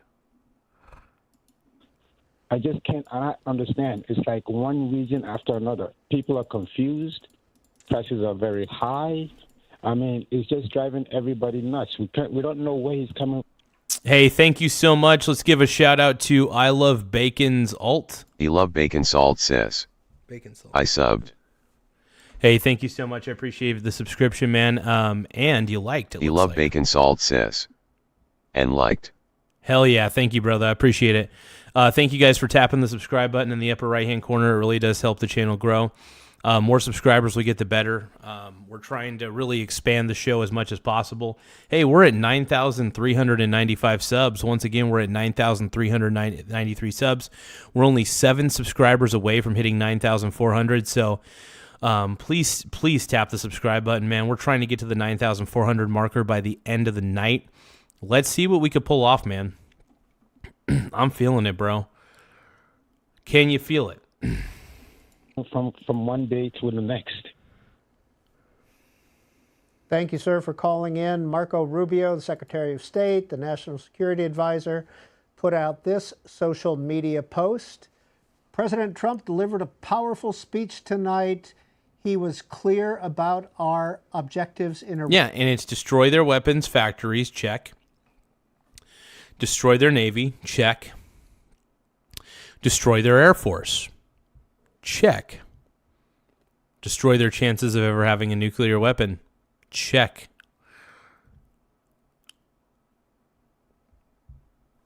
Sounds like he's done the right thing. Iran, destroy their weapons factories, destroy their Navy, destroy their Air Force, destroy their chances of ever having a nuclear weapon. He Love Bacon Salt says. Love your content. Hey, thank you, my brony brother. Thank you, Bacon Zalt. I appreciate you, man. President's leadership. And I apologize, I can't read those last couple of words. So that's from Marco Rubio. Next call is John in Massillon, Ohio, on our independent line. John, you're on C-SPAN. What's your reaction to what the president had to say about Iran? Well, I got a reaction to quite a few things, actually. Thank you for taking my call. I hear a lot of people disagreeing with President Trump's actions and whatnot. A lot of people don't understand that Iran has been targeting Israel, who is an ally. You don't have to have a treaty, I don't believe, to be an ally. I could be mistaken. But they've been very aggressive towards Israel. And let's not forget the hostages when President Carter was in office and when Ronald Reagan came in, all that went on back then. So Iran is a very big player in the Middle East. They're a big bully, basically. And one thing a lot of people don't realize is that this is a war of good and evil, and it's not actually a war. Nobody's declared war. It's a we're standing with Israel because we are an ally. Yeah, this is good All right, and evil. we got the point, John in Massillon, Ohio. Our guest earlier, Matthew Kroenig, wrote this piece for the Wall Street Journal, Twilight of the Rogue States, talking about getting rid of some of these smaller countries that have caused problems. Do you think now? Does this guy have TDS? I just want to know. Does this guy right here? Does he have Trump derangement syndrome? I don't know. I'm asking the questions. Does he have TDS? He might. For the U.S. and other countries, such as North Korea, Iraq, Libya, et cetera, et cetera. And he is supportive of attacking Iran and getting rid of the problem, or as he calls it, leaving behind the national security problems of the past. So I would steer you toward this. It's on the Wall Street Journal website, Twilight of the Rogue States by Matthew Kroenig. Igor, Drummond's Tennessee Republican line, go ahead. Hey, yeah, how's it going? As far as the, the speech about Iran, as a Republican voter who has, defended Trump for the past decade, using his speeches and, his tweets saying, hey, if you vote for Joe Biden and Kamala, we'll have World War III in Iran, to see what we're doing now with no clear... No, this isn't World War III. Everybody's like, oh, this is World War III in Iran. No, dude, honestly, this isn't a war. It's an annihilation. Daddy Trump annihilated Iran. Once again, Daddy Trump and the U.S. military annihilated the leadership of Iran and their military.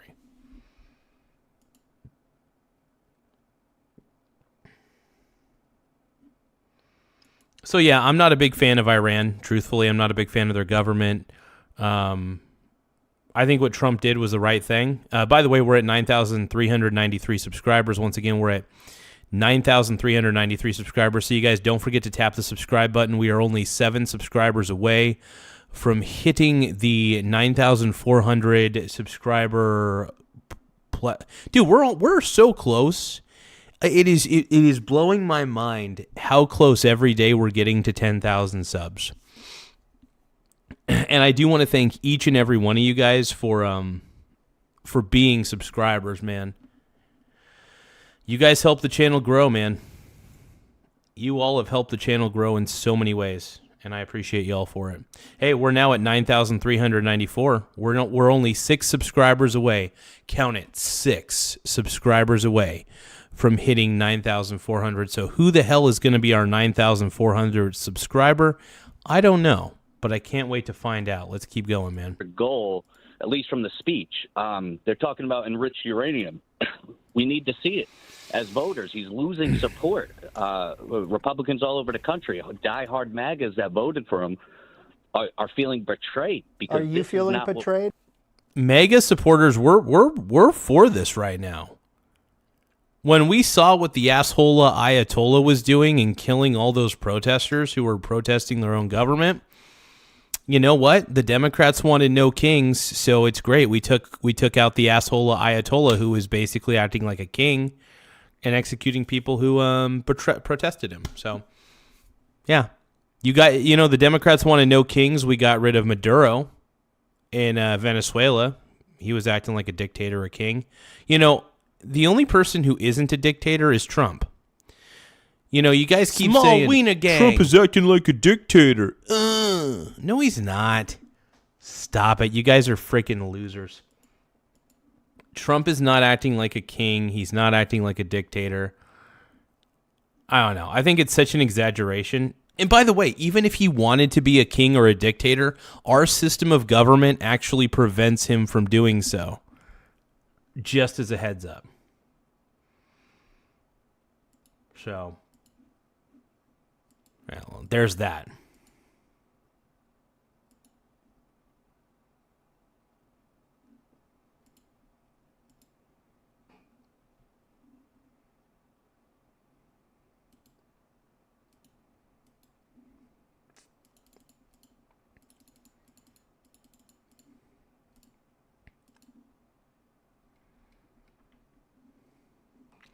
I can't believe it, man. We're at 9,396 subs. 9,396. I'm very proud of what we've been able to accomplish on this show. This is amazing, dude. Thank you guys. I appreciate each and every one of you. You guys make the channel grow. You guys make me feel like I got a bigger schlangus than I actually do, so I appreciate that. But yeah, if you guys can though, can't believe it. We're only 4 subscribers away from hitting 9,400.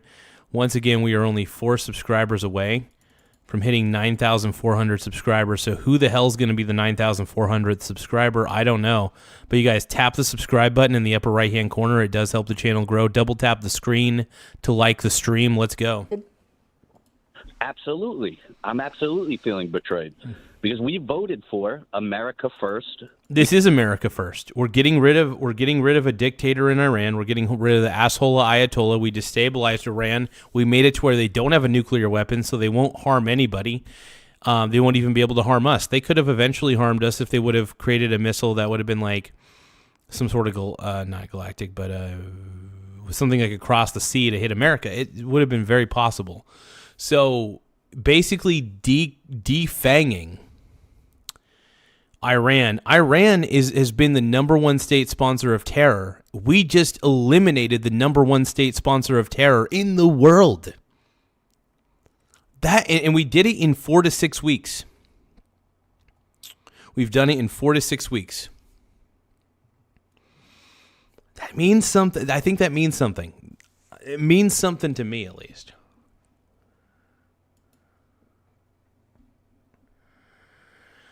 The asshole Ayatollah.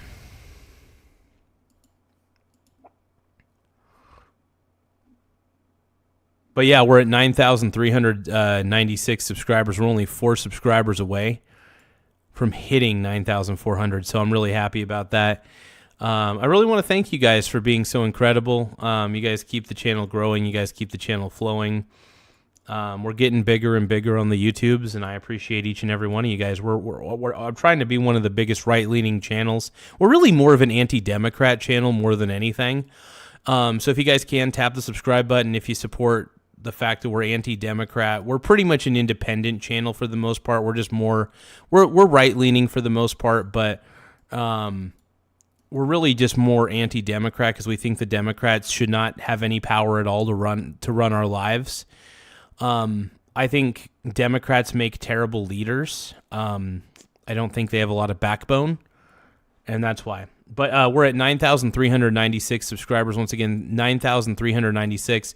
We're only, once again, 4 subscribers away. We're just 4 subs away from hitting 9,400. So if you guys can, please help us out. Please subscribe to the channel. It would mean the world. We voted for under the impression that there would be no new wars. And now this isn't even a war. If it lasts a grand total of 6 weeks, that I don't know if you could really call that a war. It was an annihilation. Not a war. It was an annihilation. Straight up. I think a lot of you guys realize that, right? How can this really be a war at the end of the day when it's more of an annihilation? That's my opinion of all this. I don't even see it as, as a war. I see it as a pure play annihilation. But no, I'm on Donald Trump's side, man. Hey, if you guys love Donald Trump as much as I do, please double tap the screen to like the stream and tap the subscribe button. Let's go. Let's show these libs. I want to show the libs exactly what I'm saying. I'm tired of the liberals mocking me. Tired of liberals telling me what to do. Tired of liberals making me feel like shit because, yeah, I do like Donald Trump. Ooh, the boogeyman. The orange boogeyman, you guys. Donald Trump is so bad. Oh, he's so bad. Oh, my God. By the way, we're at 9,396. We're only 4 subs away. Please, you guys, for the love of Pete, just subscribe to the channel so I stop talking about it. the speech comes and there's no clear path forward. He says, hey, maybe we'll bomb it into the Stone Age. In the same sentence, he says, but we're talking with them, but if not, we need a clear way forward. All right, Igor in Tennessee, thanks. That's a pretty clear way forward, man. Look, I support what Trump is doing on this one. Thanks for calling in, Jim. I don't know why more countries are not happy about Iran being totally demolished as far as their government goes. Iran's government needed to be completely demolished, and I would like to believe our NATO allies fucking realize this. And this war's almost over. Gas prices are going to go back down. The markets are going to go back up. That's just the way it is.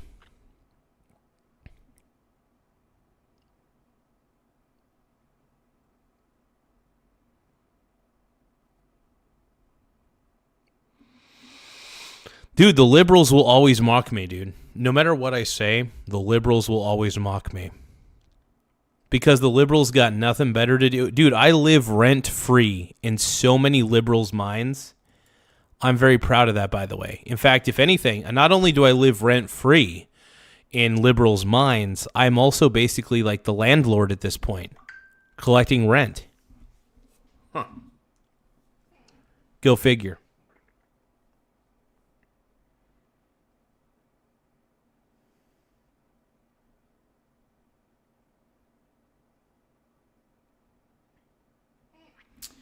I need a little more water.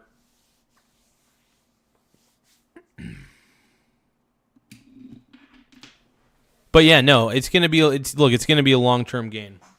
All right.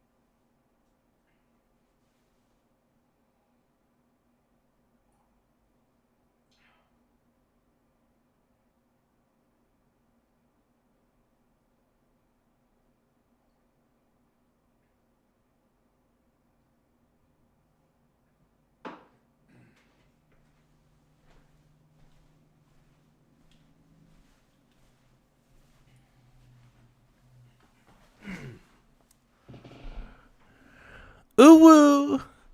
Ooh woo. Ooh woo.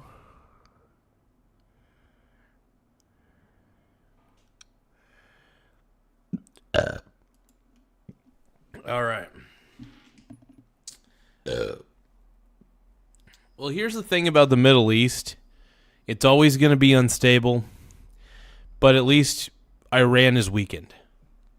And they won't be able to cause as many problems.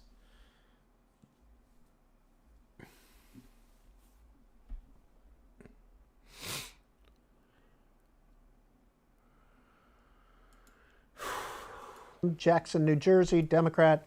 Your turn. Hello, how are you tonight? Thank you very much for taking my call. Yeah. Oh, by the way, we're only 3 subscribers away from hitting 9,400. We're at 9,397 subscribers. OMG. Get this, 9,397 subs. We're only 3 subscribers away. So tap the subscribe button in the upper right-hand corner to help us get to 9,400 because we're right there, man. We are just about there. This isn't crazy, man. This is crazy. Oh my God.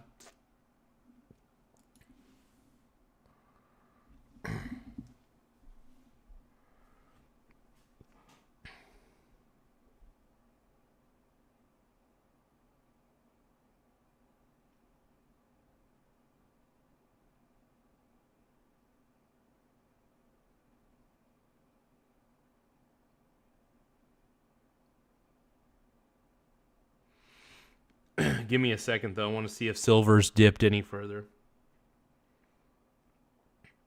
Oh, silver's down even further. Oh, fuck yeah, dude. $65? Yeah, please. 65 for silver. Give it to daddy.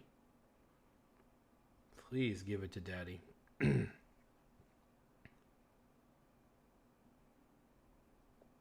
Oh, I just bought SLV, and this is not an endorsement of SLV ETF, but I was able to buy some SLV ETF at $64.99.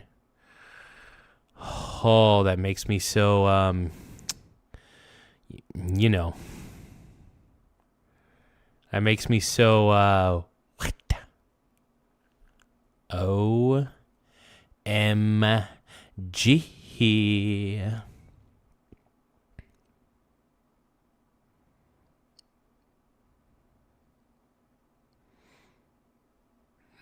Market sell. Yeah. Swing trading that volatility, man.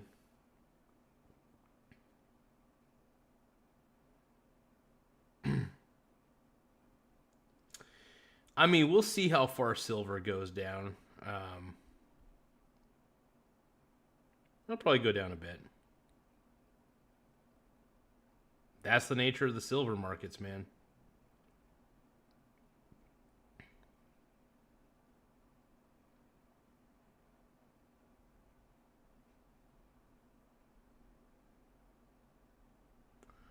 Give me one moment, everybody.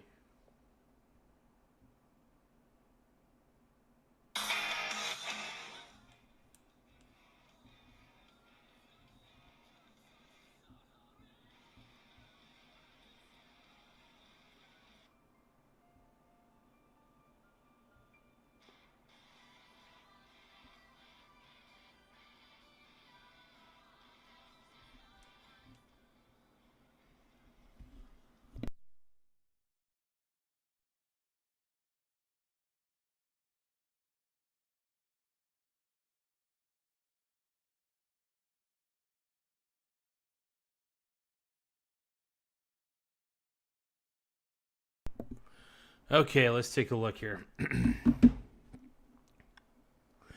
Yeah, I can't believe we're at 9,397, man. This is crazy. 9,398 subscribers, dude. Let's go. We're only 2 subscribers away. 2 subs away from hitting 9,400. Fucking A, man. Hold on, I gotta check my water real quick.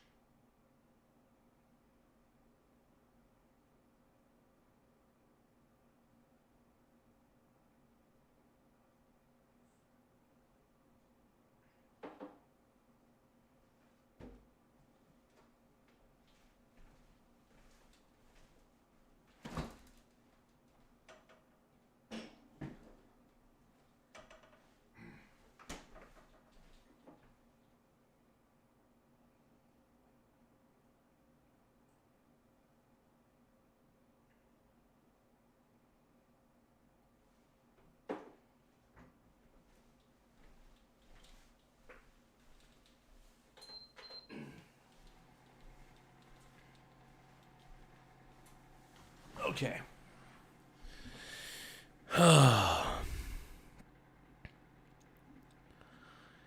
Yeah, thank you guys for double tapping the screen to like the stream, though. I mean, dude, we gotten so many viewers tonight, man. Orwell the Resident says Tucker president. Candace vice president. No, not Candace Owens, dude. Hell no. I love Tucker Carlson. I don't agree with him on the whole Iran war thing, but other than that, I love Tuck. I think Tucker's a good guy. He's just lost his cool a little bit. You know, I don't expect everybody to be okay with the Iran war. I just know that I think some people are overreacting to it. They should just call it the Iran annihilation. Not annihilation. Annihilation. Jesus, I can't even say things. Oh, I definitely needed to get hydrated, though. Thank you guys for giving me the time to get hydrated. No, but a weak Iran is a good Iran for the rest of the world. The weaker Iran actually is the better. We need a weak Iran, straight up. Because if Iran is weak militarily speaking, it helps stabilize the region. Because Iran was basically, like I said, the drunk guy at the bar who was picking fights with everybody, right? And then the U.S. came in and saved the Middle East. Honestly, the United States is saving the Middle East right now by actually getting rid of the Iranian government and getting rid of their military and sinking their navy. That was a good idea, man. It was a hell of an idea then. It's a hell of an idea now. Vice President Candace is good for my T levels. Oh, God. I don't know, dude.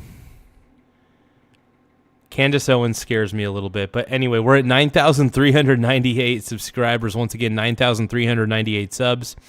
Don't forget to tap the subscribe button in the upper right-hand corner. It does help the channel grow. It makes me feel like I got a bigger dong than I actually do. I don't really have a big one. It's tiny. No, the Strait of Hormuz is pretty much open back up, dude. Are you kidding me? Strait of Hormuz is basically open again. You kidding me?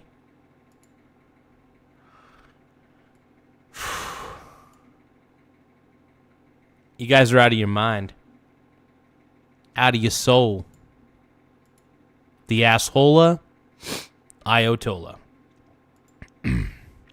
If you guys can, though, double tap the screen to like the stream. One more time, double tap the screen to like the stream. We're a smaller channel. Double tapping the screen does help us grow quite a bit. So the more double taps we get, the better.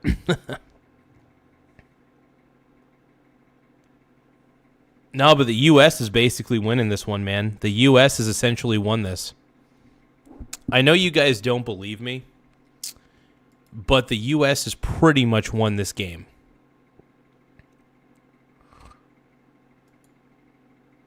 Yeah, the Strait of Hormuz is basically open, man.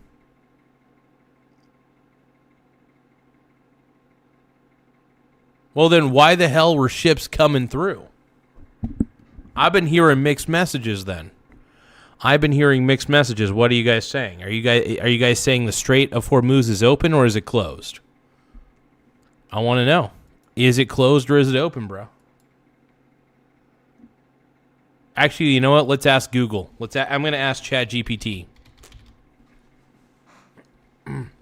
Is the Strait of Hormuz open?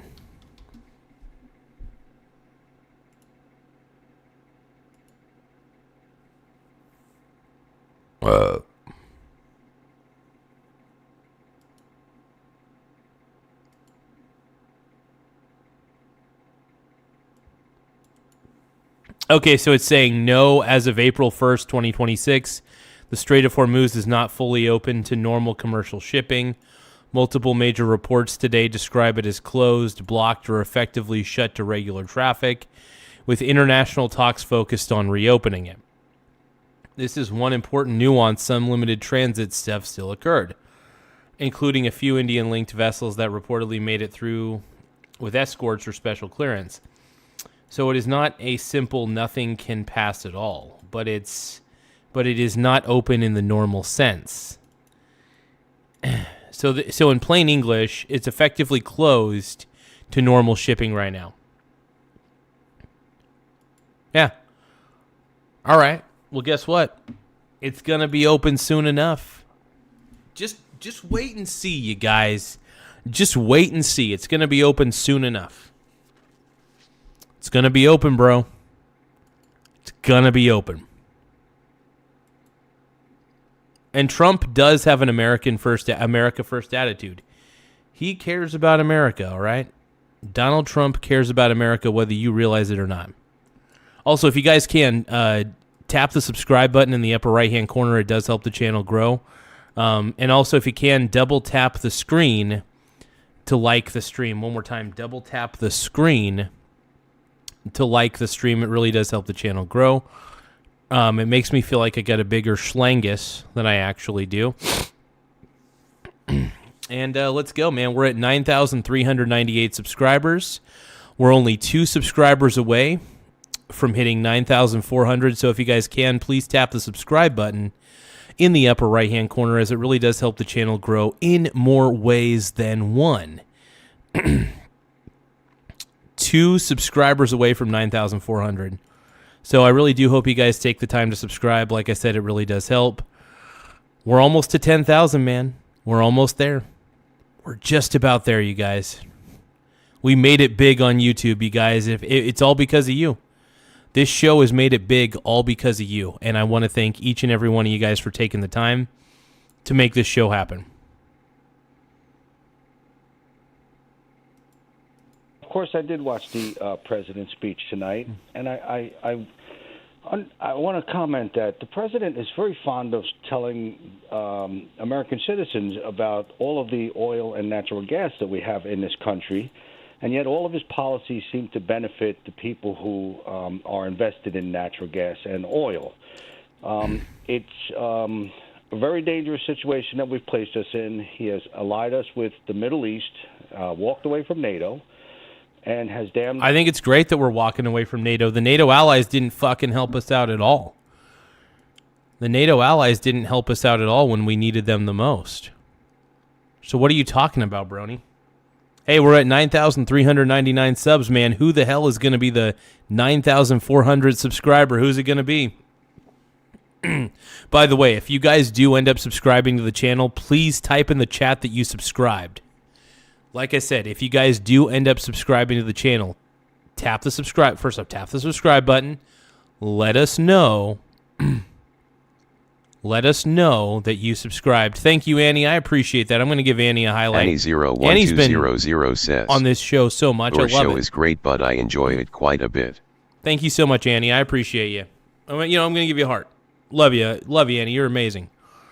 Give me a second, though, while we're waiting for the 9,400 subscriber to subscribe, because we're only 1 subscriber away from hitting 9,400. So all we need is 1 more sub to get to 9,400. Who is it going to be tonight? Who's going to be the 9,400 subscriber? We're only 1 sub away. 1. We're at 9,399, folks. Hold on.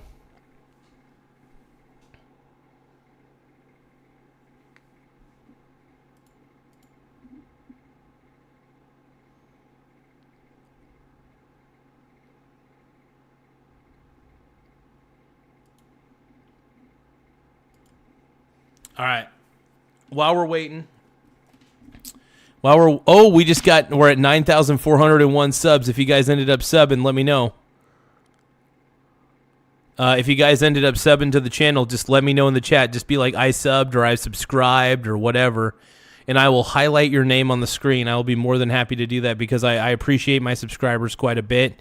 I love everybody who subscribed. You're amazing. Hey, we're at 9,402 subs. 9,402 subscribers. We did it, you guys. We made it. 9,402 subs. Do you know what that means? We're only 598 subs away from 10,000 now.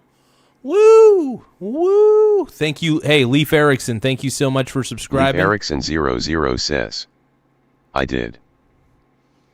Leif Erickson, man, I appreciate you, bro. Poor Socialist says, I disliked your live.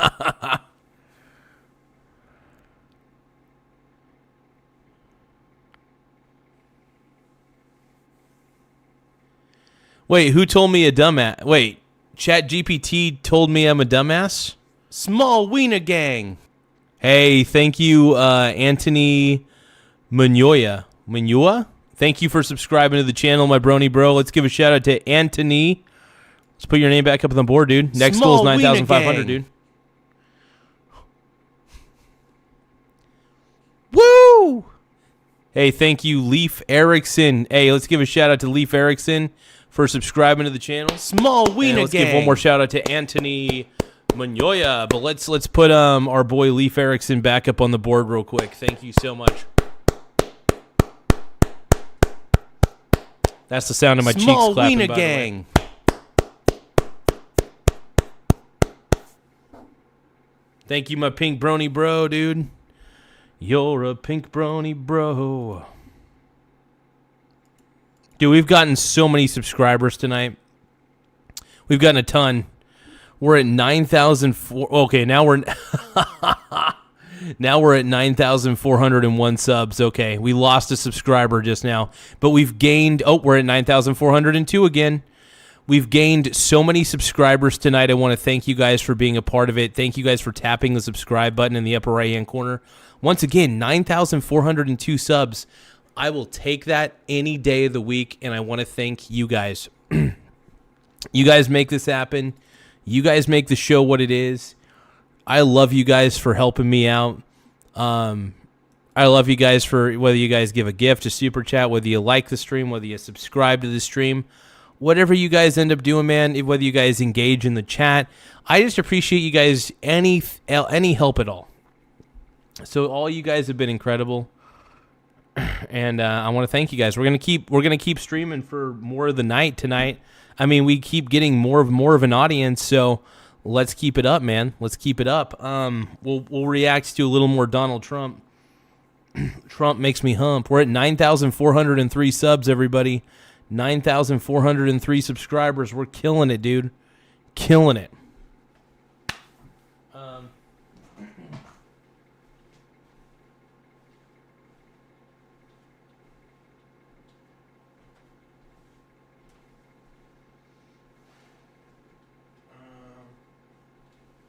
Something I was going to do.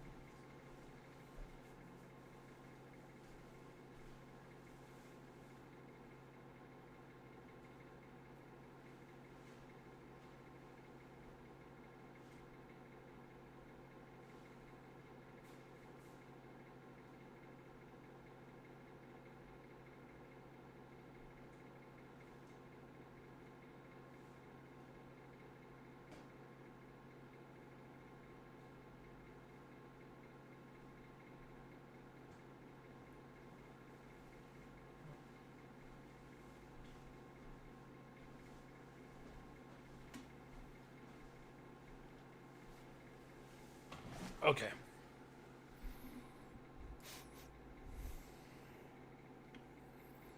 Oh shit, we're at 9,404 subs tonight, dude. We're killing it. Give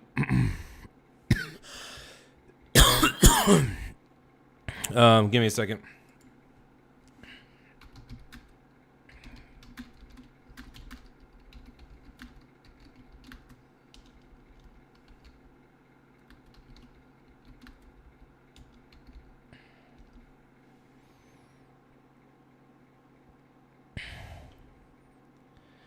Hey, thank you, ET. I appreciate it. You're the man, dude. ETRN7CH says. I love you, April ET. Fools. ETRN7CH says. Garza is the best. Real Garza says. BRB gotta use the toilet to happy POO.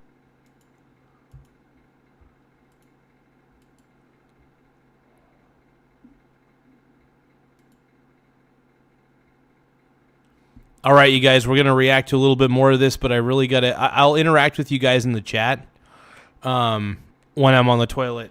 All right? Give me a moment.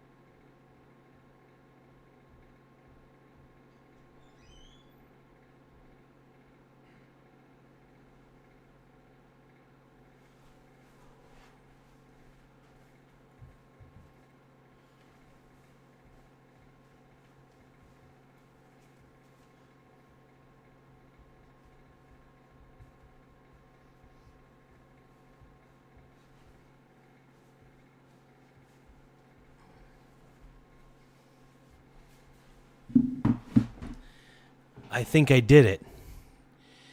I was able to pee. And I was able to poop. Happy poop, yum yum. Happy poop, yum yum. Happy poop, happy poop, happy poop, yum yum. Happy poop, yum yum. Happy poop, yum yum. Happy poop, yum yum. Hey, thank you guys for subscribing to the channel, though.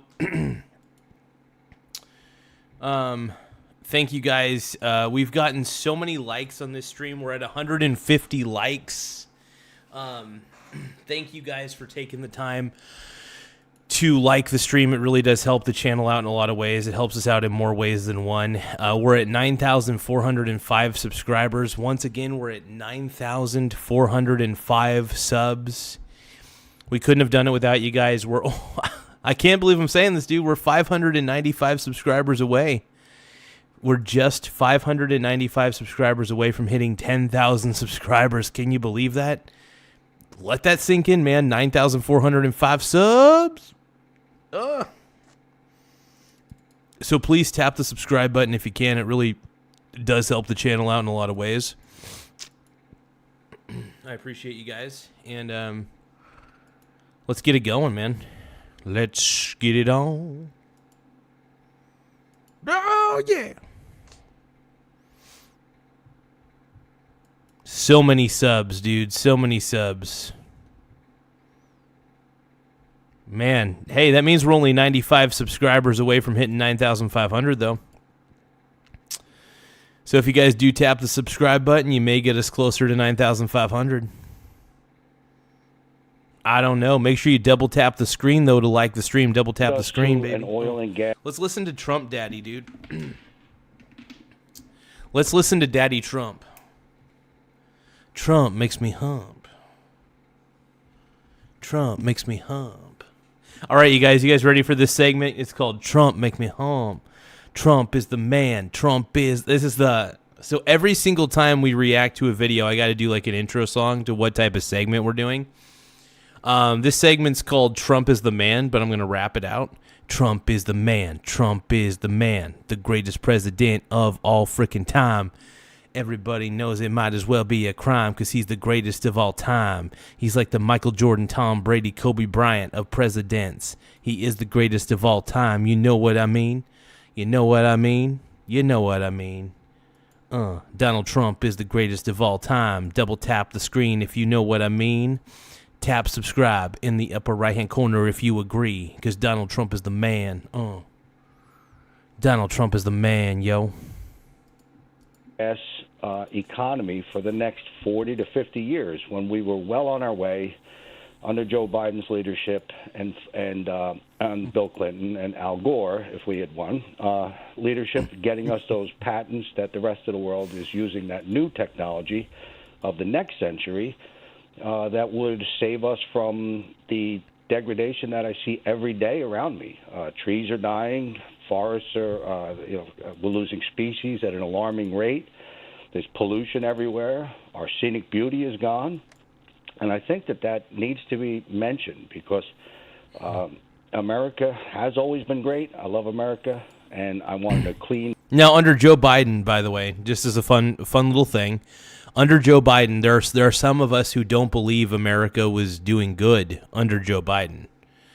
And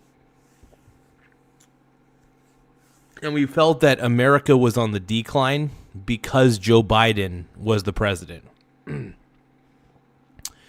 You know, and all the Democrats want to pretend like Joe Biden was not president for 4 years. He was. He made things exponentially worse than they needed to be. Joe Biden was not good. Period. End of story. The man was wholly incompetent. Didn't do anything. The auto... I love bringing up the auto pen. That's just so funny. It's true. But yeah, double tap the screen to like the stream. One more time, double tap the screen to like the stream.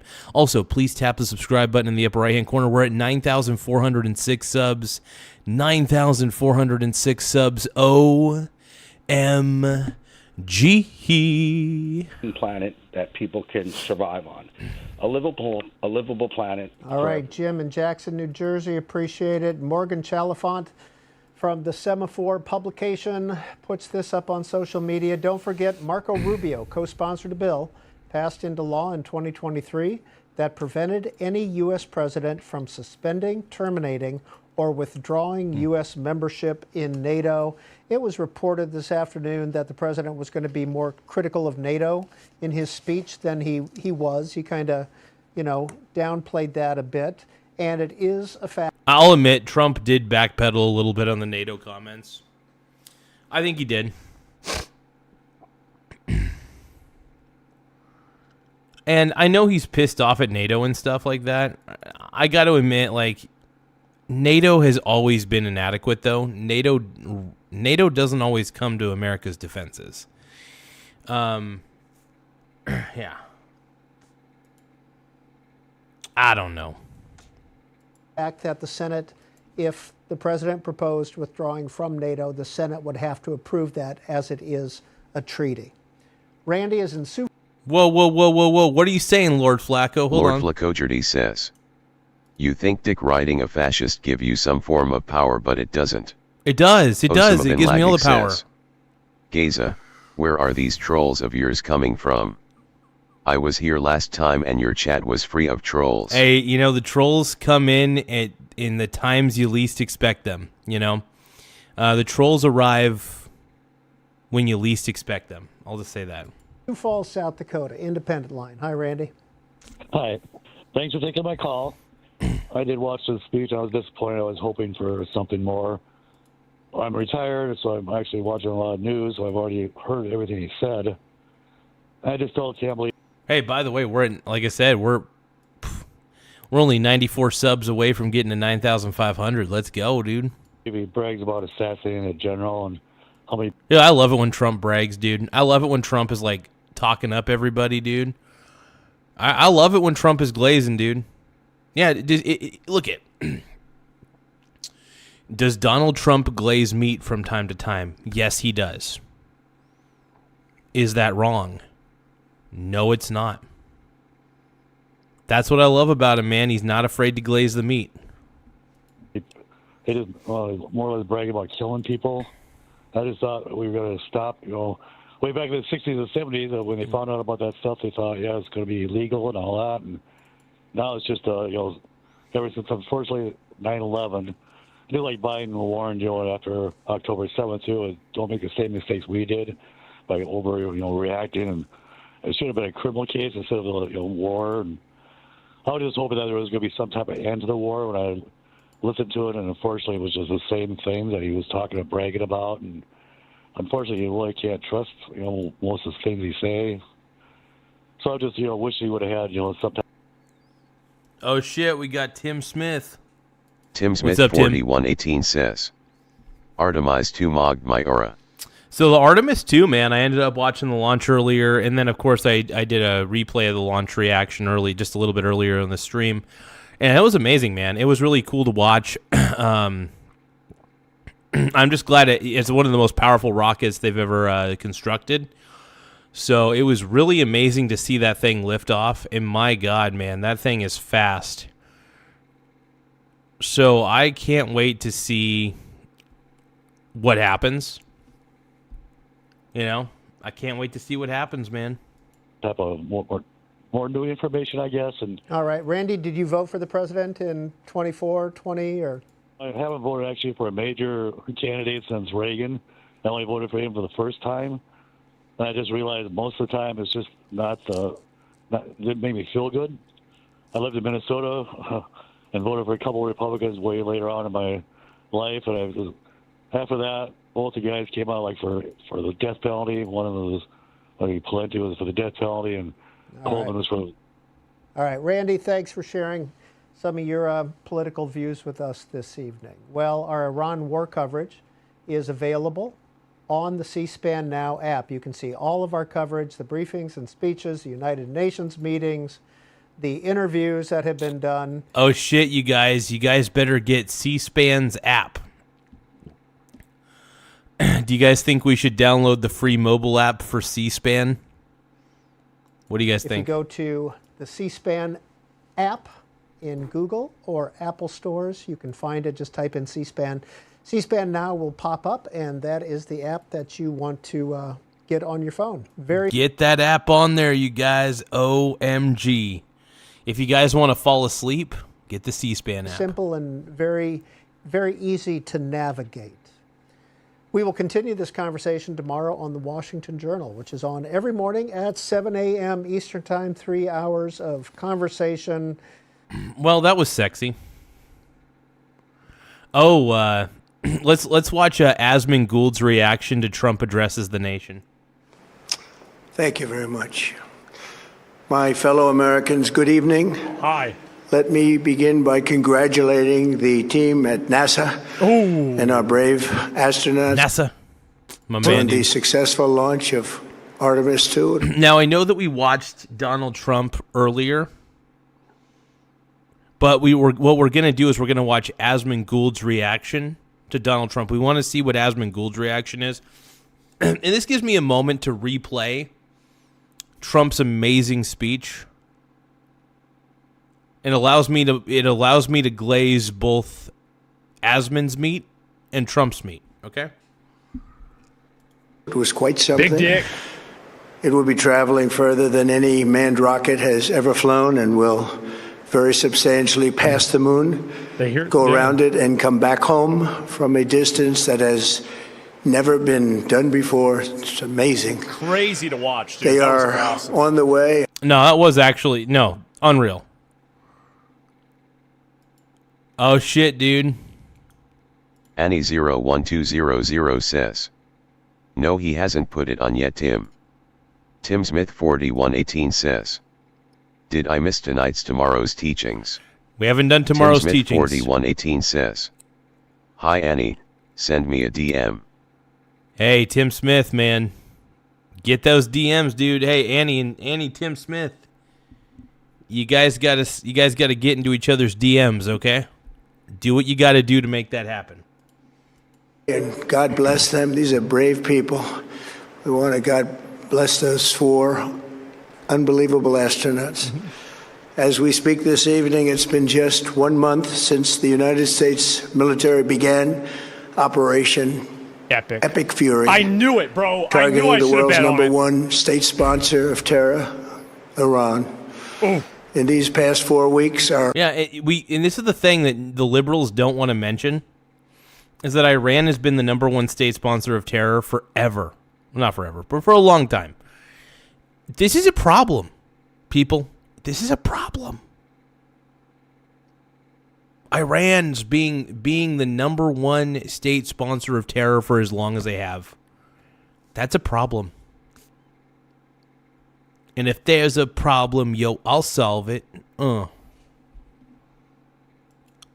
should not be rapping. Our armed forces have delivered swift, decisive, overwhelming victories on the battlefield. Victories like few people have ever seen before. Nobody's seen anything like Tonight, this. Iran's navy is gone.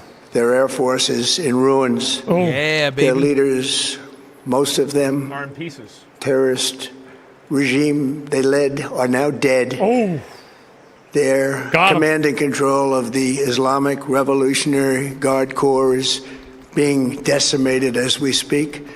Their ability to launch missiles and drones is dramatically curtailed, and their weapons, factories, and rocket launchers are being blown to pieces. Very few of them left. Never in the history of warfare has an enemy suffered such clear and devastating large-scale losses in a matter of weeks. I mean, that really is impressive if you think about it. Like, really, really think about this, you guys. How impressive is it that we were able to take out a nation like Iran's military with our military? Like, it would be like playing a chess game. And so, like, you know in chess how you have, like, the rook, the knight, the bishop, the king, the queen, and all that stuff. Well, what if instead you just have nothing but queens, and then you have the king, which is Donald Trump. So in this chess scenario, so we have the king, Donald Trump, we have a ton of queens, and then we have a ton of bishops instead of pawns. essentially we have overpowered Iran to no end. Overpowered. Our enemies are losing in America, as it has been for 5 years under my presidency, is winning, and now winning bigger than ever before. Never win this much Before discussing this current situation, I also want to thank our troops for the masterful job they did in taking the country of Venezuela in a matter of minutes. Uh-oh. That hit was quick, lethal, violent, and respected by everyone all over the world. Hell yeah, dude. After rebuilding our military during my first term, we have by far the strongest military anywhere in the world. And of all flippin' time, bronies. Now we're working along with Venezuela and are in a true sense joint venture partners. We're getting along incredibly well. Great. In the sweet deal, man. I dig it. Production and sale of massive amounts of oil and gas, the second largest reserves on Earth after the United States of America. Boom, dude. Glazing. He's glazing our reserves, dude. That's what we need to do. See, I love Trump because he's a master glazer. That's why I love him. Frog Eat Frog is saying. Frog Eat Frog says 32 days. Annie01200 says, how the heck am I gonna send ya a DM, Tim? I only see you on this chat, bud. Well, I mean, if Tim wants to, he can always reveal, like, maybe he's got, like, an alternate email account he could put on the chat, and then Annie can, like, reach out to him or something. That might work. I don't know. You guys do what you guys need to do. I want to see this happen. I want you guys to DM each other, man. Annie and Tim, dude. I hope you guys DM each other. We're now totally independent of the Middle East, and yet we are there to help. We don't have to be there. We don't need their oil. We don't need anything they have, but we're there to help our allies. Yeah. Tonight I want to provide an update on the tremendous progress our warriors have made in Iran and discuss why Operation Epic Fury is necessary for the safety of America and the security of the free world. From the very first day I announced my campaign for president in 2015, I have vowed that I would never allow Iran to have a nuclear weapon. This fanatical regime has been chanting death to America, death to Israel for 47 years. Their proxies were behind the murder of 241 Americans in the Marine barracks bombing in Beirut, the slaughter of hundreds of our service members with roadside bombs. They were involved in the attack on the USS Cole. Dude, he's discussing how he's winning the war. What are you guys talking about in the chat? Also, Tim Smith, dude. Yeah. There you go, Annie. Hold on, let me... Tim Smith 4118 says. Lidstone. Tim Smith 4118 says. Email. Tim Smith 4118 says. Dot. Tim Smith 4118 says. Com.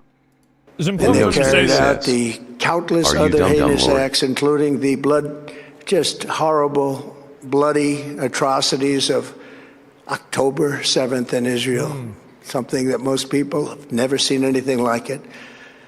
This murderous regime also recently killed 45,000 of their own people who were protesting in Iran. 45,000 dead. For these terrorists to have nuclear weapons would be an intolerable threat. The most violent and thuggish regime on earth would be free to carry out their campaigns of terror, coercion, conquest, and mass murder from behind a nuclear shield. I will never let that happen. Good. And neither should any of our past presidents. This situation has been going on for 47 years and should have been handled long before I arrived in office. Yep. I did many things during my 2 terms in office to stop the quest for nuclear weapons by Iran first. And perhaps most importantly, I killed General Qasem Soleimani in my first... Yeah, dude. He got rid of the asshole Ayatollah. That's another thing. He got rid of Ptolemini or whatever the Khomeini. Asshole Ayatollah Khomeini.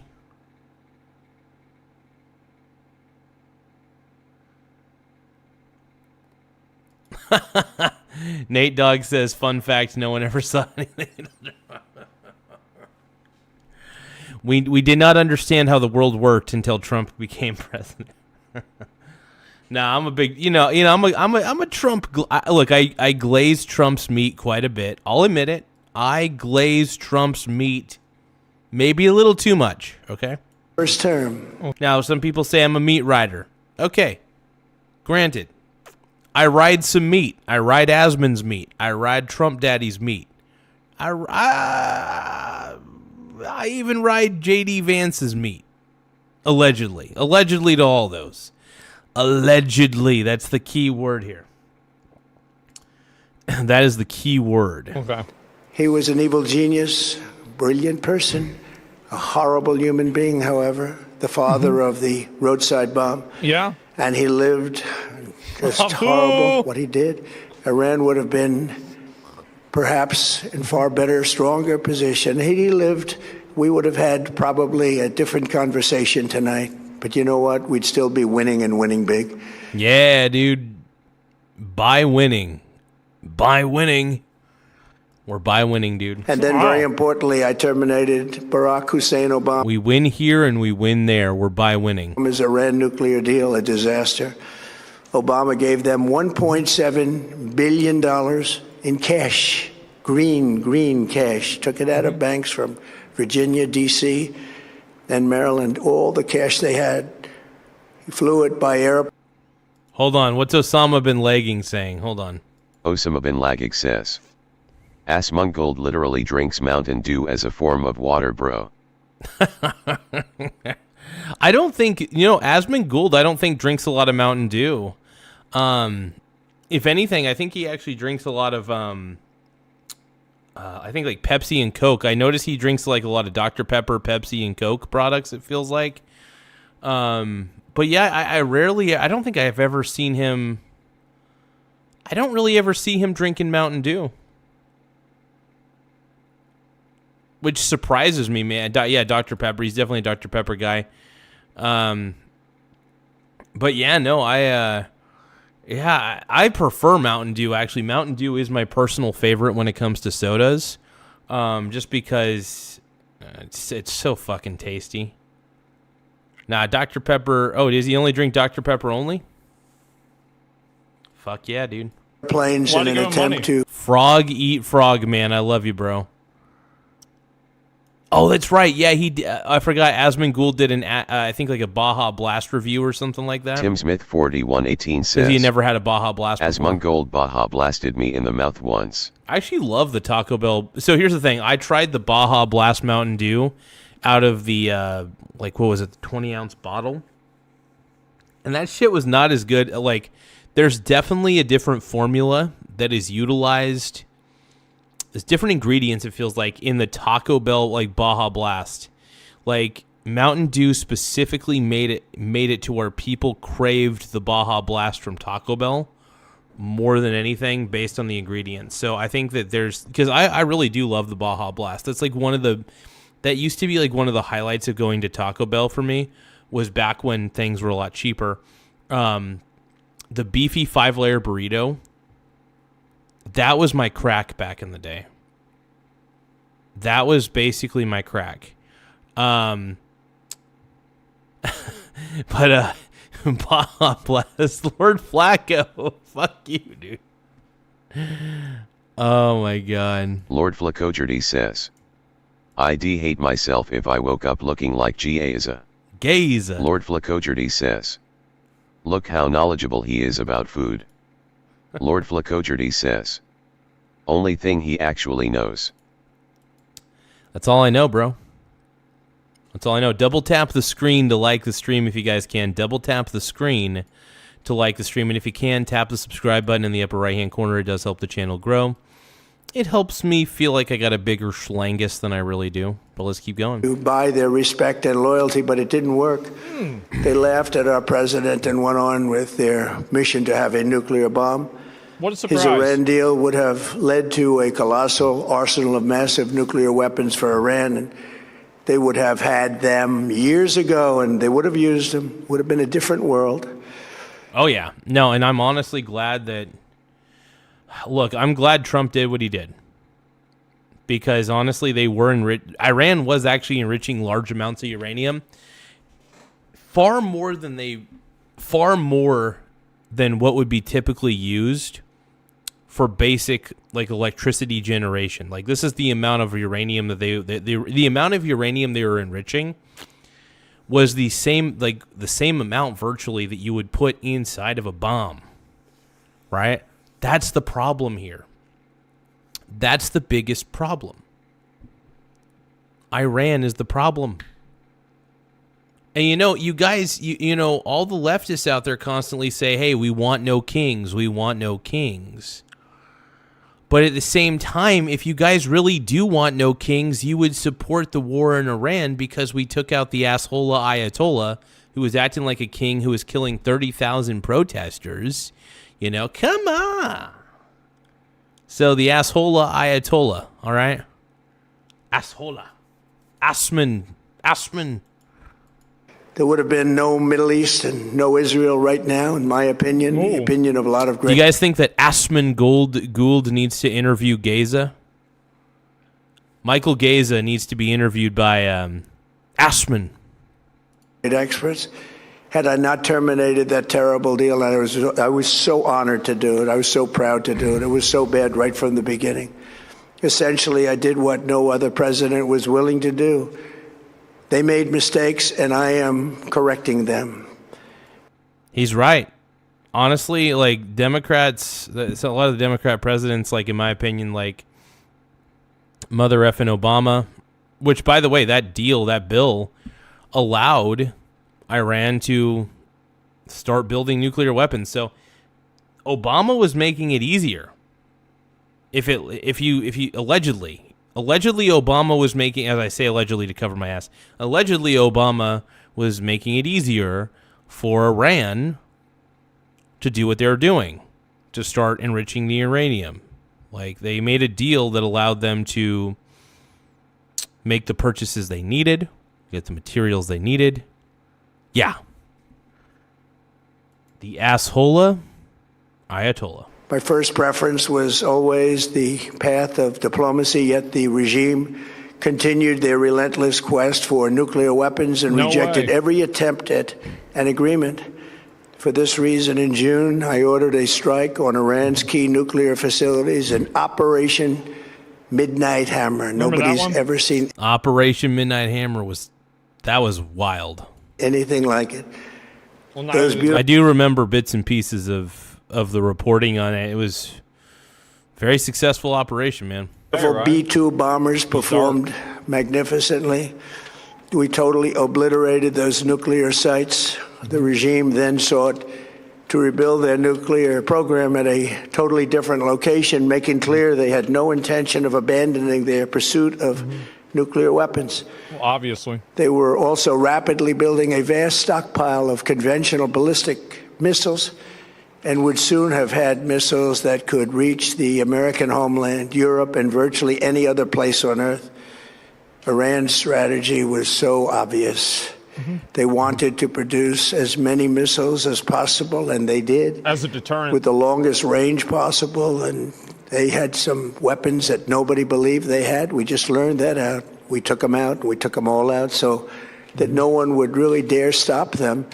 And they're... Hell yeah, dude. I mean, dude, honestly, he's cooking, man. Look, Donald Trump is cooking on this one. He's kicking butt. He's speaking the truth. He's doing what he needs to do. All right? If you guys think that Donald Trump is speaking the truth, please tap the subscribe button. Let's go. Larson Christopher says, over 10,000 things have been blown up in Iran so far.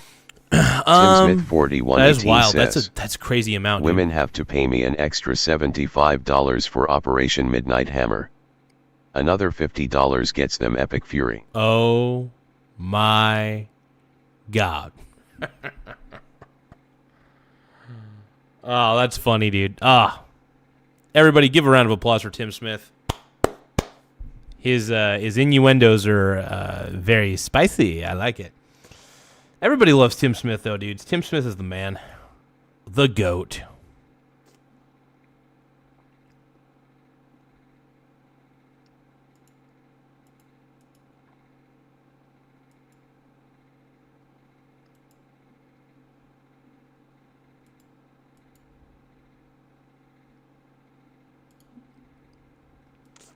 A race for a nuclear bomb, a nuclear weapon like nobody's ever seen before. They were right at the doorstep. For years, everyone has said that Iran cannot have nuclear weapons, but in the end, those are just words if you're not willing to take action when the time comes. As I stated in my announcement of Operation Epic Fury, Trump is a top G. Our objectives are very simple and clear. We are systematically dismantling the regime's ability to threaten America or project power outside of their borders. That means eliminating Iran's navy, which is now absolutely destroyed. Completely frickin' decimated, by the way. Their air force and their missile program at levels never seen before, and annihilating their defense industrial base. We've done all of it. Their navy is gone. Their air force is gone. Their missiles are just about used up or beaten. Taken together, these actions will cripple Iran military. Top G. Trump is a top G. He's killing it, man. Their ability to support terrorist proxies and deny them the ability to build a nuclear bomb. Our armed forces have been extraordinary. There's never been anything like it militarily. Everyone is talking about it, and tonight I'm... Hey, we're at 9,407 subs, everybody. 9,407 subscribers. Let's go, dude. Let's go. Pleased to say that these core strategic objectives are nearing completion. As we celebrate this progress, we think especially of the 13 American warriors who have laid down their lives in this announcement. And rest in peace, man. Rest in peace. To prevent our children. Seriously, rest in peace to those members, man. Service members. And, you know, I think this is going to be a net positive. I really do. I think this Iran war, people don't see it as a net positive, but look, it's only lasted about 4 to 6 weeks. It's going to last a maximum 6 weeks. It's starting to wind down. So, look, Trump is kicking ass. The U.S. military is kicking ass. Trump is on the right track, man. From ever having to face a nuclear Iran. He's going to say the N-word? He Twice just did. This past month, I've traveled to Dover Air Force Base, and it's been something. I wanted to be with those heroes as they return to American soil. I told you guys it's with going to them be and their bullshit, families, bro. their parents, their wives. Come on, man. Husbands. We salute them, and now we must honor them by completing the mission for which they gave their lives, and every single one of the people, their loved ones said, please, sir, please finish the job, every one of them. And we are going to finish the job, and we're going to finish it very fast. We're getting very close. I want to thank our allies in the Middle East, Israel, Saudi Arabia, Qatar, the UAE, Shout out. Kuwait, and Bahrain. Shout out to Bahrain. They've been great, and we will not let them get hurt or fail in any way, shape, or form. Good. Many Americans have been concerned to see the recent rise in gasoline prices here at home. This short-term increase has been entirely the result of the Iranian regime launching deranged terror attacks against commercial oil tankers in neighboring countries that have nothing to do with the conflict.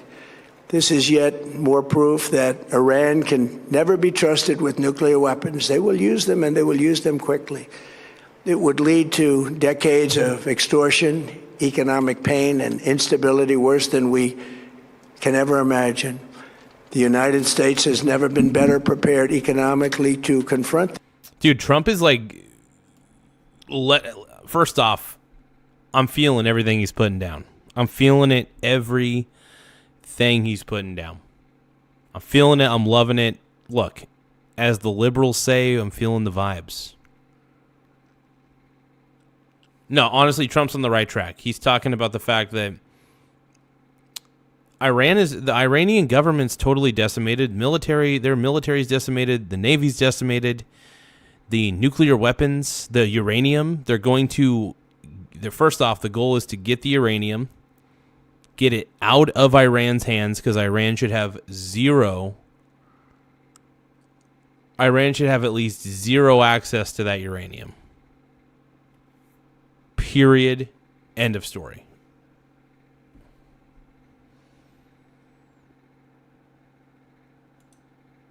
Lord Flacogerty says. Went real quiet there after I told you I found your address. All right, what's my address? First off, Lord Flacco, what's my address?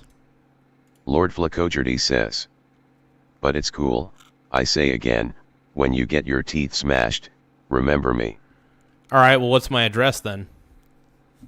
You say you know my address. What's my address? What is my address?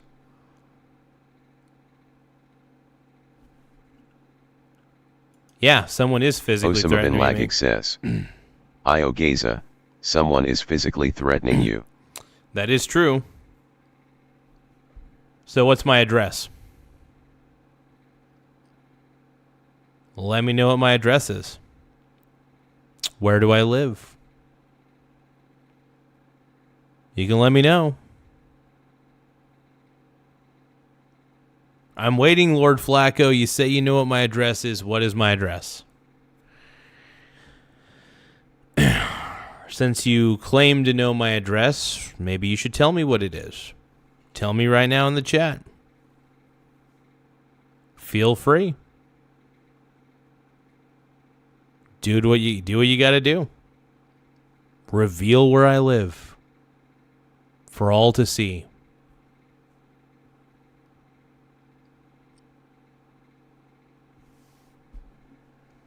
Yeah, you know what's funny? Lord Flacco went awfully quiet when I asked him to reveal my address because he doesn't know what my fucking address is. Idiot. Fucking moron. These guys are dumb. And by the way, all the information that's on the internet about me is fake. Tim Smith 4118 says. Garza lives next to one of the only Chiba Hut toasted subs in the Northwest. Frog Eat Frog says. Say it so can head that way. No, I mean, no, I didn't ban him. Lord Flacco, what's my address? You say you know my address. Well, what is it? Frog Eat Frog and Tim Smith killing it, dude. The Chiba Hut. That's funny, man.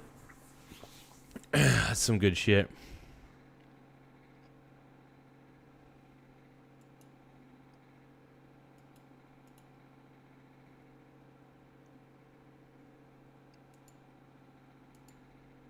I bet Lord Flacco is frickin' lying through his teeth.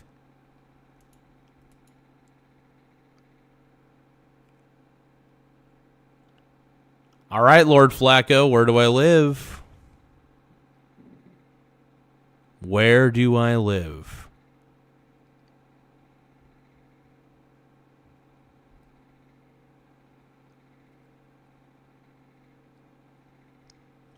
Yeah, Lord Flacco's a tool, dude. He's fucking lying.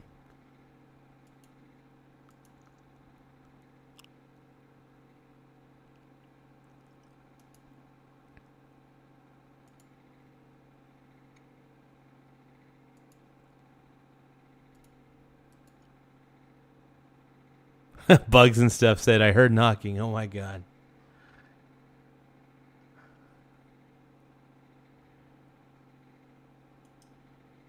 Michael Liberto 8737 says. Bro, you seem quite worried about this. I think you need to stop worrying and asking him if he does know where you live. What the fuck are you gonna, what's that gonna do? Who cares? Osama bin Laden says. What if Flaco Loco isn't lying? It's okay. I set traps outside anyway. And the cool thing is I can activate the traps at any time. That's the best part about it. Let's just say I'm really good at setting up smart traps, so I'm excited about this. Oh, Annie says breaking news. I sent Tim an email. Annie01200 says. Breaking news. I sent Tim an email. Hell yeah.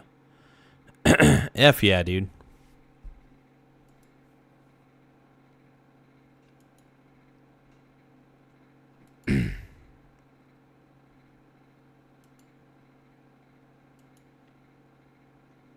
This threat, you all know that we built the strongest economy in history. We're going through it right now, the strongest in history. In 1 year, We've taken a dead and crippled country. I hate to say that, but we were a dead and crippled country after the last administration and made it the hottest country anywhere in the world by far with no inflation, record-setting investments coming into the United States, over $18 trillion, and the highest stock market ever with 53 all-time record highs in Tallahassee says, Garza thinking he's Kevin McAllister. Yeah, I mean, like, except for, I'm sure, sometimes you got to set up those remote control traps, dude. He doesn't know how many I got. This Lord Flacco guy. I should probably keep my baseball bat close to me just in case. And all my weapons.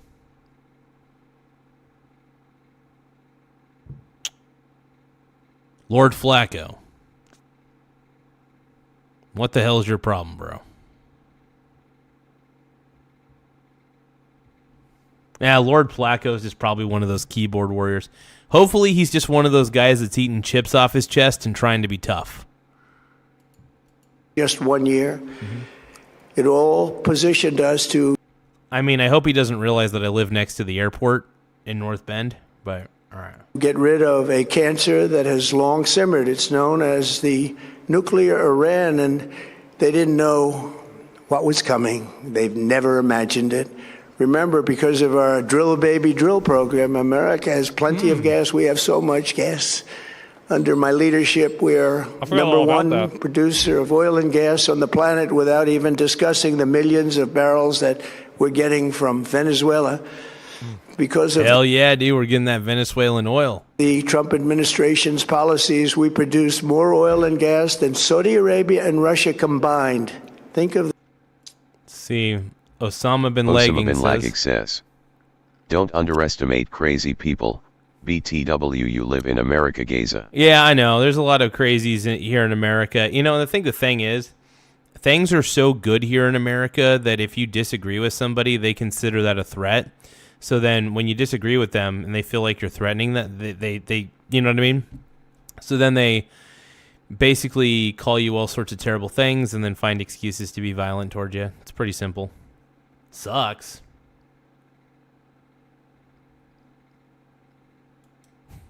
Bugs and Stuff 3934 says, dude, how do you listen to him and think, wow, he's so smart?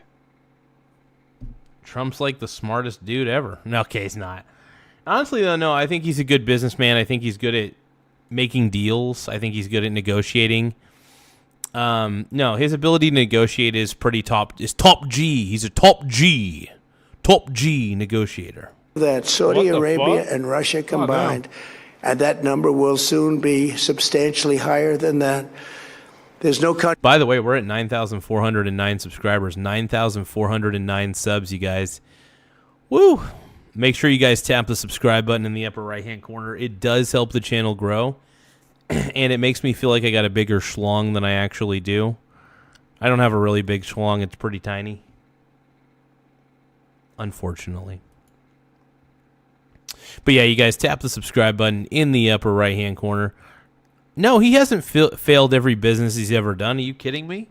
He's a successful investor, successfully run his hotels. Okay, the Trump phone is a grift, and cryptocurrency is a grift. I will admit, those are the two grifter things that he does that really pisses me off. Other than that, though, Trump is the GOAT. The greatest of all time, bro. But thank you guys for tapping the subscribe button, though. It really does help the channel grow. Yeah, I think Trump's on the right path. There's some people who disagree with me, but I really do believe that, Trump's on the right path. Hey, look, if you guys love Trump as much as I do, I hope you guys tap the subscribe button. If you guys love J.D. Vance, tap the subscribe button. Look, if you guys want to see an end to the Iranian government, tap the subscribe button. Look, they were killing tens of thousands of their own people who were protesting their government. That's pretty messed up if you ask me.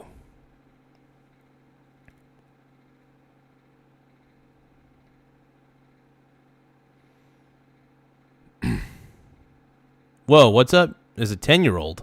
What?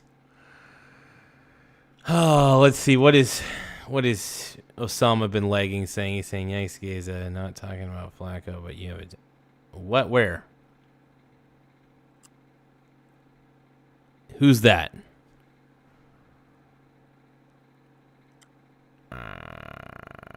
BLM. Blue Nose Pity says. Blue Nose Pity says, if you don't run your business at a loss, that's your problem.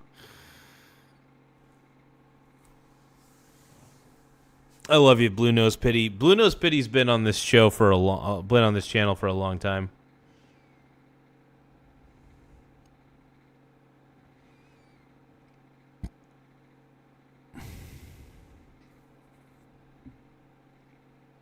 Okay, bugs and stuff, got ya. Tim Smith 4118 says, this chat turning into a tomorrow's teachings. Oh, it basically is, man. I love tomorrow's teachings. Country like us anywhere in the world, and we're in great shape for the future. The United States imports almost no oil through the Hormuz Strait and won't be taking any in the future. We don't need it. We haven't needed it, and we don't need it. We've beaten and completely decimated Iran. They are decimated, both militarily and economically and in every other way. And the countries of the world that do receive oil through the Hormuz Strait must take care of that passage. They must cherish it. They must grab it and cherish it. They can grab it and cherish it. Well, it's hot. Do it easily. Grab it. I love the way he's talking about grabbing it. And oh, my God. The way you said grab it was kind of top G, like romance novel stuff, dude.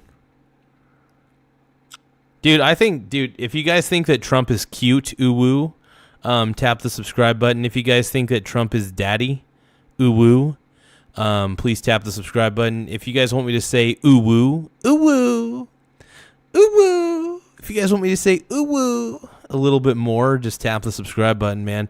The more ooh woos we get, ooh woo, the better. Oh, yeah. We will be helpful, but they should take the lead in protecting the oil that they so desperately depend on.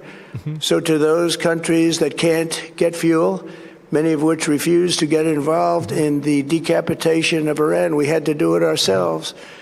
I have a suggestion. Number one, buy oil from the United States of America. We have plenty. We have so much. And number two, build up some delayed courage. Yeah, buy some freaking oil from the U.S., you guys. Dicks. All you other countries use a bunch of cucks. Cucking. Osama bin Laden says, I mean, he sounds like a baby. Ooh-woo. He's cute in that way, brother. Definitely not an ooh-woo, bro. You guys are making me cream, man.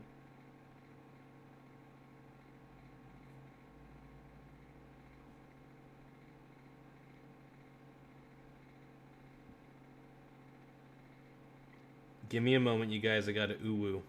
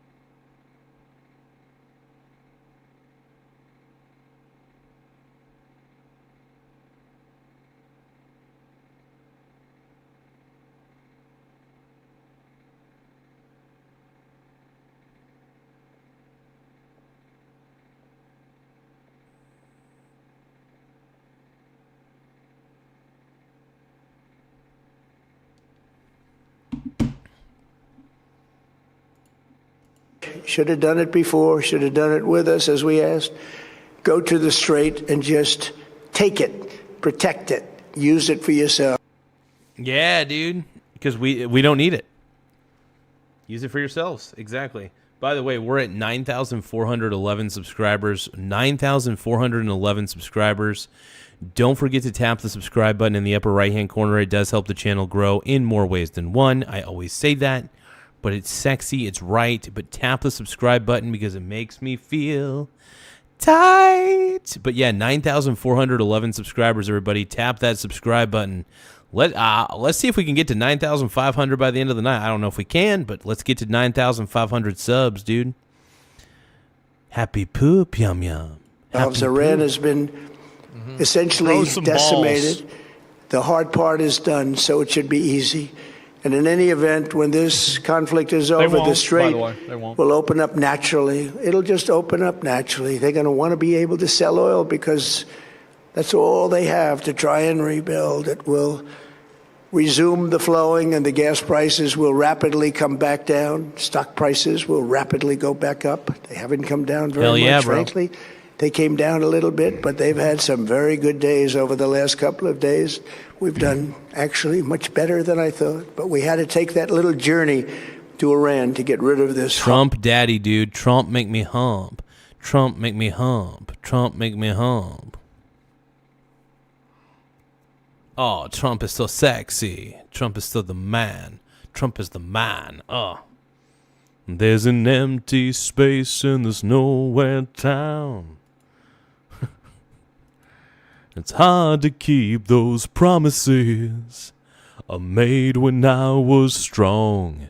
Now I'm haunted by the ghost of you, and I could turn the lights out now. I see your face.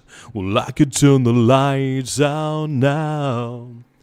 My heart will break, 'cause everything I see will end up killing me all over again. So I could turn the lights out, turn the lights out. Okay. Oh, man. Such a good song.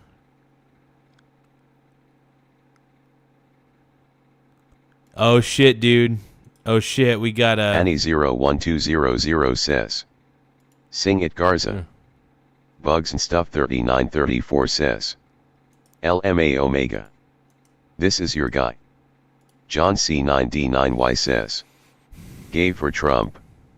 Larson Christopher says, Moore, you are incorrect. Osama bin Laden says, gave for Trump. 100% bronies for Trump.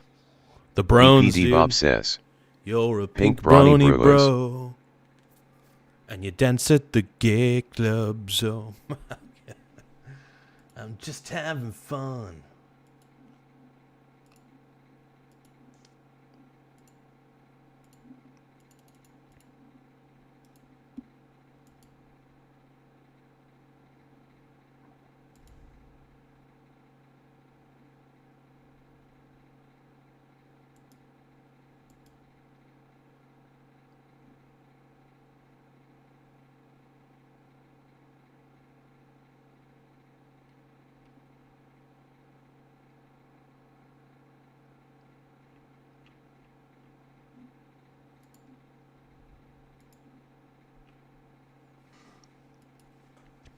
But thank you guys for tapping the subscribe button, though. It really does help the channel grow. So don't forget to tap the subscribe button in the upper right-hand corner. Double tap the screen to like the stream as well. But we're at 9,411 subscribers. We are rapidly gaining subscribers so quickly, and I want to thank each and every one of you guys. You guys are a big part of this growth on the channel. So horrible threat with our historic tax cuts, where people are just now talking about receiving larger refunds than they ever thought possible. They are getting so much more money than they thought. That's from the great, big, beautiful... No, I actually got a really good refund this year. It was actually insane. My refund was fat this year, dude. Fat. It was beautiful. Bill, our economy is strong and improving by the day, and it will soon be roaring back like... Strong in a juicy man thong. Never juicy before. Man thong. Juicy man thong. It will top the levels that it was a month ago. I've made clear from the beginning of Operation Epic Fury that we will continue until our objective... I want epic furries. Epic furries. That's what I want, man. Project Epic Furries. It's always Furry Friday in my neighborhood. No, just kidding. Oh, man. Nah, dude. I love Trump make me hump. Oh, my God. But, yeah, 9,411 subscribers, dude. We're doing it. We're getting it, man. We're almost to 9. We're going to get to 9,500 soon enough. It's going to be a glorious thing.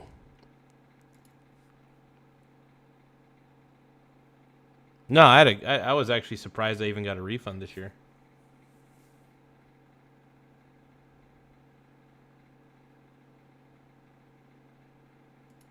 Small Wiener Gang. Oh shit, we got a new subscriber. We're now at 9,413 subscribers, everybody. 9,413. We just got a new subscriber by the name of M. Bell Gids. Gids? Thank you so much for subscribing. Small Wiener Gang. Everybody give a shout out to M. Bell Gids. By the way, if you guys do end up subscribing to the channel, make sure that you let me know in the chat as well so I can highlight your name on the screen. Objectives are fully achieved. Yeah. Thanks to the progress we've made, I can say tonight that we are on track to complete all of America's military objectives shortly. Soon. Very shortly. Soon. Very soon. I think it's already pretty much done. I think he's just being modest, but I think honestly a lot of the objectives have been complete. You know, get rid of the nuclear weapons and stuff like that. I mean, he's on the right path, dude. Trump's the man, dude. Everybody jealous. Everybody jealous. Yeah. But 9,413 subs, everybody. We did it. I can't believe it, man. We're just racking up subscribers left and right. We just have no ability to stop, dude. We don't want to stop.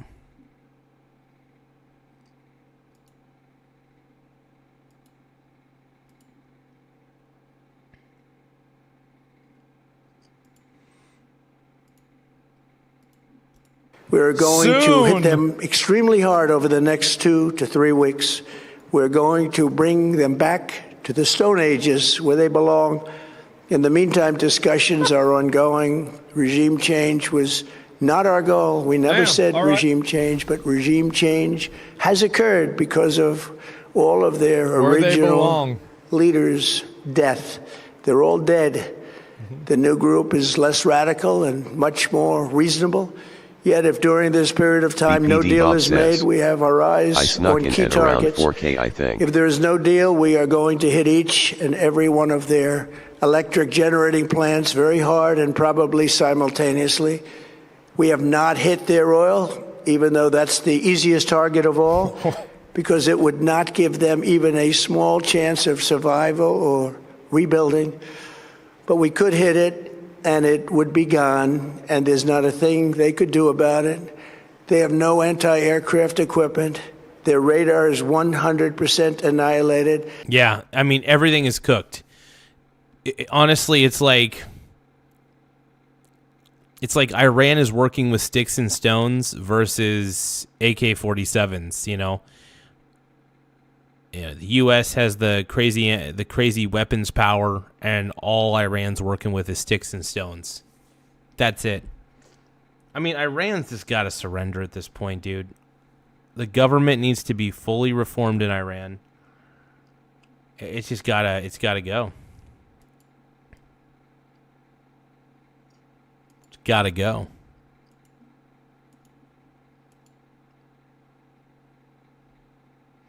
But yeah, we're at 9,413 subscribers, man. I can't believe it. We're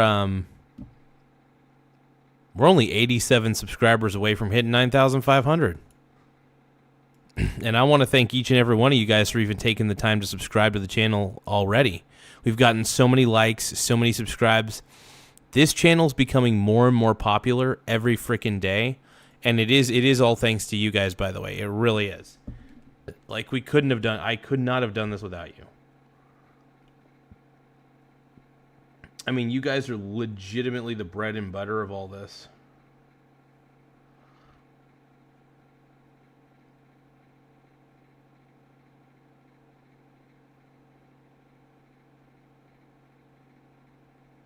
Oh, God.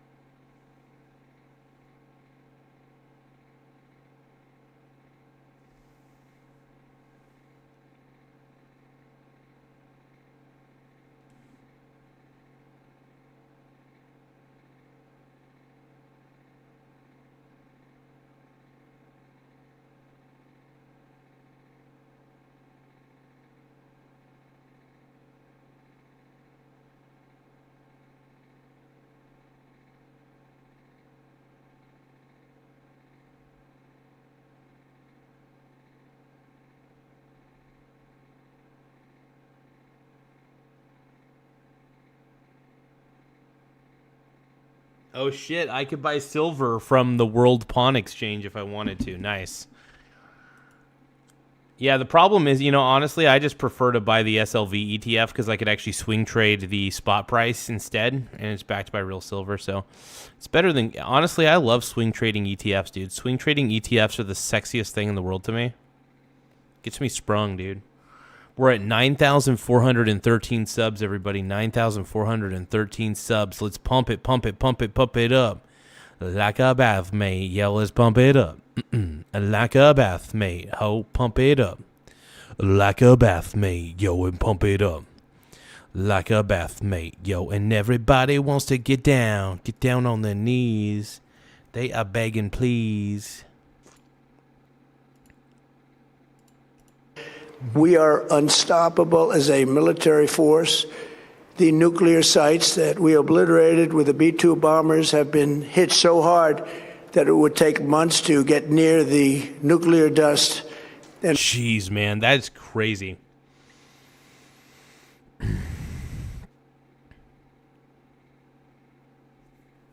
It really is wild what he's been able to accomplish.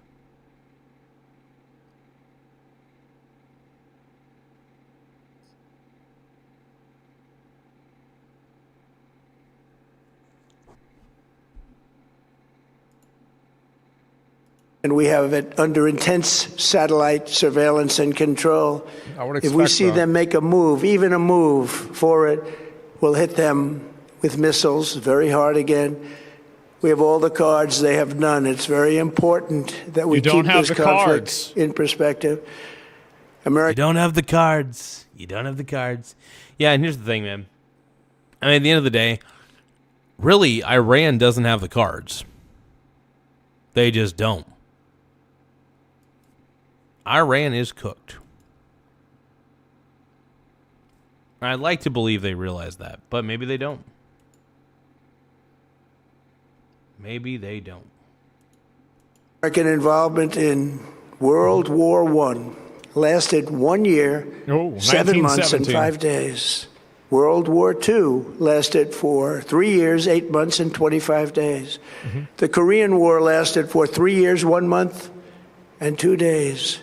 The Vietnam War lasted for 19 years, 5 months. That is crazy, though. I mean, Vietnam, 19 years, man. That is wild.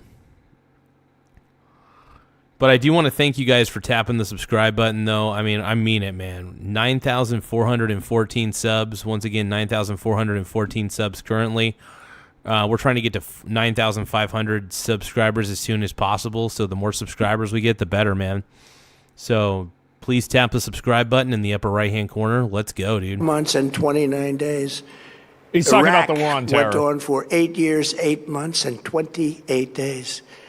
We are in this military operation so powerful, so brilliant against one of the most powerful countries for 32 days. 32 days, and they've already... It took basically a whole month to obliterate the majority of the military operations in Iran.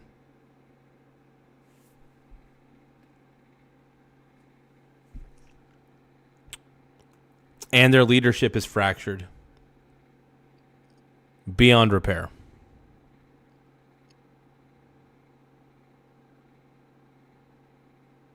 Crazy shit, man. Iran is cooked. Iran is officially cooked. I should say their government is cooked. Their military is cooked. And honestly, it needed to happen. Because a weak Iran is a good Iran. One more time I say this. A weak Iran is a good Iran. Just saying, man. I don't think it's hard to put those two things together.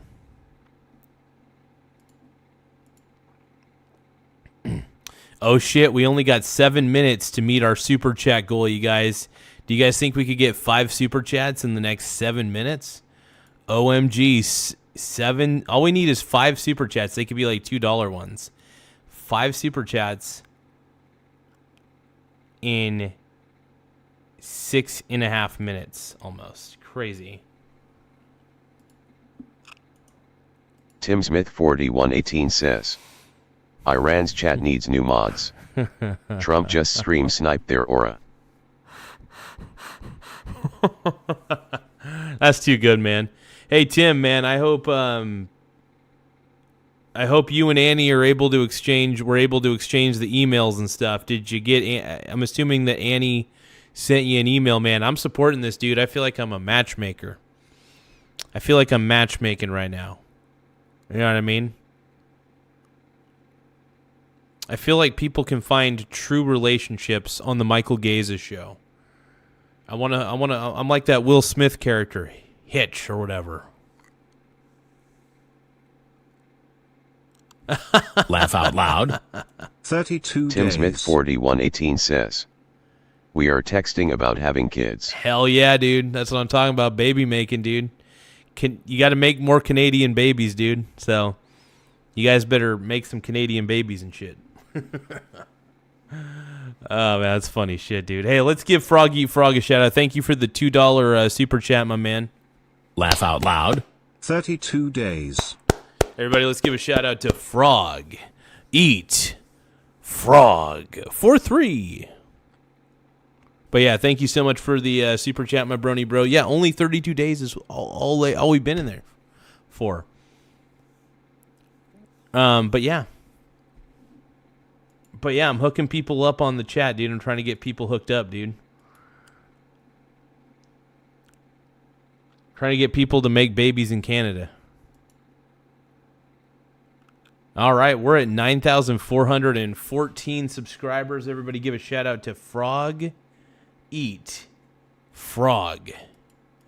And we had 544 votes in the poll. Crazy, man. The stream's been going on for a while, dude. This is amazing. Amazing. I love interacting with the chat, bro. And the country has been eviscerated and essentially is really no longer a threat. I told y'all they were this the bully is of what's the gonna Middle happen. East, but they're the bully no longer. This is a true investment in your children and your grandchildren's future. The whole world is watching, and they can't leave the power, strength, and brilliance. They just can't believe what they're seeing. They leave it to your imagination, but they can't believe what they're seeing. The brilliance of the United States military. Tonight, every American can look forward to a day when we are finally free from the wickedness of Iranian aggression and the specter of nuclear blackmail. Because of the actions we have taken, we are on the cusp of ending Iran's sinister threat to America and the world. And I'll tell you, the world is watching. And when we do, when it's all over, the United States will be safer, stronger, more prosperous, and greater than it has ever been before.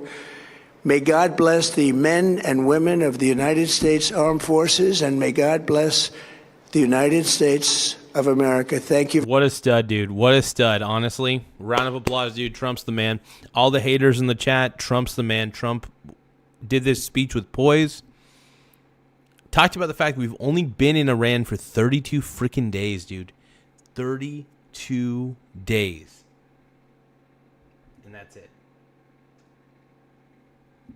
Sounds pretty good to me, man.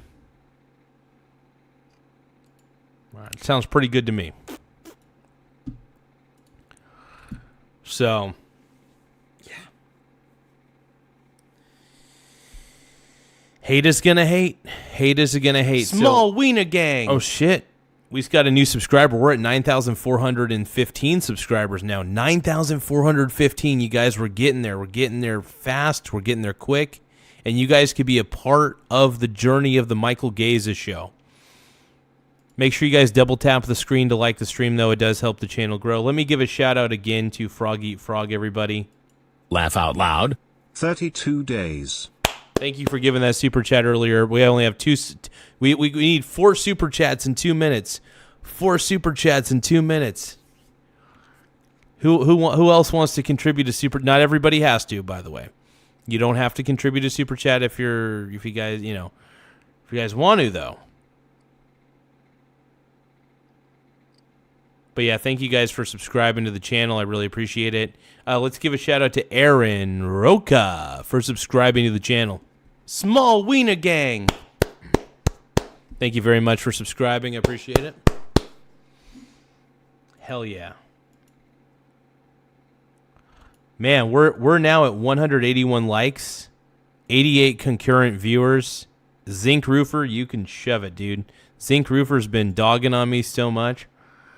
I can't believe it. 9,415 subs, man. We got way more subscribers on this particular stream than I would have ever imagined. So, to everybody who's taken the time to subscribe to this channel, I really do want to thank you guys from the bottom of my heart. Let's see what the rest of Asmin Gould's reaction is to this. Thank you very much, and good night. You know what this reminded me a lot of? It's like, in animes where like halfway through the season, they don't have the new episode ready. So they just condense the other previous episodes. Like they did this with Soul Leveling, for example, where they just kind of condense all of the former episodes together into like... That's an interesting analogy. He's comparing this to anime filler. One mini episode. I love it. Leading up to like what's going to happen. I think that's basically what it is. That's pretty... BPD Bob says, the small wiener gang always gets a good chuckle out of me, LOL. Yeah. I love the small wiener gang, dude. That's what we're all about, dude. Annie01200 We're all about the small wiener gang. Nice. Small wiener gang. Pretty much, like what we just got. Nothing, literally nothing. Hey, we're at 9,416 subs now. We just got another subscriber, man. 9,416 subs. Who wants to be a part of the Michael Garza show journey? Tap the subscribe button because it really does help the channel grow. More subscribers we get, the better. But you're going to be a part of the journey in one of the greatest up-and-coming shows on the internet. How's it going? Oh, Michael Donaldson's in the house. What up, dude? It's good to see you, Mr. Donaldson. 2387 says, how's it, Garza? Pretty good, man. I'm just really excited. We've gotten so many subscribers on the channel. We got a few super chats, which was really neat. Got new members thanks to Major General Tao. Major General Tao gave us the hookup on the members. We got gifted memberships. Dude, the show's going well. We reacted to some Trump stuff. Look, we love Trump on this channel. We're unapologetic about it. We think Trump's the man. So, and I know Michael Donaldson's a Trump guy, but to all of you guys, all you liberals in the chat, we want you to say your piece. We want you to do whatever you want in the chat. But we're not gonna bend a knee. We're not gonna apologize for what we believe and who we believe in. We like Trump on this channel. That's, yeah. Not gonna apologize for it, man. So that's one thing I want to say to everybody. And I told you guys, go back to the beginning of this stream where I said for a fucking fact that nothing was going to happen. There was going to be no big announcement. There's going to be no fucking big, oh, wow, this is actually what's happening, and there's some big news. I mean, he basically gave a rundown that it's essentially over. You know? He essentially said, this whole thing's pretty much over. The war in Iran is really over at this point. So, yeah.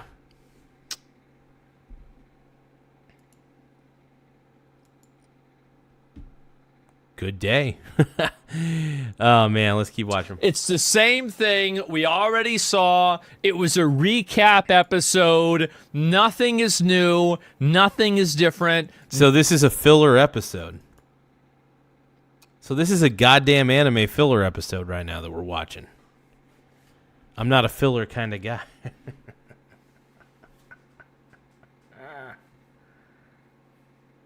Oh, man. Amazing. No new information. This could have been an email. That's the way it is. That's what happened. This entire thing could have been an email. So, it was just anti-gaslighting? Yeah, I don't know, guys. Stock market tomorrow. I don't know what's going to happen. Who the fuck knows? April Fools. Yep, April fucking... Yeah, the filler, I will admit that the anime filler analogy was pretty funny and actually kind of accurate. Just a quick recap, you know. Oh, man. Yeah, Trump's the man, dude. Trump makes me hump. Trump make me hump. But thank you guys for taking the time to subscribe to the channel, though. This has been incredible. We're at 9,416 subscribers. Once again, 9,416 subs. I really appreciate it. Honestly, I'm really tired at the moment, so I'm going to get to bed. I'm going to take a shower, then I'm going to get to bed because I am tired. We got 554 votes in the poll. That's pretty sexy. Got a few more yeses than normal. That's good. But make sure you guys double tap the screen to like the stream one more time. Double tap the screen to like the stream. It really does help. I am tired, like I said, so I do want to go to bed. 9,416 subs. Who wants to help us out? Okay, hold on. So Tim Smith says we needed tomorrow's teachings. Okay, hold on. Tim Smith 4118 says, we needed tomorrow's teachings. Okay, this will be the last thing that we react to for the night. Tomorrow's teachings.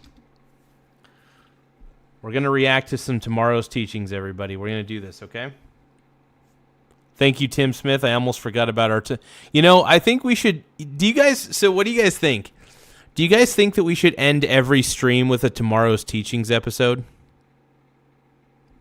Hey, good night, Mr. Froggy Frog. Have a good night, brother. Frog says, good night, Garza and Chad.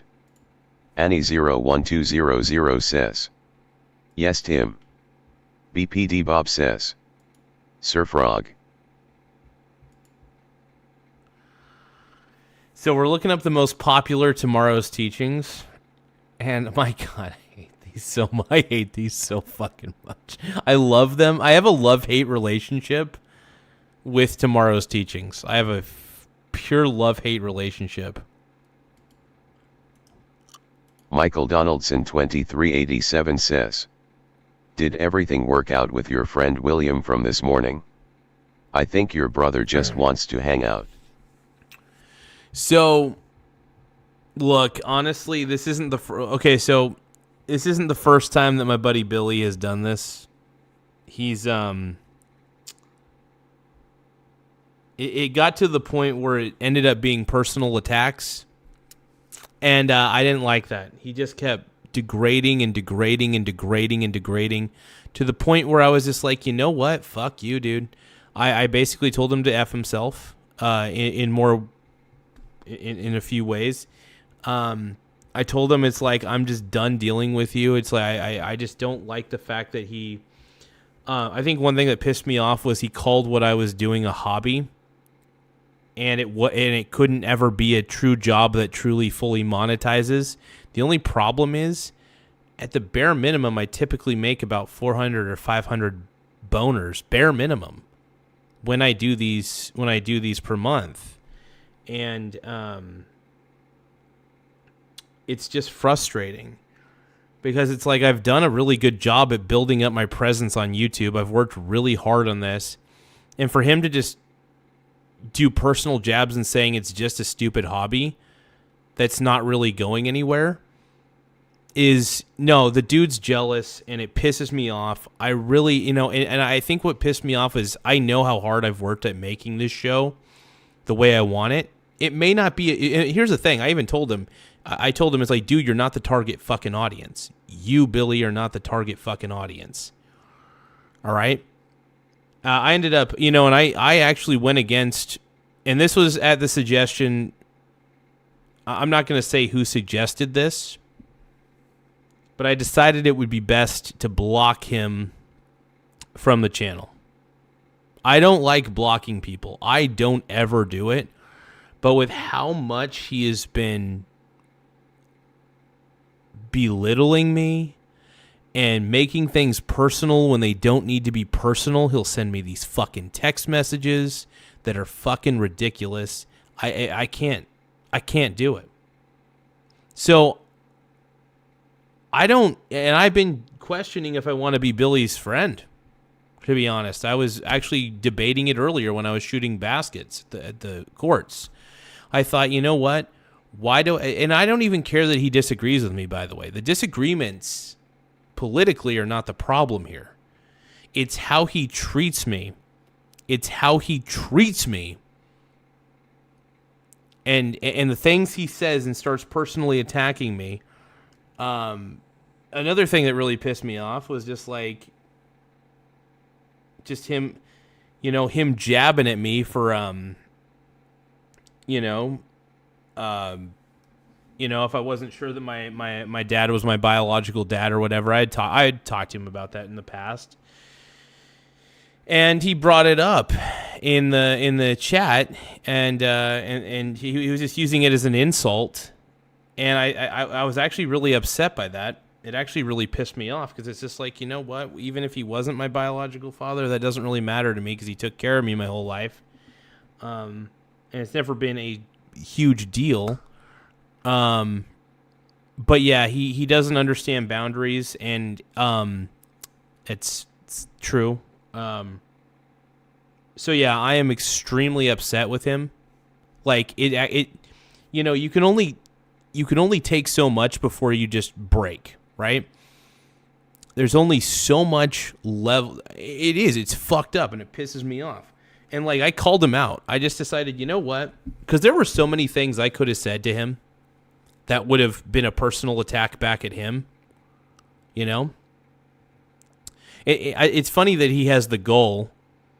It is funny that he has the goal to tell me that, like, this coming from a guy whose dad might not even, you don't even know if your dad's your own biological father. I could have easily said, well, you're raising another man's kid. I could have told him that. I could have been like, hey, well, guess what? You're raising another man's kid because your wife cheated on you. Before she was his wife, by the way. Because she cheated on him after, like, I don't know, a day or two of them not being together because they were taking a small break. Yeah. So I don't really care if I'm his friend anymore. To be honest, he's burned his bridges with me to the point where I don't give a fuck if I talk to him again. I'm just done with him. I'm done with him fucking belittling me because I think differently than him. I don't ever belittle. It's funny. I don't belittle him in any way, shape, or form. It's such a one-sided friendship at this point where it's just like, look, I don't belittle you. I respect you. So yeah, I decided to say fuck it. I really don't know if I want to be the man's friend anymore. I don't know. I'm still on the fence about it. I know I don't want to talk to him for. I decided, I was like, you know what? I'm not talking to him for 3 months. And if he does apologize to me, I'm not going to accept it, because every time he does apologize, which actually that doesn't happen, but even if he did apologize, I wouldn't believe it, because I know he's going to do the same shit again, where he goes to personal attacks and then gets all pissy pants at me because I decide to do a show that doesn't align with his limited viewpoint, because I want to do a show that aligns with my limited viewpoint. All right? So, to anybody who missed out on all that shit, that happened earlier.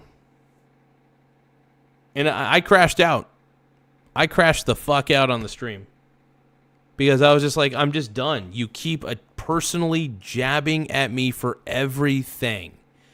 You make it personal, you put it in a public forum, and you make it personal. I'm going to make it personal back. I just want to swing below the belt at this point. I want to swing below the belt. So I'm fucking done with the guy. Like, yeah, honestly. Michael Donaldson 2387 says, when I get back to the mainland, we're going to get some beers, bring Nathan and Ty Lord. I'd be sick as fuck. We can even get ants on board if that's the case, you know? But look, I just...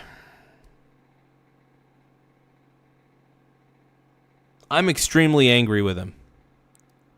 I'm extremely angry with him. I'll give you an example. You know, Nathan's a good example of somebody who has respected me. He actually respects me. He doesn't go out of his way to like personally attack me for anything. He doesn't get vitriolic, and he and I, we don't agree with each other. You know, and that's the difference. Nathan respects me for who I am. I respect him for who he is. I don't think any lesser of him anytime he disagrees with me. Why would I? We're different people. We think differently. You know? And with Billy, on the other hand, it's totally the opposite. He treats me like I'm, you know... He treats me like shit because I think differently than him. And I just think that that's stupid. And I do. Yeah, and by the way, I like doing this show. And if you're going to personally, you know, try to, you know, I don't expect him to watch the show. In fact, if anything, I didn't want him to watch the show because I knew it would piss him off, you know? Anyway, sorry. Sorry, Michael Donaldson. You brought it up, and I just got upset. It's okay for me to get upset. I'm just upset at him for being such a dick.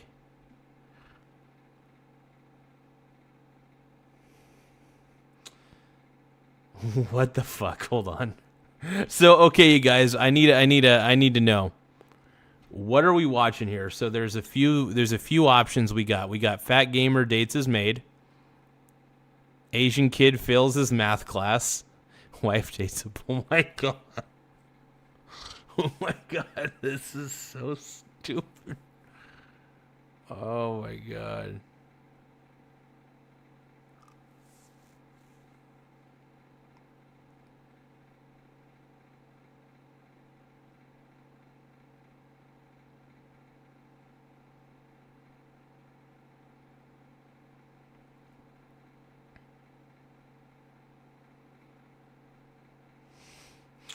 Oh my god.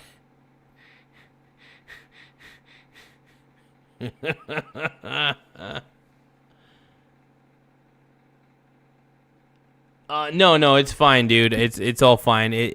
Look, I just got reminded of, I've been trying not to think about it, but the moment I started thinking about it, I don't know. I just got very upset. I'm upset with Billy. That's the point. I'm upset with Billy. And, okay, let's see. Evil dad throws baby in the trash. Oh, God. Coming up on tomorrow's teachings. He's white doesn't mean I cheated on you. What? What the fuck? Hey, boss. I have to talk later. I'm about to see my newborn for the first time. All right, thank you. Bye. Oh shit, dude. Oh my god. Hi, I missed you. How was the conference? Oh, forget that. Where's he at? The living room.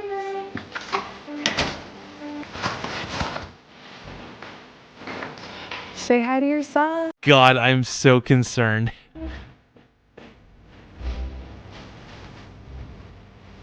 So fucking concerned, dude. Alice, this is not my son. What? This is not my son. What are you talking about? Oh my god. This is a white child. Oh my god.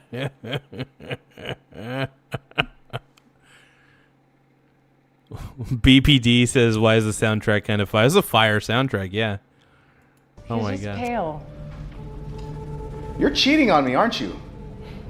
And why does his face look like that? Just because he's white doesn't mean I cheated on you. Mari, dude. He's going to Mari. They're going to get that DNA test, dude. Had a baby with another man? You banging? I loved you.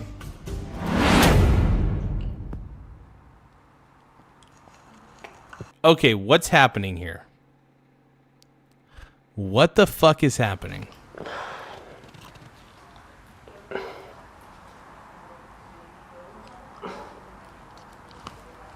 I can't. I fucking can't. Come on, you're useless.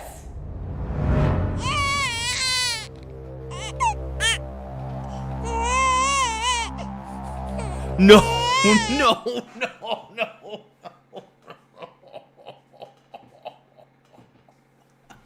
I know it's a fake doll or whatever. No way. No fucking way, dude.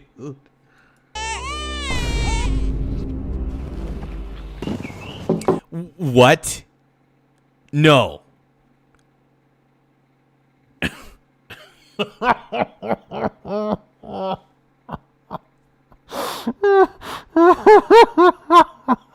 Starman. Oh my god, dude. Hi, Carmen. We're a little busy right now. We can't find our baby. Oh no, I'm so sorry to hear that. I'm sure it'll turn up. Can I talk to Greg? It's very important. Okay.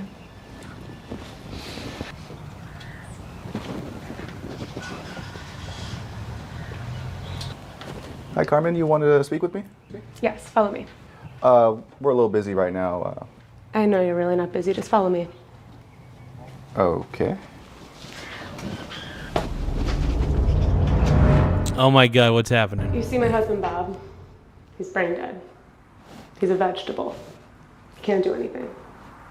Okay. I have to feed him, change his diapers, and worst of all, he can't please me. I'm a woman. I need affection and love.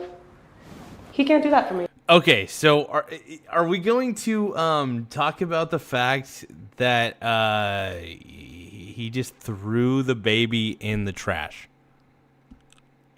And now he's about to bang. Oh my god. But you can. Whoa, wait. Are you out of your mind? I have a wife, Carmen. Does your wife know about you throwing your newborn in the trash? What? That's right. I saw you. And so did my cameras outside. If you don't do what I ask, I'm gonna tell your wife what you did and you'll be arrested. That's murder. You can't say anything. I won't. You just have to be my lover now. You'll do anything I say.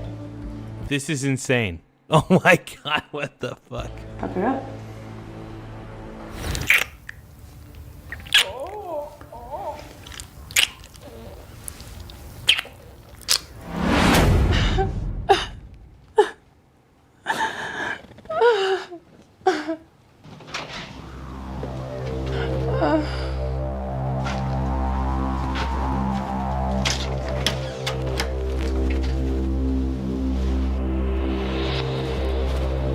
my God, what is happening? Are they banging in the house? Why? God damn it. This is so Babe? weird. Babe? Okay, can we please... is somebody going to save the baby? The baby is still in the fucking trash. What the hell? What? This is so messed up, dude. What is wrong with... Tomorrow's teachings might be the most fucked up thing I've ever seen, dude. Babe, is that you?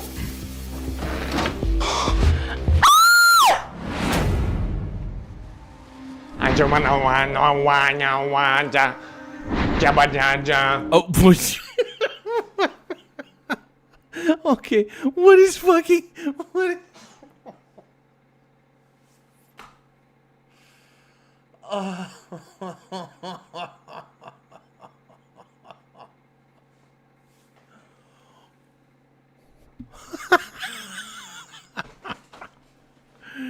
Dude. How could you cheat on me with our neighbor? You can't even explain yourself. I'm sorry. Is this because our baby's white? Yeah. I wish I could tell you, but I can't. You monster. I hate you!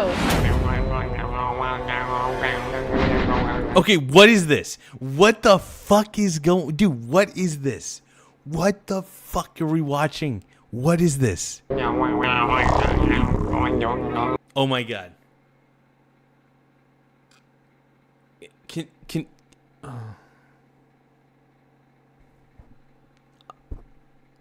I give up. I give up. I don't understand tomorrow's teachings. And maybe it's better that way. Maybe this is a tomorrow's teachings lessons moment, right? Maybe it's better that we don't understand everything from tomorrow's teachings. Maybe it's just better that we reject Darman and let tomorrow's teachings in our butt. What the heck is happening? I don't know. You just slept with our neighbor. Did you cheat on me, Alice? Because this baby is not ours. Greg, I would never cheat on you. Just because he's white doesn't mean he's not ours. But it doesn't make any sense. We're both clearly Hispanic, and this baby's clearly Caucasian. Greg, please. Let's not jump to conclusions. Let's just figure this out together.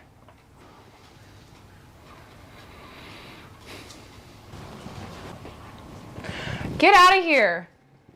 You're not helping our situation. Our baby's still missing.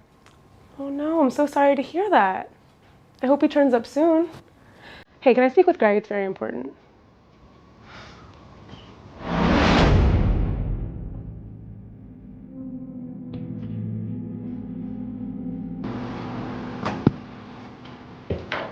What is this, Carmen?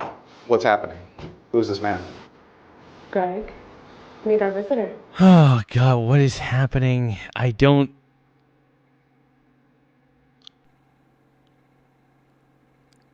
understand.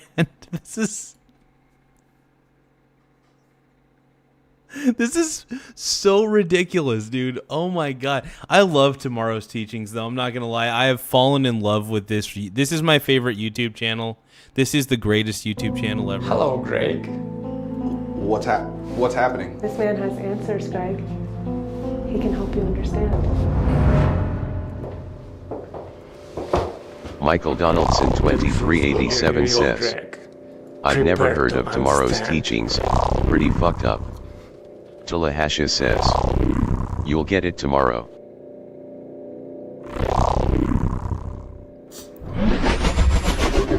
John slept with Carmen and accidentally got her pregnant, but Carmen had to resort to alien technology to ensure John's memory of the event was a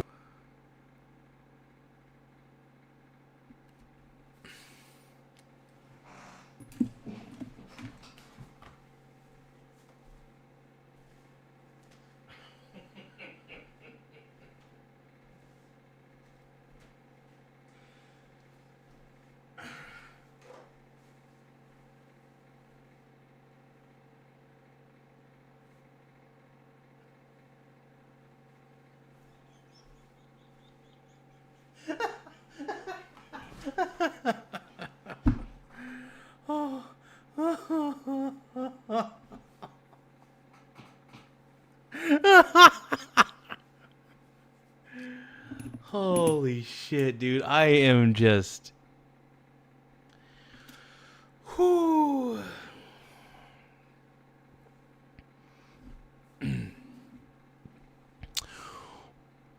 Wow. I remember now.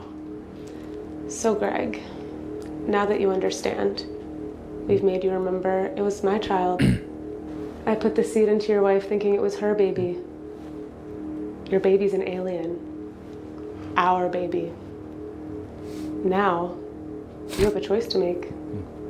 What do you want from me? I want you to be mine, to fulfill my needs that Bob no longer can. Please, Carmen, I can't betray Alice like this. I mean, you already did. You already did. Are you kidding me? You already betrayed her once. What the fuck? God damn it. Must be another way. This is so dumb. This is so dumb. Okay, there is no other way. If you refuse, I'll expose your secret. Your wife will learn about the affair you had with me. Think about the...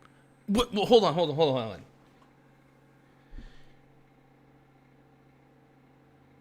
His wife already did know about the affair. Oh, wait a minute. The affair because she... Okay. I'm starting to realize how this is working now. But still, either way, this is so ridiculous. Consequences. The life you'll lose. Fine, I'll do as you ask. Good boy.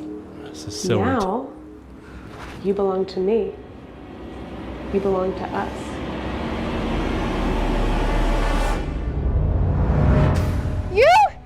You're sleeping with my husband? And you, I saw the footage. I saw you throw my baby out.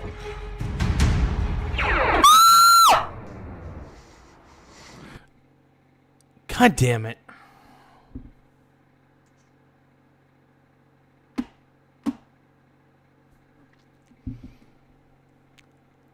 I just fucking can't. Holy crap. If you guys love tomorrow's teachings as much as I do, please tap the subscribe button in the upper right-hand corner. It does help the channel grow. If you guys are obsessed with tomorrow's teachings and think it is the greatest YouTube channel ever, please tap the subscribe button in the upper right-hand corner and also subscribe to tomorrow's teachings.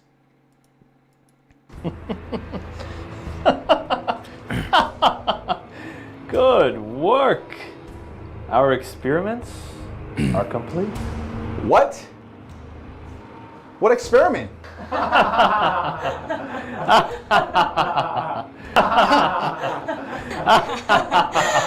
Okay, what?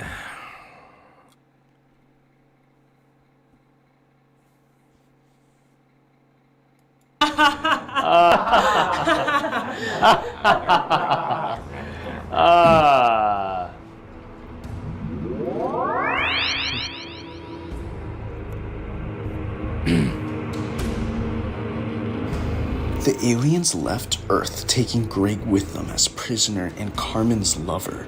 To agonize Greg, the aliens rained terror on Earth. They built an AI robot army and took over the world. Coming up on tomorrow's Small teachings. Wiener Gang.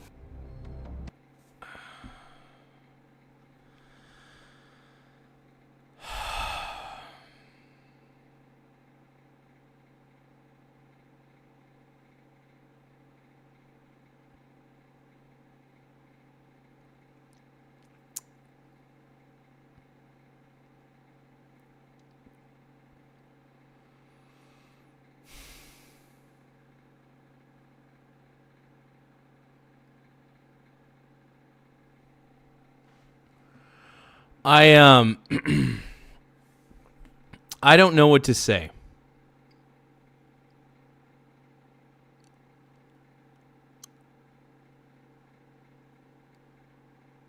I got nothing.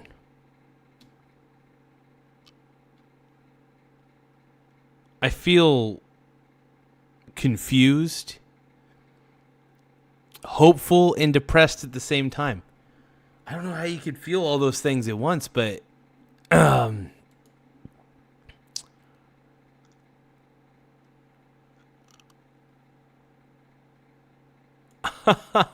Michael Donaldson 2387 Have a says, good night, Mr. Donaldson. That will do it for me. Have a great night, Garza. I'm out. Tim Smith 4118 says, I find crazy things and tell people about them. Yeah. I don't know what to say, dude. This is Annie01200 says, you know it's a good episode when it renders ya speechless. all I got to say is I think that's enough internet for me tonight for the rest of the night. I got to take a shower. I'm going to go right to bed, man. I am just stunned at what I watched. Make sure you guys, if you guys haven't already, to anybody out there, please subscribe to the channel. It does help the channel grow. We're at 9,000. We're at 9,418 subscribers. 9,418. Tap the subscribe button in the upper right hand corner. It does help the channel grow in more super ways than one. I am creeped out by tomorrow's teachings. I am left speechless, and I don't understand reality anymore. And yeah.